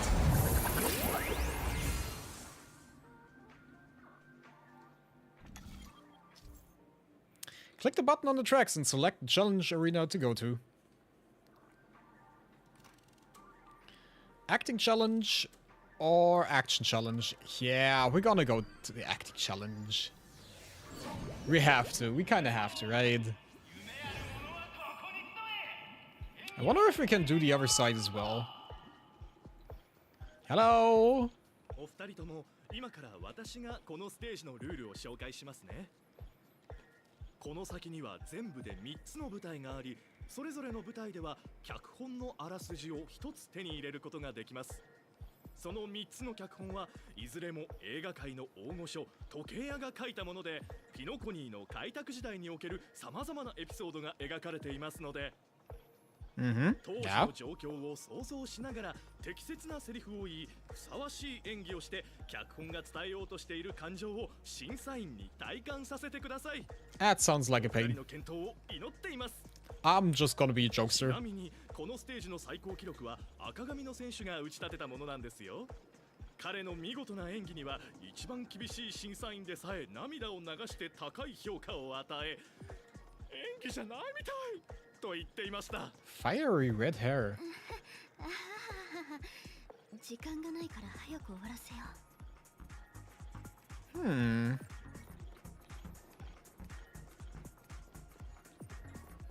Give me loot. Give me the loot.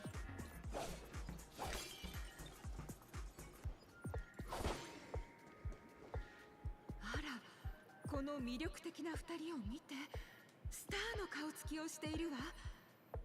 あなたたちがペアで出場する Could it be a romantic scene? Please. 二人とも準備はいい？ Yes, ready. あなたたちが開拓者として感銘を受け、初めてピノコニーの地に足を踏み入れたシーンを思い浮かべて。ここは砂塵が空を覆い、荒涼とした土地で時計屋の言っていた楽園とは大違いだった。無境の荒野をボロボロの車で走っていると、冷たい風が吹きつけ、口の中に砂が入ってくる。そして凶暴な記憶域ミームが道を塞いでいる。さあ、灰色の髪のお嬢さん、あなたはどんなセリフでピノコニーに対する失望を表現する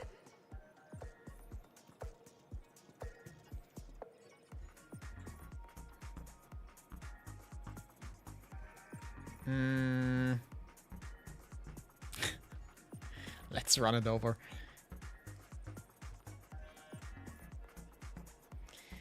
I don't know.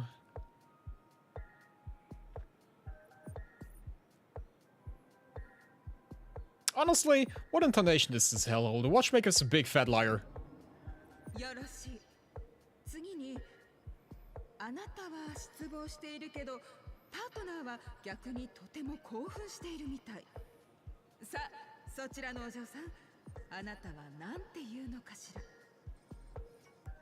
素晴らしい。私こういう刺激的な生活が好きなの。Ah, Firefly was made for this. そして物語は次のシーンに移る。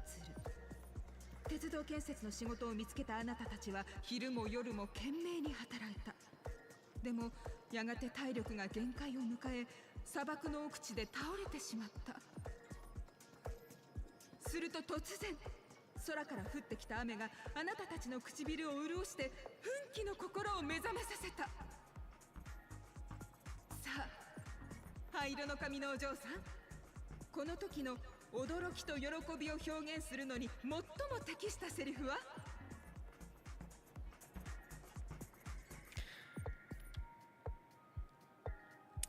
Wowie, Pinaconi. Just let me die first instead. Okay.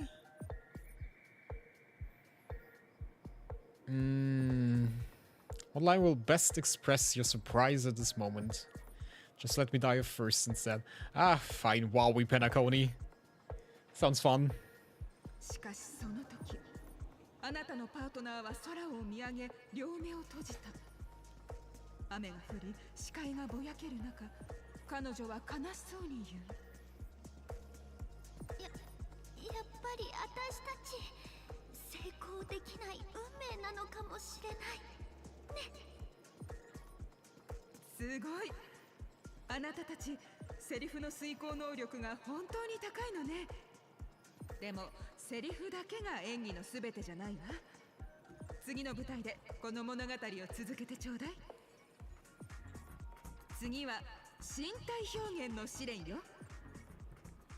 Body language test? いつまでも続かないことを祈ろう。 Body language test. What do you want me? Body. Okay. Wow. I would like to do a body language test with Firefly, so that's fine with me.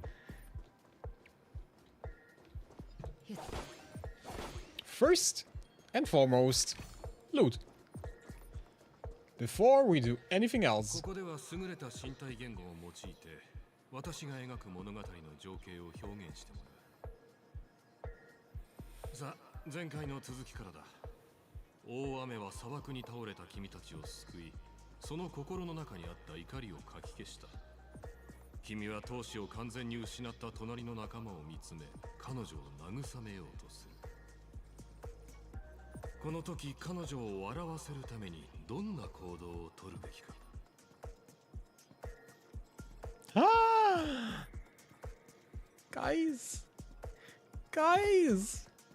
Guys, I can pet her head. I can pet her head. Yes. What? What? Tell a dad joke? 今テストしてるのは身体言語なんだから、セリフでごまかすのはダメじゃない？ Fine. あ、それは。I just wanted to pet her head. 仲間は砂の中を転がる君を見て、この旅のさまざまな困難を思い出した。彼女は思わず笑ってしまい、心の中の希望が再び燃え上がる。そこでその女性は、私は立ち上がって一緒に行くことにする。なんと感動的なんだ。その後も物語は続き、その大雨は二人にビジネスチャンスをもたらした。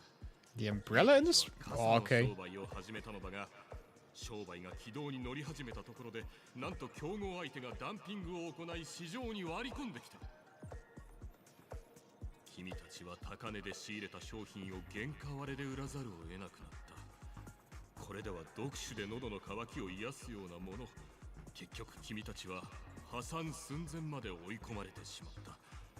この時不屈の精神を持つ君はどのよう Can な I pet her head 決断を again? する？ I just want to pet her head. Leave dejectedly, get on my knees and grovel, stand up and smack the table. I don't know which table I'm smacking, but fine. 素晴らしい。しかし残念ながら君の仲間は納得していないようだ。借金まみれの君を見た彼女は将来は絶望的だと思った。そしてじゃあ私はがっかりしてピノコニーを去るかな。これでいい？いい、とてもいい。君たちの卓越した演技の才能に私も泣いてしまいそうだ。Thanks? だが本当の挑戦はここからだ。君たちはこのオーディション史上最も厳しい審査員を相手にすることになる。さあ、完璧な演技で相手を圧倒するんだ。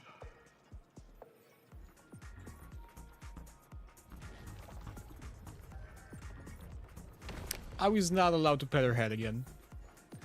All I wanted in life was to pet Firefly's head one more time. Oh, there are enemies! I can see fights in our future. Isn't that wonderful? Isn't that what we want to see? I can't get there. Okay, that's all the loot I get. 最後の舞台へようこそ。実はあなたたちが演じてきたシーンはすべて映画「夢追い物語」のものなの。同じ道を歩む二人が夢を抱いて裸一貫でピノコニーへやってきた。彼らは成功を夢見ていたけど幾度となく挫折を味わうことになる。そして最後に一人は諦めきれずに多額の借金を背負い、もう一人は事業を諦めここを去っていく。それから何年も経った後、二人は賑やかなピノコニーで再会する。でもなかなか相手に話しかける勇気が出なかった。なぜなら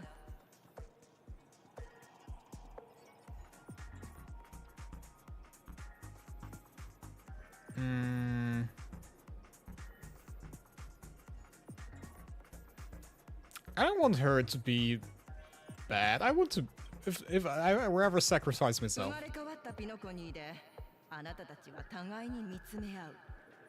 再会の喜びと別れの悲しみ、そして見知らぬ人に会ったような気まずさと再会の照れくささが一気に湧き上がってくる。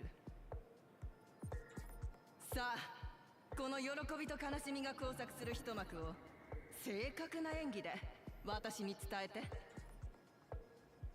これじゃあキリがない。いっそのことあれを使ってみたら。クロックトリックってやつ。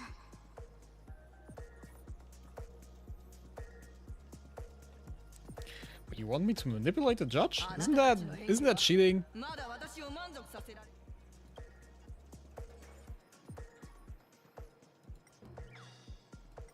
Calm, angry, happy. Probably happy, right? I would want to be my judge happy. 想像もしてなかったわ。これほど悲しい場面があなたたちの演技でこんなに楽しく温かいものに変わるだなんて。二人は昔と同じように仲が良く、時間も I 立 still 場も didn't do 彼らに anything. とっては取るに足らないものみたいだった。私たち Yeah. まだ何もしてないんだけど、ちょっと想像力が豊かすぎない？あなたたちの演技は原作を超えてる。これはまるで。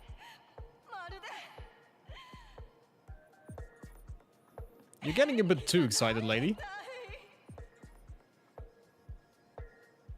試練は突破できたけど、先を急ごう。 The stairs are there. の方が大事だもん。 Look at this! We get to fight!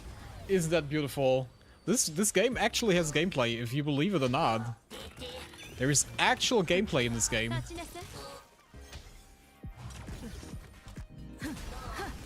It's been so long since I've seen damage numbers. I don't even know how to react to this.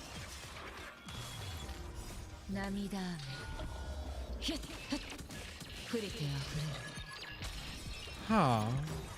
Jackpot. Whatever that means, I hit the jackpot.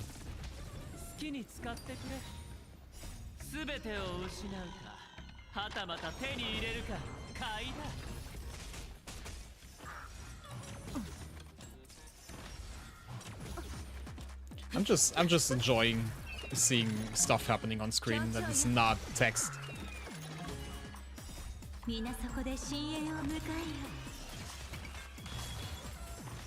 But I guess, not entirely sure, but I'm just gonna guess that we're getting closer to like a boss fight. Would be kind of weird if there was much more, you know, story. I would assume there is.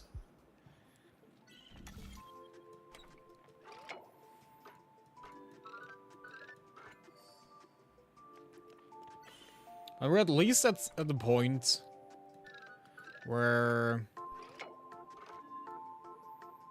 Wait.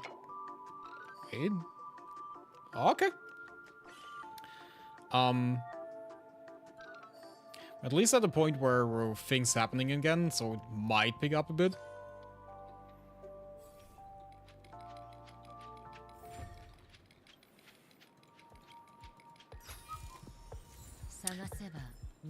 But again, I just have to say that the better choice of action would be to put this in between the whole story stuff. To kind of give a breather. That is like the complaint I will always have with the story elements. You can write it as good as you want, but if you're just dumping me with story, then I'm getting frustrated. What do you mean fun is more important than success? What? No. No. I disagree. あなたたちはあの赤髪の選手よりずっとペースが速いようですね。その赤髪の選手って一体誰なの？それはそのうちわかる。Did we meet a red-haired guy? お二人が次の試練も突破することが前提となりますが。スラーダリミテッドカンパニー協賛。Sambo doesn't have red hair, right? 第33試合第2ステージ。銃と時間へようこそ。銃を選びブラザーハヌの試練に挑戦するか、時間を選んでクロックボーイの試練に挑戦するか。さあ選択してください。Brother Hanu's or Clocky? They both sound annoying.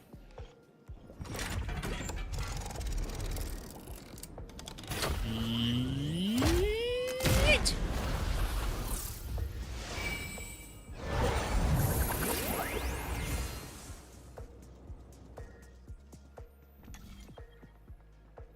Click the button on the tracks. Gunfire time, gunfire trial. Gunfire time, time trial. I guess just gunfire trial? I don't know. I can't really tell you what to expect from any of them. この先であなたたちを待ち受けているのは Morally dubious. 正義であると同時に悪でもある魅力に満ち溢れたキャラクターブラザーハヌです。一説によるとこれらのアニメキャラは時計屋の実体験からインスピレーションを得ているんだとか。クロックボーイ研究者によれば現実世界のブラザーハヌのモデルはかつて時計屋と深い友情で結ばれていた戦友のような存在だったそうです。入り口のテレビからブラザーハヌの世界に飛び込むことで彼とスリリングで素敵なストーリーを体験できます。無事にクリアできることを祈っていますね。銃の試練ってことは戦いで問題を解決できるはずだよね。あんまり時間を無駄にしないで済むといいけど。 I don't think fighting is gonna be the biggest issue. I've prepared for fighting. That's what I'm prepared for. Don't you worry. There's also birds here. Even here, I'm not safe from birds.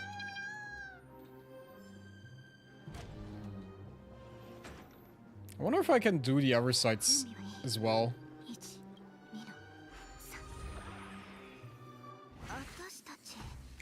素晴らしい。このエピソード、ちびっこ春の大作戦ではボスストーンがしかし現在 Yeah, I get it.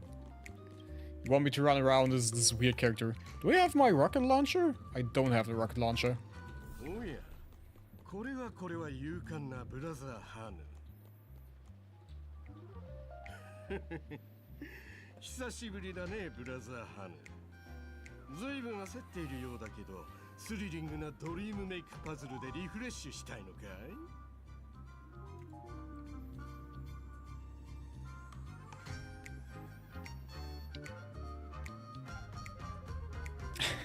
Actually, the plot dictates that you directly provide aid to us. Ah, sad. なんと、つまりボスストーンが悪党たちを集め、ドリームタウンよく聞いてくれ、ブラザーハヌ。君だが知っているかい？スリリングなど。 That's not fair. You have to help me now. I'm guessing I'm just gonna have to the entire time. あの怪物たちに見つからないように気をつけよう。上を見て。あれを押して下に落とせば、あいつを倒せるんじゃないかな。Is that thing moving at some point or not? He doesn't even care about me. That makes things even easier.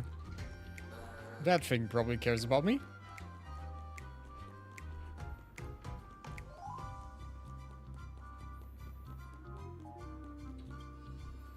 This, and then we teleport up here. We yanking out in birds, because we apparently have nothing else to do.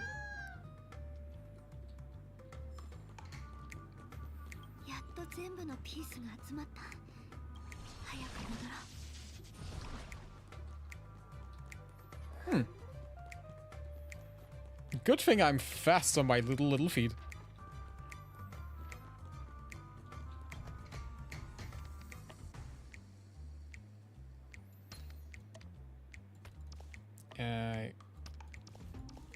Yeah, like this.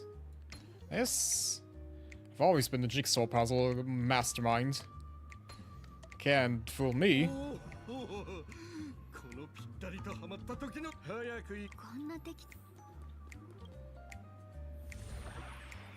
いきなり接続が切られるの、まだ少し慣れないかも。 Let me go up there? If you want me to go up there, I need to check out everything else first. That's just how the game is played. That's the way I came from. That's interesting. They all despawned.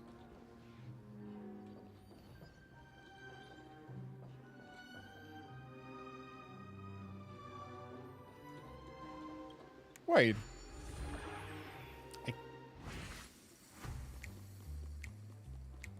I could have... It worked without doing that, so that's interesting.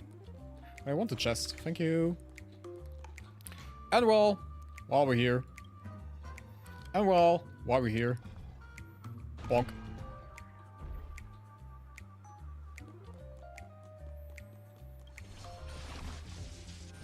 Down we go. You want me to go up? There's also this way. There was a door. Question is... It's not a door, it's a lift. Okay. I can't use that now, so we're going the other way. Do I get the rocket launcher now? It seems like we're getting the rocket launcher. Is that the original?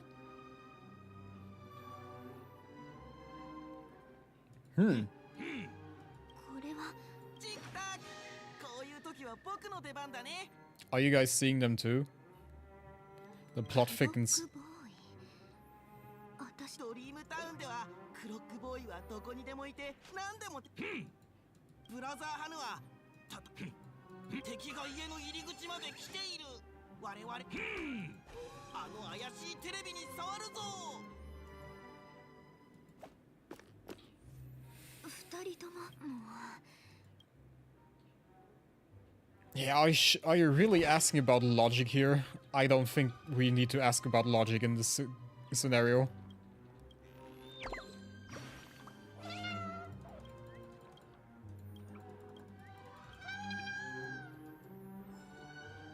じゃあもう一回やってみよう。準備はいい。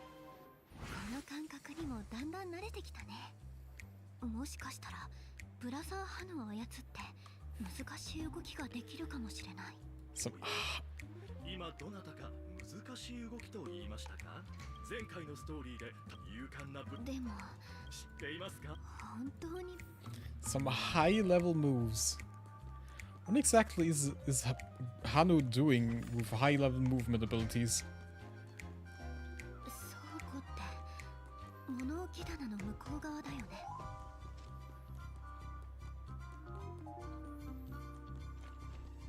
本当にロケットランチャーがある。 Yes. Yes. これでこの発射の感覚グラスホッパー2と同じだ。 You guys are all getting heated. No one survives.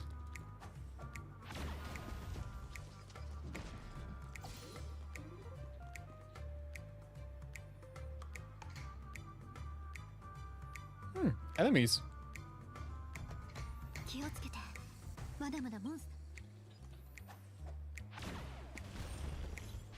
Ha! Sucks to be you. More enemies? More enemies. More. Oh. また来た。でも大丈夫。 Do I have? Oh, I have enough. I have enough ammo for all of you.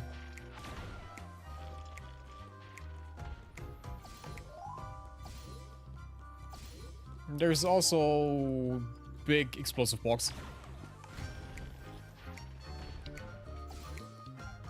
全部倒したよね。なんと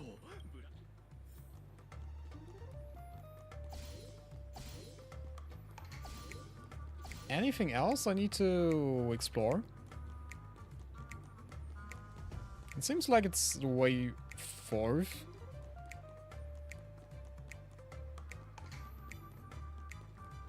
Oh, it's not. Where is this leading me? First up. On a... What? Huh? What do you mean? Door is open. Why can't I switch back?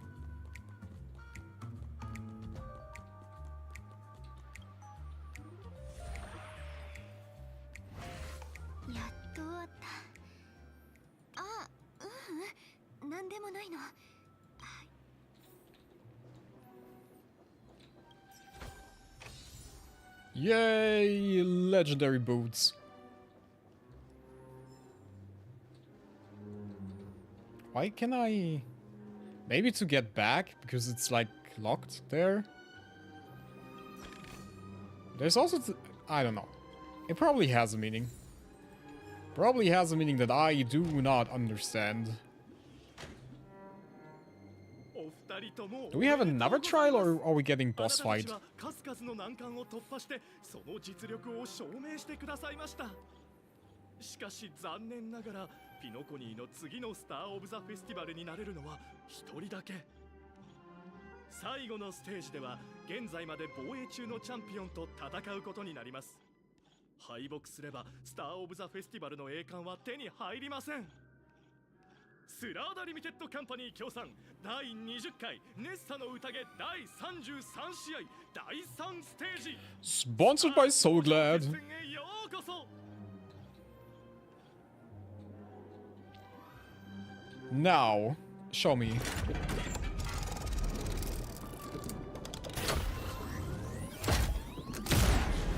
Whee!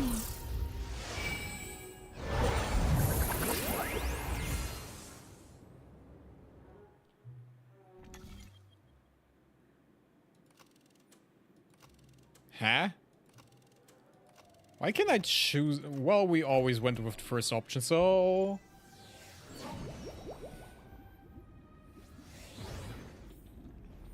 Are there then 2 bosses to defeat here? This guy. Really? 嘘でしょ。なんかとんでもない人が見えたような。Why is this guy here?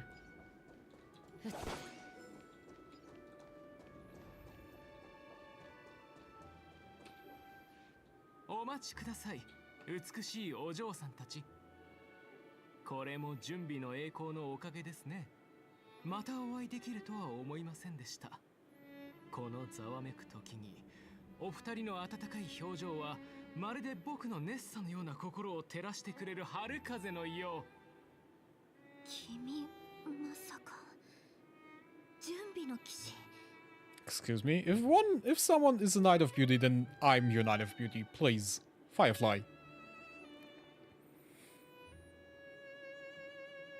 Oh. ああ、お聞きください。バラ色の準備で皆さんが言葉を失いました。なんと光栄なことでしょう。はい。間もなく祭典が開かれると聞き、僕はプライスレス号を全速力で走らせ、ピノコギーへと導いてもらったのです。ですが、準備の加護のない銀河は混沌としており、途中で死にかけた人や負傷者を助けているうちに、思いのほか時間が経ってしまって。幸い、ドワーフラビットの機構パイロット、放浪キャットのデュエリスト、銀河忍者、四駆オムニックなど32名の被災者全員が無事に危機を乗り越えられました。そして今、 Did you get 僕は皆さんを連れて in some kind of Guardians of the Galaxy plot? 美しい生命たちと調和を楽しんでいます。I'm busy saving the world. Could you please make way? それはまさに準備の義挙そのもの。それなら I know I still need to play a story. オーディションのルールは準備と同じように神聖にして不可侵なもの。 God, you piss me off. 一体どうやって選択すればいいのでしょう。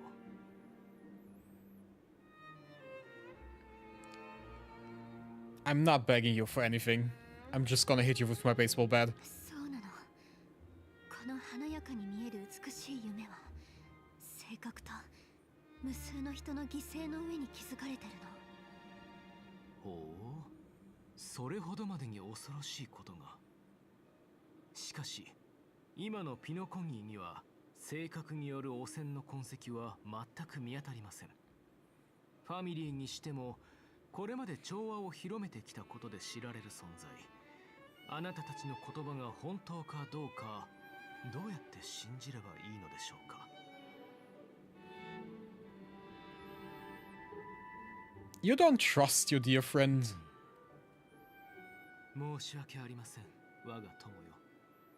あなたたちが心から納得できる証拠を示す。ですが、もしあなたの言葉が本当なら、到着した後、僕が口下手だということもあり、銀の甲冑を身につけた体の大きい烈火のごとくも重要なのは、僕が今ここに立っているということ。退路のない場所で出会ったということです。もし僕が勝ったら、優勝の座を明け渡して、準備の女神イドリラ様。 Fight! Fight! Fight! And I also need to fight by myself. Oh boy. I actually need to do stuff. 勝ちなさい。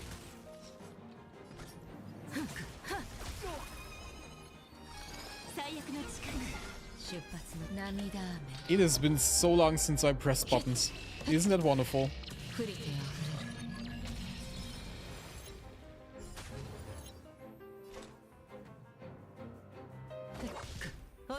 これも試練。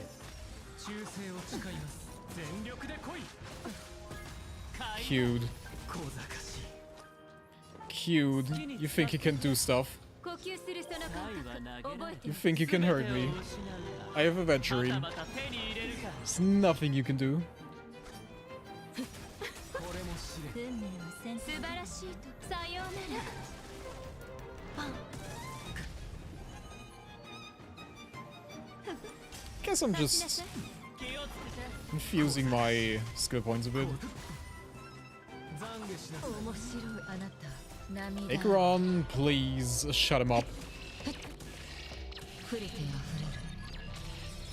お二人の信念には驚かされます。しかし残念ながらそれでも優勝はイドリラ様のもの。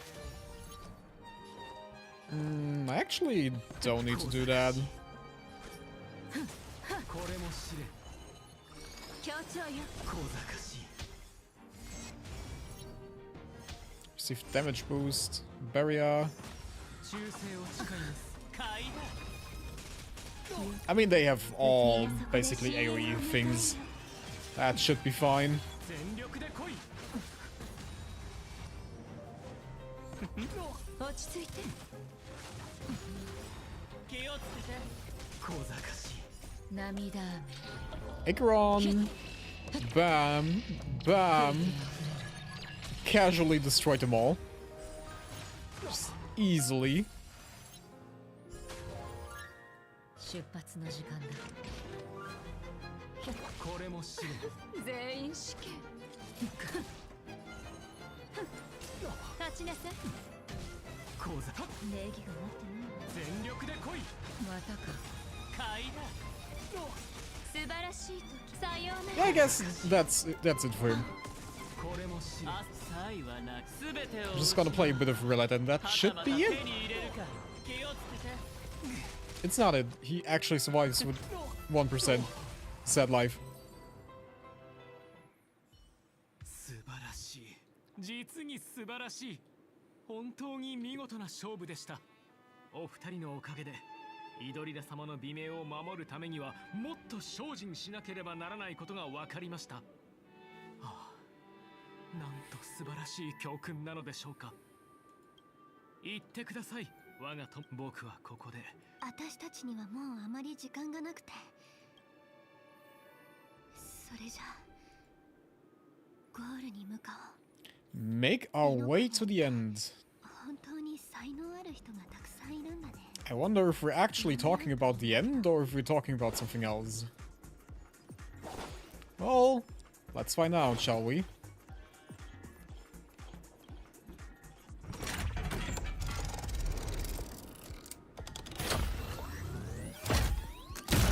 Whee! They really wanted to use that animation over and over again, right? Sponsored by Soulglad. Have we been here before?「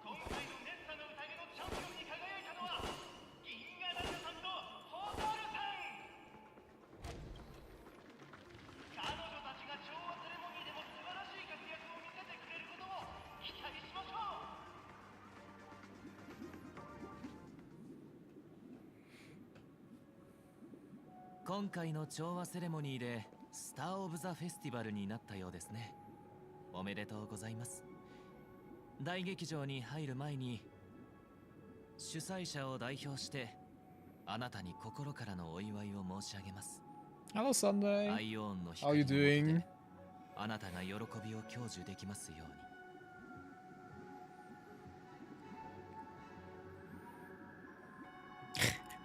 All I get are sincere congratulations. Where are my stellar jades?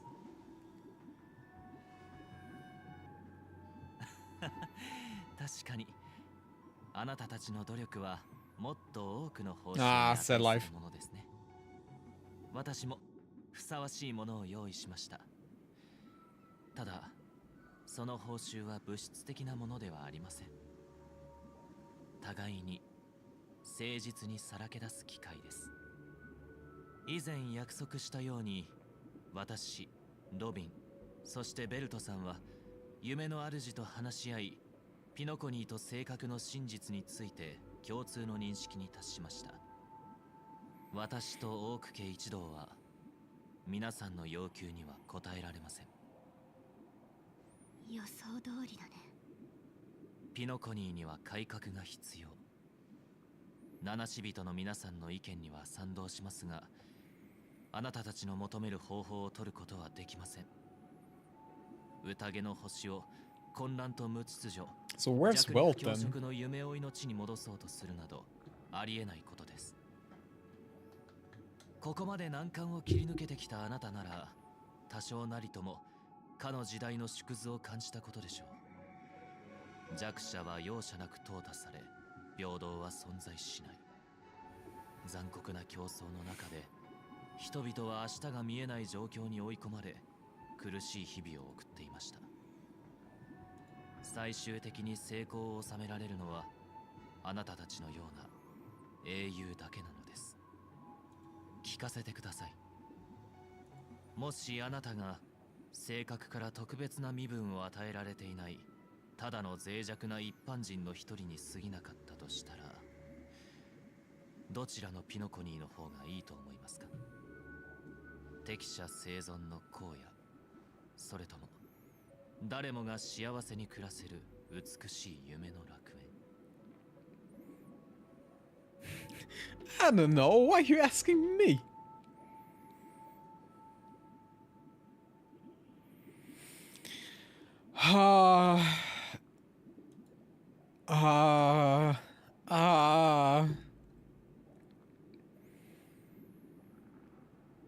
Honestly, it doesn't sound so bad, to be fair.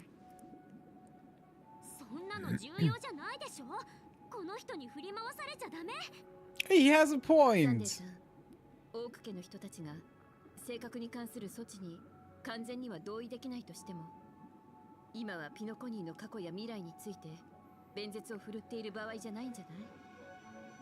性格の問題はピノコニーのすべての人の生死に関わるの。もしそちらにもっといい提案があるなら、私たちは喜んで聞くわ。だからその話し合いの一部始終を詳しく教えて。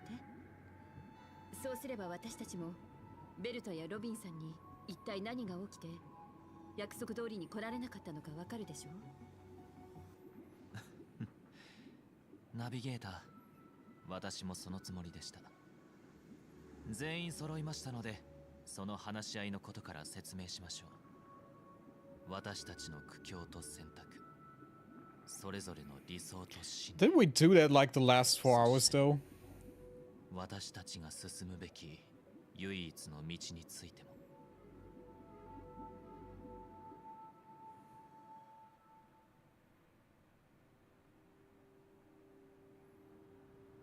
つまり長年にわたり私たちが世の人々を幸せにするために開催していた調和セレモニーを野望を実現するための道具にしていた悪党がいると。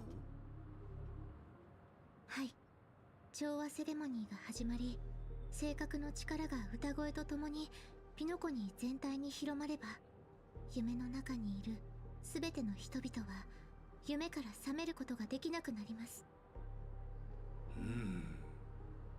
それは驚くべきことだね。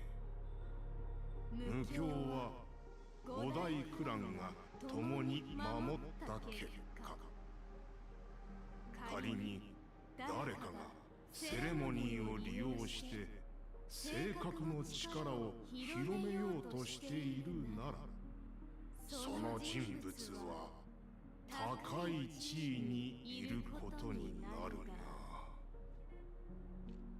誰か疑わしい者はいるのかな。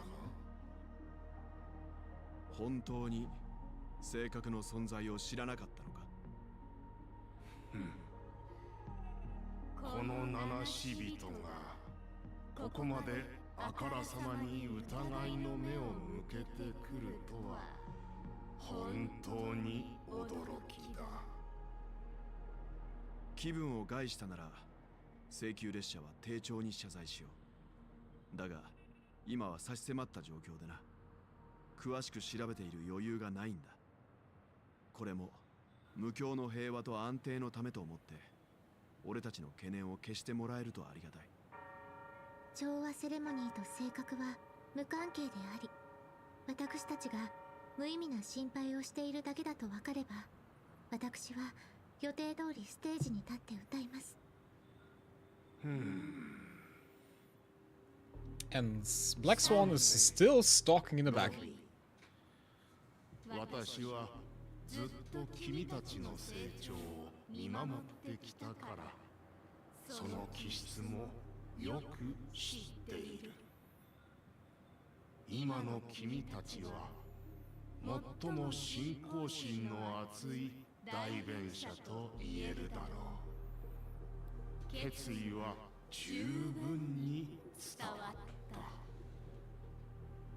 た。この剣は他とは異なり、極めて重要だ。ベルトさんが心から求めているのであれば、私自ら答えるべきだろう。必要があれば、王府家の者たちも That sounds very positive. 従わせる。サンデー、アイオーンに光を降り注がせるよう祈り、祖に代わって私に問いかけなさい。その光の前ではすべての嘘が暴かれる。御意のままに。ロビン、この場を見届け、真実を記録しなさい。そして私の潔白を伝え、汚名を完全に払拭するんだ。御意のままに。主の意志が天に行われる通り、地にも行われますように。三つのカンバセを持つ魂よ、その熱き鉄をかの舌と手のひらに押し当て、嘘偽りの誓いを口にできないようにしたまえ。始めよう。私が準備すべきものは何もない。はい。Is that now a spell that goes on everyone, or how does that work? 質問。 How does it work? あなたは己の神に対して敬虔であり、他のアイオーンを崇拝したことはありませんか？もちろん。あなたは自分自身を愛するのと同じように己の神を愛していますか？また常にその教えを心に留めていますか？もちろん。あなたは己の神が望む道を外れ、その名に背いたことはありませんか？一度もない。あなたは己の神に対して度を越した要求をしたり、創造物としての本分を超えようとしたりしたことはありませんか？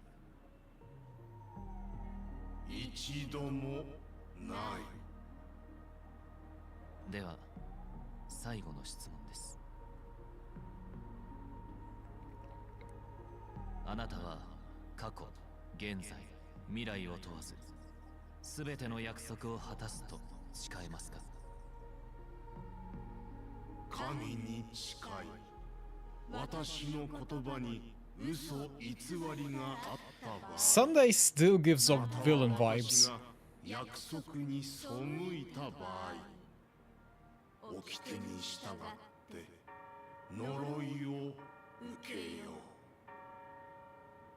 祖はあなたの信念を見てそれを認めました。これによって証明でき。待ってくれ。どうかしましたか、ベルトさん。もう一つ答えてもらいたい質問がある。俺の知る限り、ファミリーの平和共存は掟とやらに依存したものではないはずだ。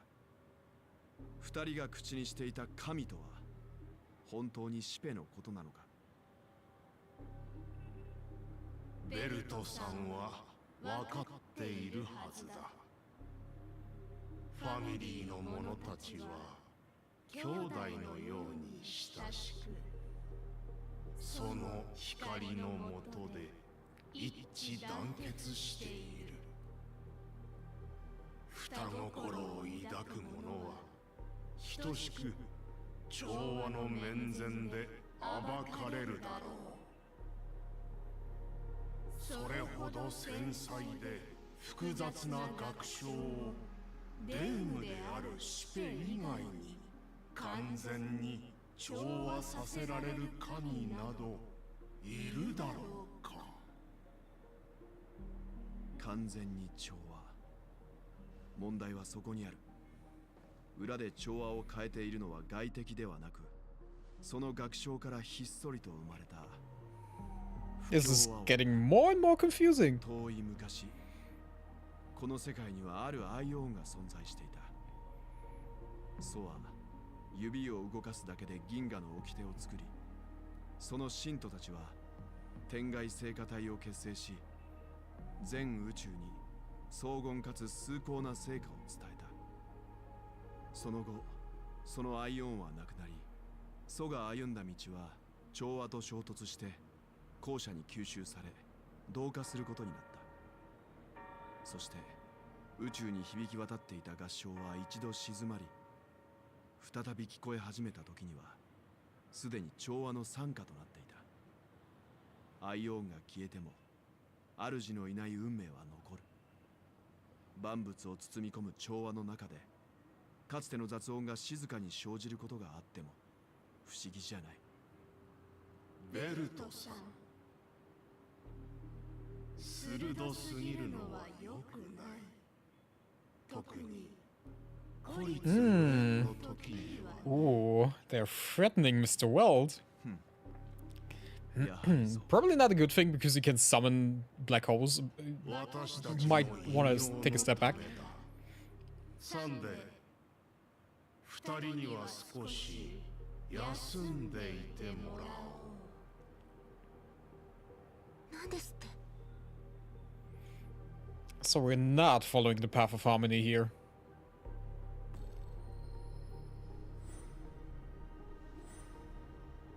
すみません、ロビン。あなたにだけは全てを知ってほしくなかったんですが、残念ながら願いは叶いませんでした。つまり私が歌えなくなった本当の理由はそれだったってこと。ピノコニーを覆う影は本当は。私たちは最初から調和の子ではなかったんです。私たちの理想の中のシペが作るものではありません。人々の幸福は By the one who transcends the 万人の上に many. 立つ一人が約束するしかないのですよ。掟の中で人間は社会を築く。そして調和の中で私たちは秩序を得るのです。Order. Who is the Eon of Order 信 then? じられない。まさかピノコニーに秩序の残党がいたなんて。あんたたち、幼おじちゃんとロビンさんに何したの？ご安心ください。彼らには一人で運命について考える時間を与えただけですから。分かってるでしょうけど、それは請求列車を敵に回すことになるわよ。七死人の皆さんを敵に回したとしても、それは私とオーク家だけ。しかし実際にはそこまでは言っていませんよね。皆さんがピノコニーの正義のために奔走していることは誰もが知っています。Honestly, yeah, stop beating around the bush, get to the point. What do you want? 強さは一種の美徳だというのに。しかし私はあなたを責めるつもりはありません。むしろここに来た意図を明かしましょもし秩序があんたを使ってベルトとロビンさんを監禁して、それを出しに私たちを従わせようとしてるなら、話し合う必要なんてないと思うけど。それは誤解ですよ、姫子さん。彼らは無事です。ファミリーが約束しているように無境の中では誰も傷つくことはありません。秩序の美しい新世界に属しているならなおのことです。ピノコニーとこの宇宙はあまりに多くの無辜の血を見てきました。強者は弱者に刃を向け、勝者は敗者の命を終わらせる。自然淘汰。世界はこの法則に従い、全人類の幸福を弱者の屍の上に築きました。そして私たち、あるいは私だけがこの不条理な Might be a 茶 bit 番を終わら power せる drunk 力を here. 持っているのです。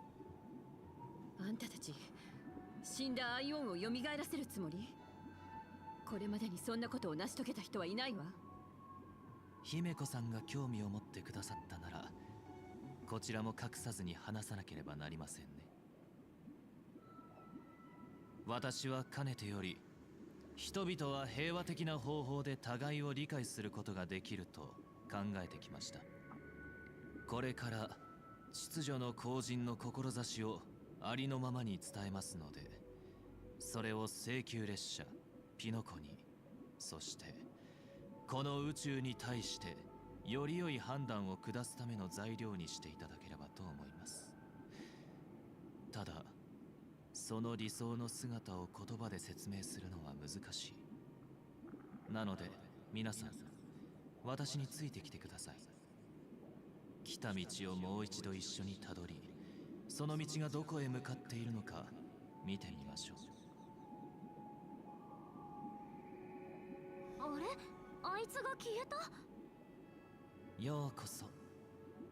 ここはピノコニーの無境の一角ではなく、 We're inside Sunday? I don't want to be inside him. 目の前の景色が変わらないのは、皆さんの意識が類似した概念を抽出して保管しているからです。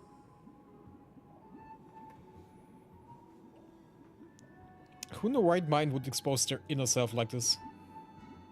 つまりあんたベルトにも同じことをしたの？これは一種の調律でより強い効果がありますが、その分精神も消耗します。そちらの灰色の髪のお客様は以前にも体験したことがあるのでわかりますよね。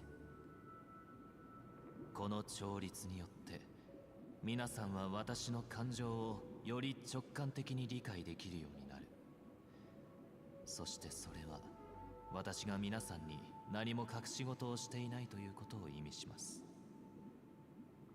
では次に大画面を見ていただけますか。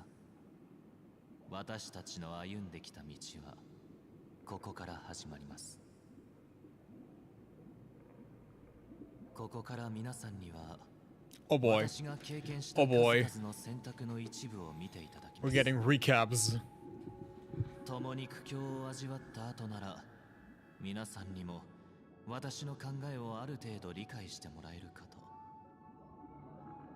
では始めましょう。一つ目の選択はひな鳥に関するものです。これは私とロビンが子供の頃に起きたこと。私たちは性格の災いの被害者でした。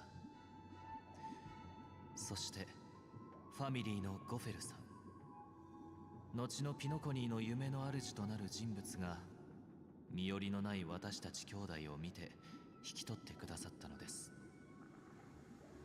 その後しばらく私とロビンは比較的気楽な時間を過ごしました。しかしある日の夕食後、私とロビンはゴフェルさんの庭で偶然にも孤独なハーモニーピジョンのヒナを見つけたのです。そのヒナ鳥はとても小さく、まだ羽も生え揃っておらず、歌も歌えませんでした。私たちが見つけた時、そのヒナは草むらの中で息も絶え絶えになっていたので、おそらく親鳥に見捨てられたのでしょう。私たちはすぐにクッションを持ってきて、その上でヒナを休ませようとしました。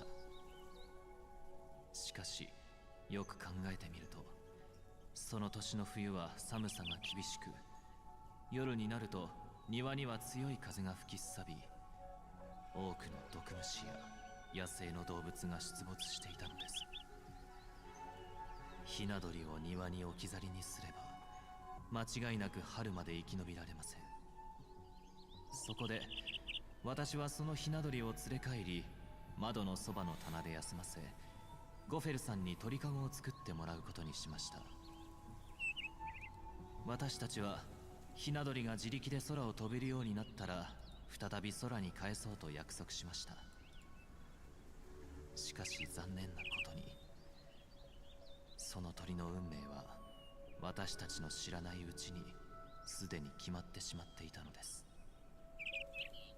そのひな鳥の結末は私たちの選択にかかっている。さて、この選択の権利を皆さんに委ねましょう。I get to make choices? この状況に対し Wow. て、あなたたちはどのような選択をしますか？私たちの最初の案を採用してクッションをヒナのベッドにしてあげますか？それとも鳥かごを作って暖かい家の中で可愛がってあげますか？あなたたちの答えを楽しみにしています。 Well, I mean, we did learn what happened to the bird when we built when they took it home, so I'm gonna choose the other option. Build a nest with a soft net where the Chamido fell. Yep. 興味深いですね。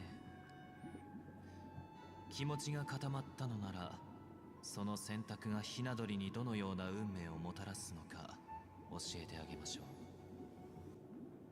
私が観察した結果、その庭には小鳥を捕食する動物が少なくとも3種類出没することが分かりました。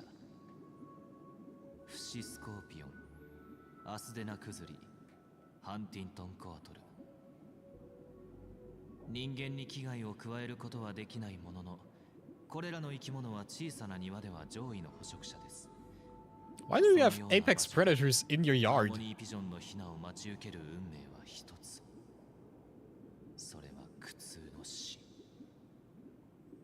あなたの選択はとても残念に思います。続いて2つ目の選択に進みましょう。次は What kind of garden do you have? の話です。 Snakes, scorpions. Kinda seems a bit unsafe. 私が卓音の職に就いていた時の出来事です。ちなみに卓音とは無教の住民の戸惑いや迷いに耳を傾け、彼らにふさわしい導きを与えるオーク家特有の役職のことですね。私が無教の各方面からの声を聞けるようになったのもその頃でした。喜び、憂い、傲慢、後悔。そこには複雑な人間性が織りなす世界があり、私は幸いにもその一端を垣間見ることができたのです。それは一人の夢追い人であり、密航者でもありました。他の人々と同じように、彼は素晴らしい生活に憧れを抱いてピノコニーにやってきた。しかし、彼が支払った代償は、普通の人間にとっては、まさに全てを投げ打つと言えるようなものでした。彼は私に、家にある売れるものは全て売ったと言ったのです。家、土地、そして2人の子供も。自分には子供を養えないが、奴隷になれば少なくとも食べてはいけると話していました。彼は計画も立てていました。財を成した後、子供たちを買い戻し、ピノコニーの美しい夢を共に楽しむという計画を。しかし残念ながら、I mean, that was a dumb plan to begin with. Just to be entirely clear. 頑固なハウンドたちに嗅ぎつけられてしまう。 Desperate plan, but still dumb. その夢追い人の話を聞き、私はすぐにハウンド家に追跡の中止を求めました。そうすれば彼は安心して暮らせるようになると思ったからです。ですが私の考えは浅はか。 He probably was desperate and did something stupid, right? この独りよがりの決断が Just because he was doing fine doesn't mean that the rest of his family did. 思いもしませんでした。答えを明かすのは後にしましょう。さあ皆さん選択してください。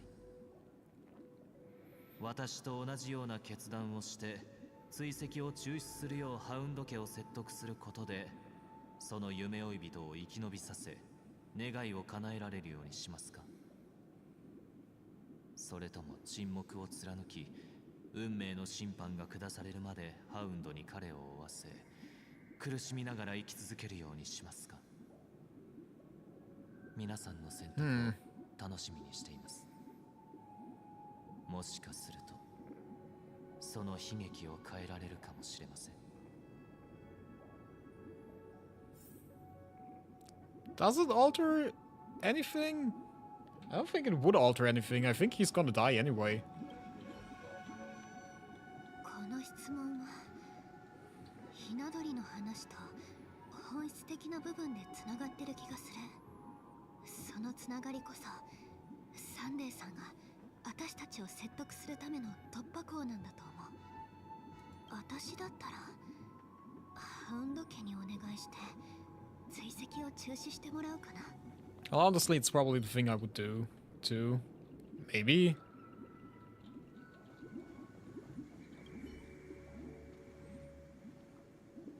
ピノコニーでは密航者って本当に珍しくないみたいだね。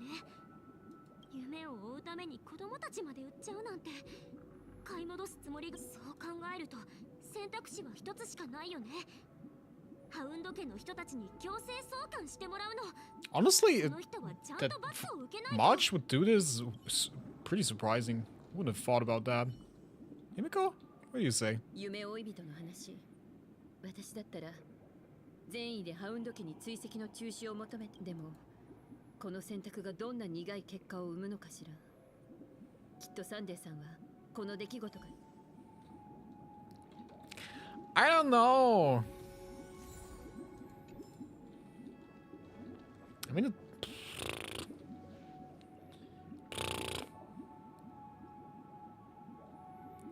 remain silent and enforce the law. What is even the law? Is he just gonna get sent back? If he's just gonna send back, then I think sending him back would be fine.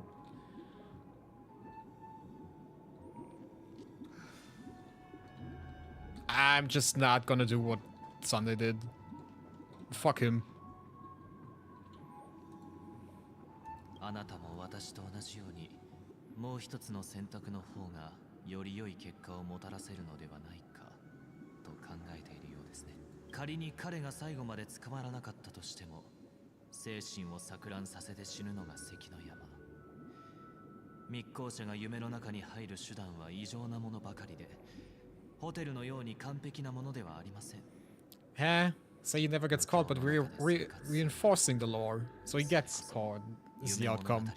You can't just twist the story like that, my guy. もし彼が捕まったら、ハウンドたちは情けをかけるでしょうか。答えはノーです。彼らはそれに伴う結果に責任を負えません。 Of course not. 当然リスクを冒してまで助け Maybe he doesn't deserve one.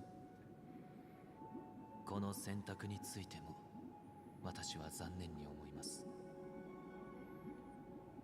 今回の話は、これは私がオーク家の当主に就任した日のこと。当時ゴフェルさんはすでに夢の主となっており、彼の求めに応じて私たちは個人的な話し合いをしました。驚いたことに夢の主は私に一通の手紙を持ってくるためだけにその話し合いの場を設けたのです。そこで私は手紙の内容を読むよう言われたのですが、その手紙は妹からのものでした。手紙には日常的な挨拶や彼女が旅したさまざまな世界での体験について書かれていました。そしてその手紙が話し合いと何の関係があるのだろうと疑問に思った時、不意に夢の主が口を開いたのです。この手紙は誰が書いたものかわかるかい？それはもちろん妹です。この筆跡は妹のものですから。夢の主、なぜ私たち兄弟の日常的なことで訪ねてこられたのですか？この件を深く理解してもらうためだ。聞くが、君は今ロビンがどこにいるか知っているかい？手紙の内容からするとカスビリンアート8でしょうか。今はそこで巡回コンサートをしているようですね。その通り。では彼女は流れ弾に当たったことについて stray bullet? 触れているかな？流れ弾？それはその星では戦争が起きている。だからこそロビンはそこを目的地に選んだんだ。調和を広め、その星の命を救うため、彼女は自ら前線に赴いた。 I mean, obviously she would tell him that because he wouldn't allow that. その歌声で人々の苦痛を和らげ、自らカンパニーの救援物資の輸送を手伝おうとしたようだが、残念なことに流れ弾は無情だからね。ロビンは今どうしているのですか？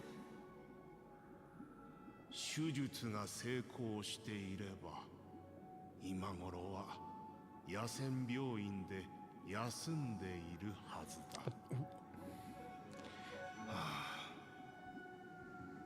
As noble of her as it is to try to deliver that, why would she even do that? しかし日頃から調和の善行を実践していたためか、銃弾は命脈を傷つけなかった。君の雑務が済んだらすぐに彼女に返事を書いてあげなさい。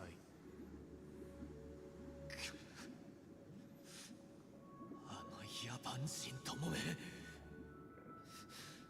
今すぐ荷物をまとめます。教えてくださってありがとうございました、ゴフェルさん。これでどうして彼女がいつもあのような複雑な首飾りをつけているのか Because she has a scar. 分かったでしょう。そんなロビンさん。もう過去のことですから気にしないでください。このことを皆さんに話したのは調和の限界と苦境を理解していただきたかったからです。強きをもって弱きを助けるというビジョンがどれほど素 I 晴らしいもの wouldn't でも necessarily call ほとん Robin どの one 場合 of は the 一 strong 方的な願望に defending the 過ぎま weak. せん。同じように Doesn't really sound 皆 right. さんに最後の質問、最後の選択を用意しました。ご安心ください。今回の選択は重苦しい結果を招くものではありませんから。実際何も起こりません。これはただの空想であり、私を幾晩も悩ませてきた悪夢。もし皆さんに私のような選択をする機会があったとしたら、ロビンが踏み出した調和の旅を応援しますか？ Isn't that her choice to make? That's not my choice to make. That's hers. If she wants to continue that journey, then fine. Do what you want.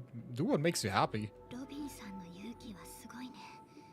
でもロビンさんはサンデーさんの妹でも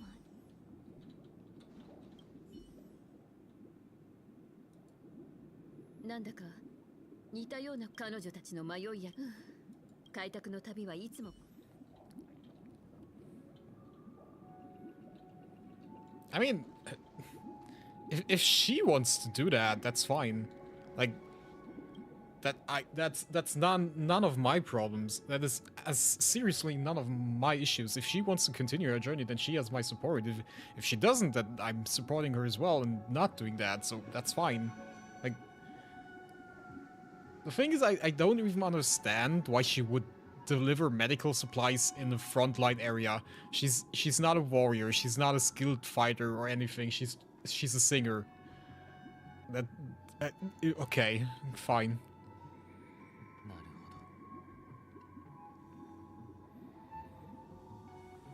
皆さんの考えは分かりました。私がこれらの質問をしたのは、あることを明らかにしたかったからです。すなわち、ピノコニーの苦境は調和では救うことができず、本当に美しい夢の楽園を築けるのは強い者が弱い者を制する秩序だけだということ。人が苦しみを受けた時の痛み、道を見失った時の戸惑い、願いが叶わなかった時の落胆、さらには絶望がどれほどのものか私はよく知っています。そしてそれらすべてが私を苦しめている。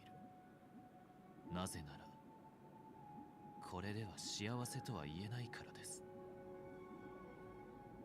私たちは弱者に幸せに暮らすための方法を教えなければなりません。This guy is weird. そしてその暮らしとは I thought I liked him at some point when he cared about Robin, but he's weird. 絶対的な意味で人間が生存するためのものなのです。あなたにとって幸せな暮らし Honestly, he's a bit more psychopathic than Sparkle. いい質問ですね。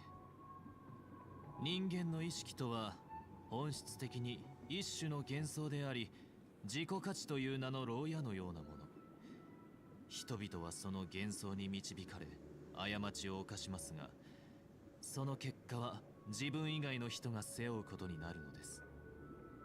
過ちが一つまた一つと人々の中に満ちていき、やがて限界を迎えるとその牢屋が連なって監獄を作り出す。それが適者生存という名の自然法則です。そして自然は常に略奪と犠牲を伴う。その反対にあるものこそが秩序なのですよ。私がしようとしているのは、すべての生き物の幸せを唯一の秩序のもとに置くこと。そうすれば人々は苦渋の選択をすることも、人間の弱さに向き合う必要もなくなるでしょう。野獣の悪臭を捨て去らなければ人間のための楽園は築けないのです。ただ思想を説明するだけでは抽象的すぎると思うので、簡単な例を挙げましょうか。皆さんはすでに知っているかもしれませんが、いくつかの世界には2連休、 Where are we going with this now? 3連休という社会運営 Weekends, long weekends, Sunday. その貴重な休日に人々は生活の重圧から解放され、魂の平穏を取り戻すことができるのです。そうした日にだけ人々は弱肉強食の法則と向き合わずに、ほんの数日の幸せな暮らしを送ることができる。しかし数日という時間は長い人生に比べるとあまりにも短い。私としては社会の理想的な制度は週休7日であるべきだと考えています。日曜日の翌日、翌々日、さらに翌日、 So no one is working anymore. そうして永遠に That's a fun dream. That's wonderful. これこそが But 新世界の姿であり、 that's not how society works. That's not how economics work. That's not how anything in the world works. How do you want to keep up the society if no one is working? Well, Right? How?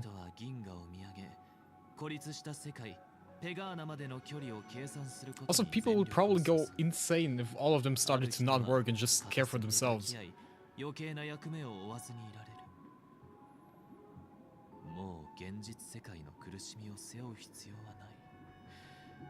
Is this guy like Madara Uchiha from Infinite Tsukiyomi? What is going on? Like, all he wants is happy dreams for everyone. Life is not a happy dream, and that's just his way. Stop.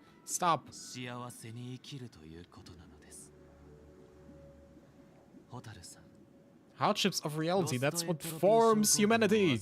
That was creating character, that's what makes you you.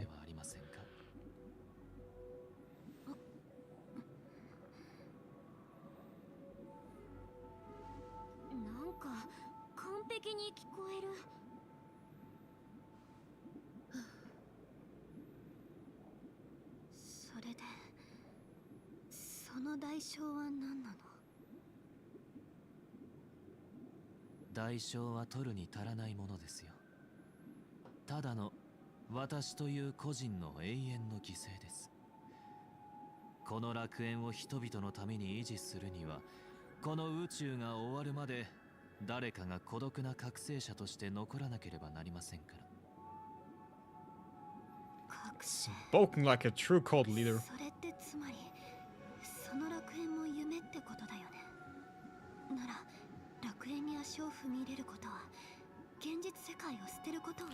Correct.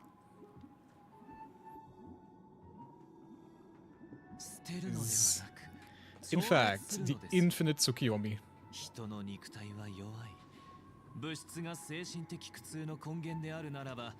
私たちはそれに打ち勝たなければなりません。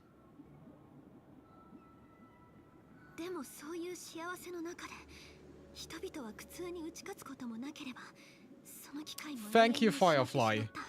Thank you for speaking the voice of reason. I knew there was a reason I love you. そう思われても構いませんが、逃避は恥ではないでしょう。むしろ Of course, you can escape for a while, but you need to fight again. なぜ眠るのかという疑問の答えは、夢から覚めるのが怖いからだと思っているのではありませんか。しかし、それは異形とは矛盾しません。そのことを認めなければ、私たちは人間の弱さを理解することも、それを受け入れ守ることもできないのです。 私はサンデーさんが生まれながらの指導者であることは認める。あなたは人間に対して悲観的でありながら否定する心を Can I just knock him out with my baseball bat at this point? 平等に憐れんでるから。でも私はあなたと違って自分自身のために生きてるの。だから私は Thank you. 自分のために選択するのは当然のことで。 Fuck your order. 生まれつき持っている Fuck your lifestyle. 逃避は弱者の本能かもしれないけど、誰が弱者なのかは他人が決めるべきことじゃない。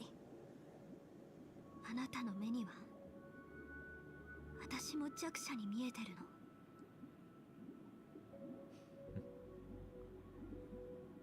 私は 自分が弱者だとは思わない。ホタルは自分の意見を述べた。私たち請求列車も答えを出しましょう。あんたに任せるわ。ミハイルさんが言っていたように、彼に私たちの選択を教えてあげて。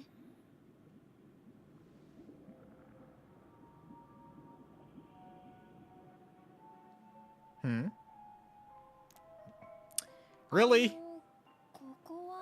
At this time and place? 見覚えはある？ミシャ。はっきりとは言えませんが、見覚えがあるような気がします。ここはどこですか？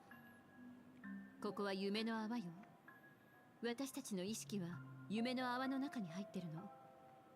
これはとある七死人が請求列車に残した贈り物なんだけど、不思議なことに私たちが開けた時は何も入ってなかったのよね。無教ショップのドクター・エドワードから教えてもらったんだけど、無教は記憶が集まってできたものだから、核がないなら夢の泡は形成されないはずなんですって。だからホテルのドアボーイとして請求列車の友人の中でピノコニーのことを一番よく知っているミーシャなら、この疑問を解く手伝いをしてくれるんじゃないかと思って。夢の泡にはあまり詳しくないんですが、皆さんはこの大きな家が何なのか知りたいんですよね。それなら頑張ってみます。お願いね。姫子、まだよく分かってないんだけど、どうしてミーシャがこの夢の泡と関係あるって断定できるの？断定はできないわ。これはただの推測。でもミーシャがここに見覚えがあるのなら、私の推測は正しいのかもしれない。This place looks familiar. そう。あんたとホタルはここで今は眠りと呼ぶべきものに遭遇した。それがドリームリーフと関係していることを考えると、ここに現れるのもうなずけるわ。今の問題は、誰があんたたちをここに連れてきたのかってこと。これまでの手がかりからして、あの愚者である可能性は低い。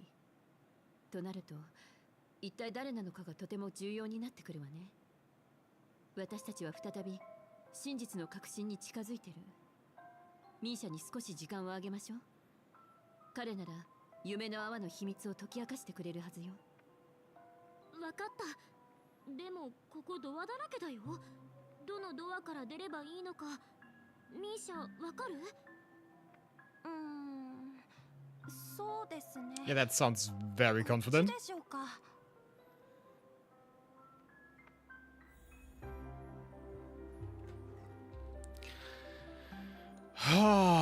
But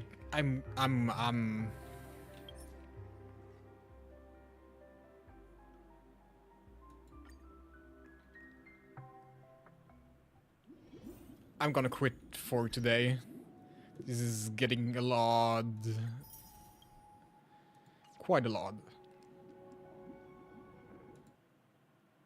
Okay. So.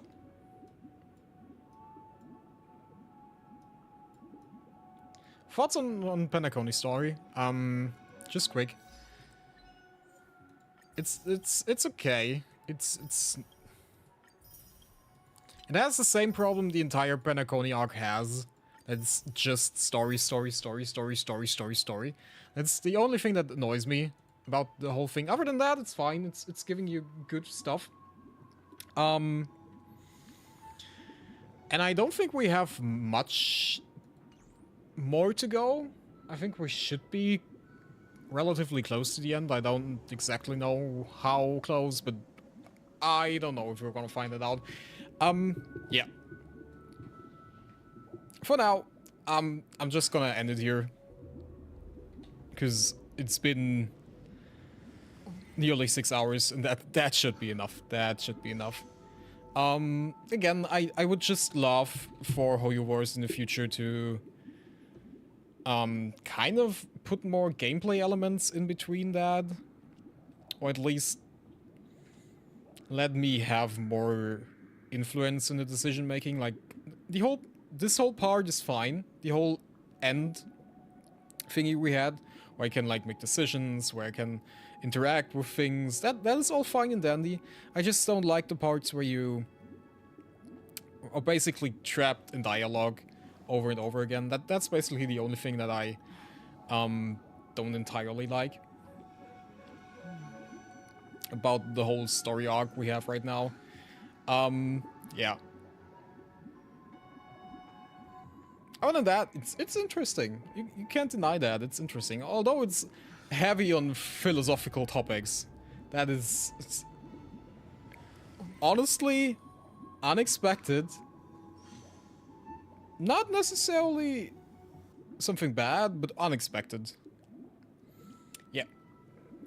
But again, it's been 6 hours. That's a lot for me, so even though I think we're relatively close, I'm gonna take a break for today. I'm gonna be back on Friday. I don't know when we're gonna do the rest of the story then, though.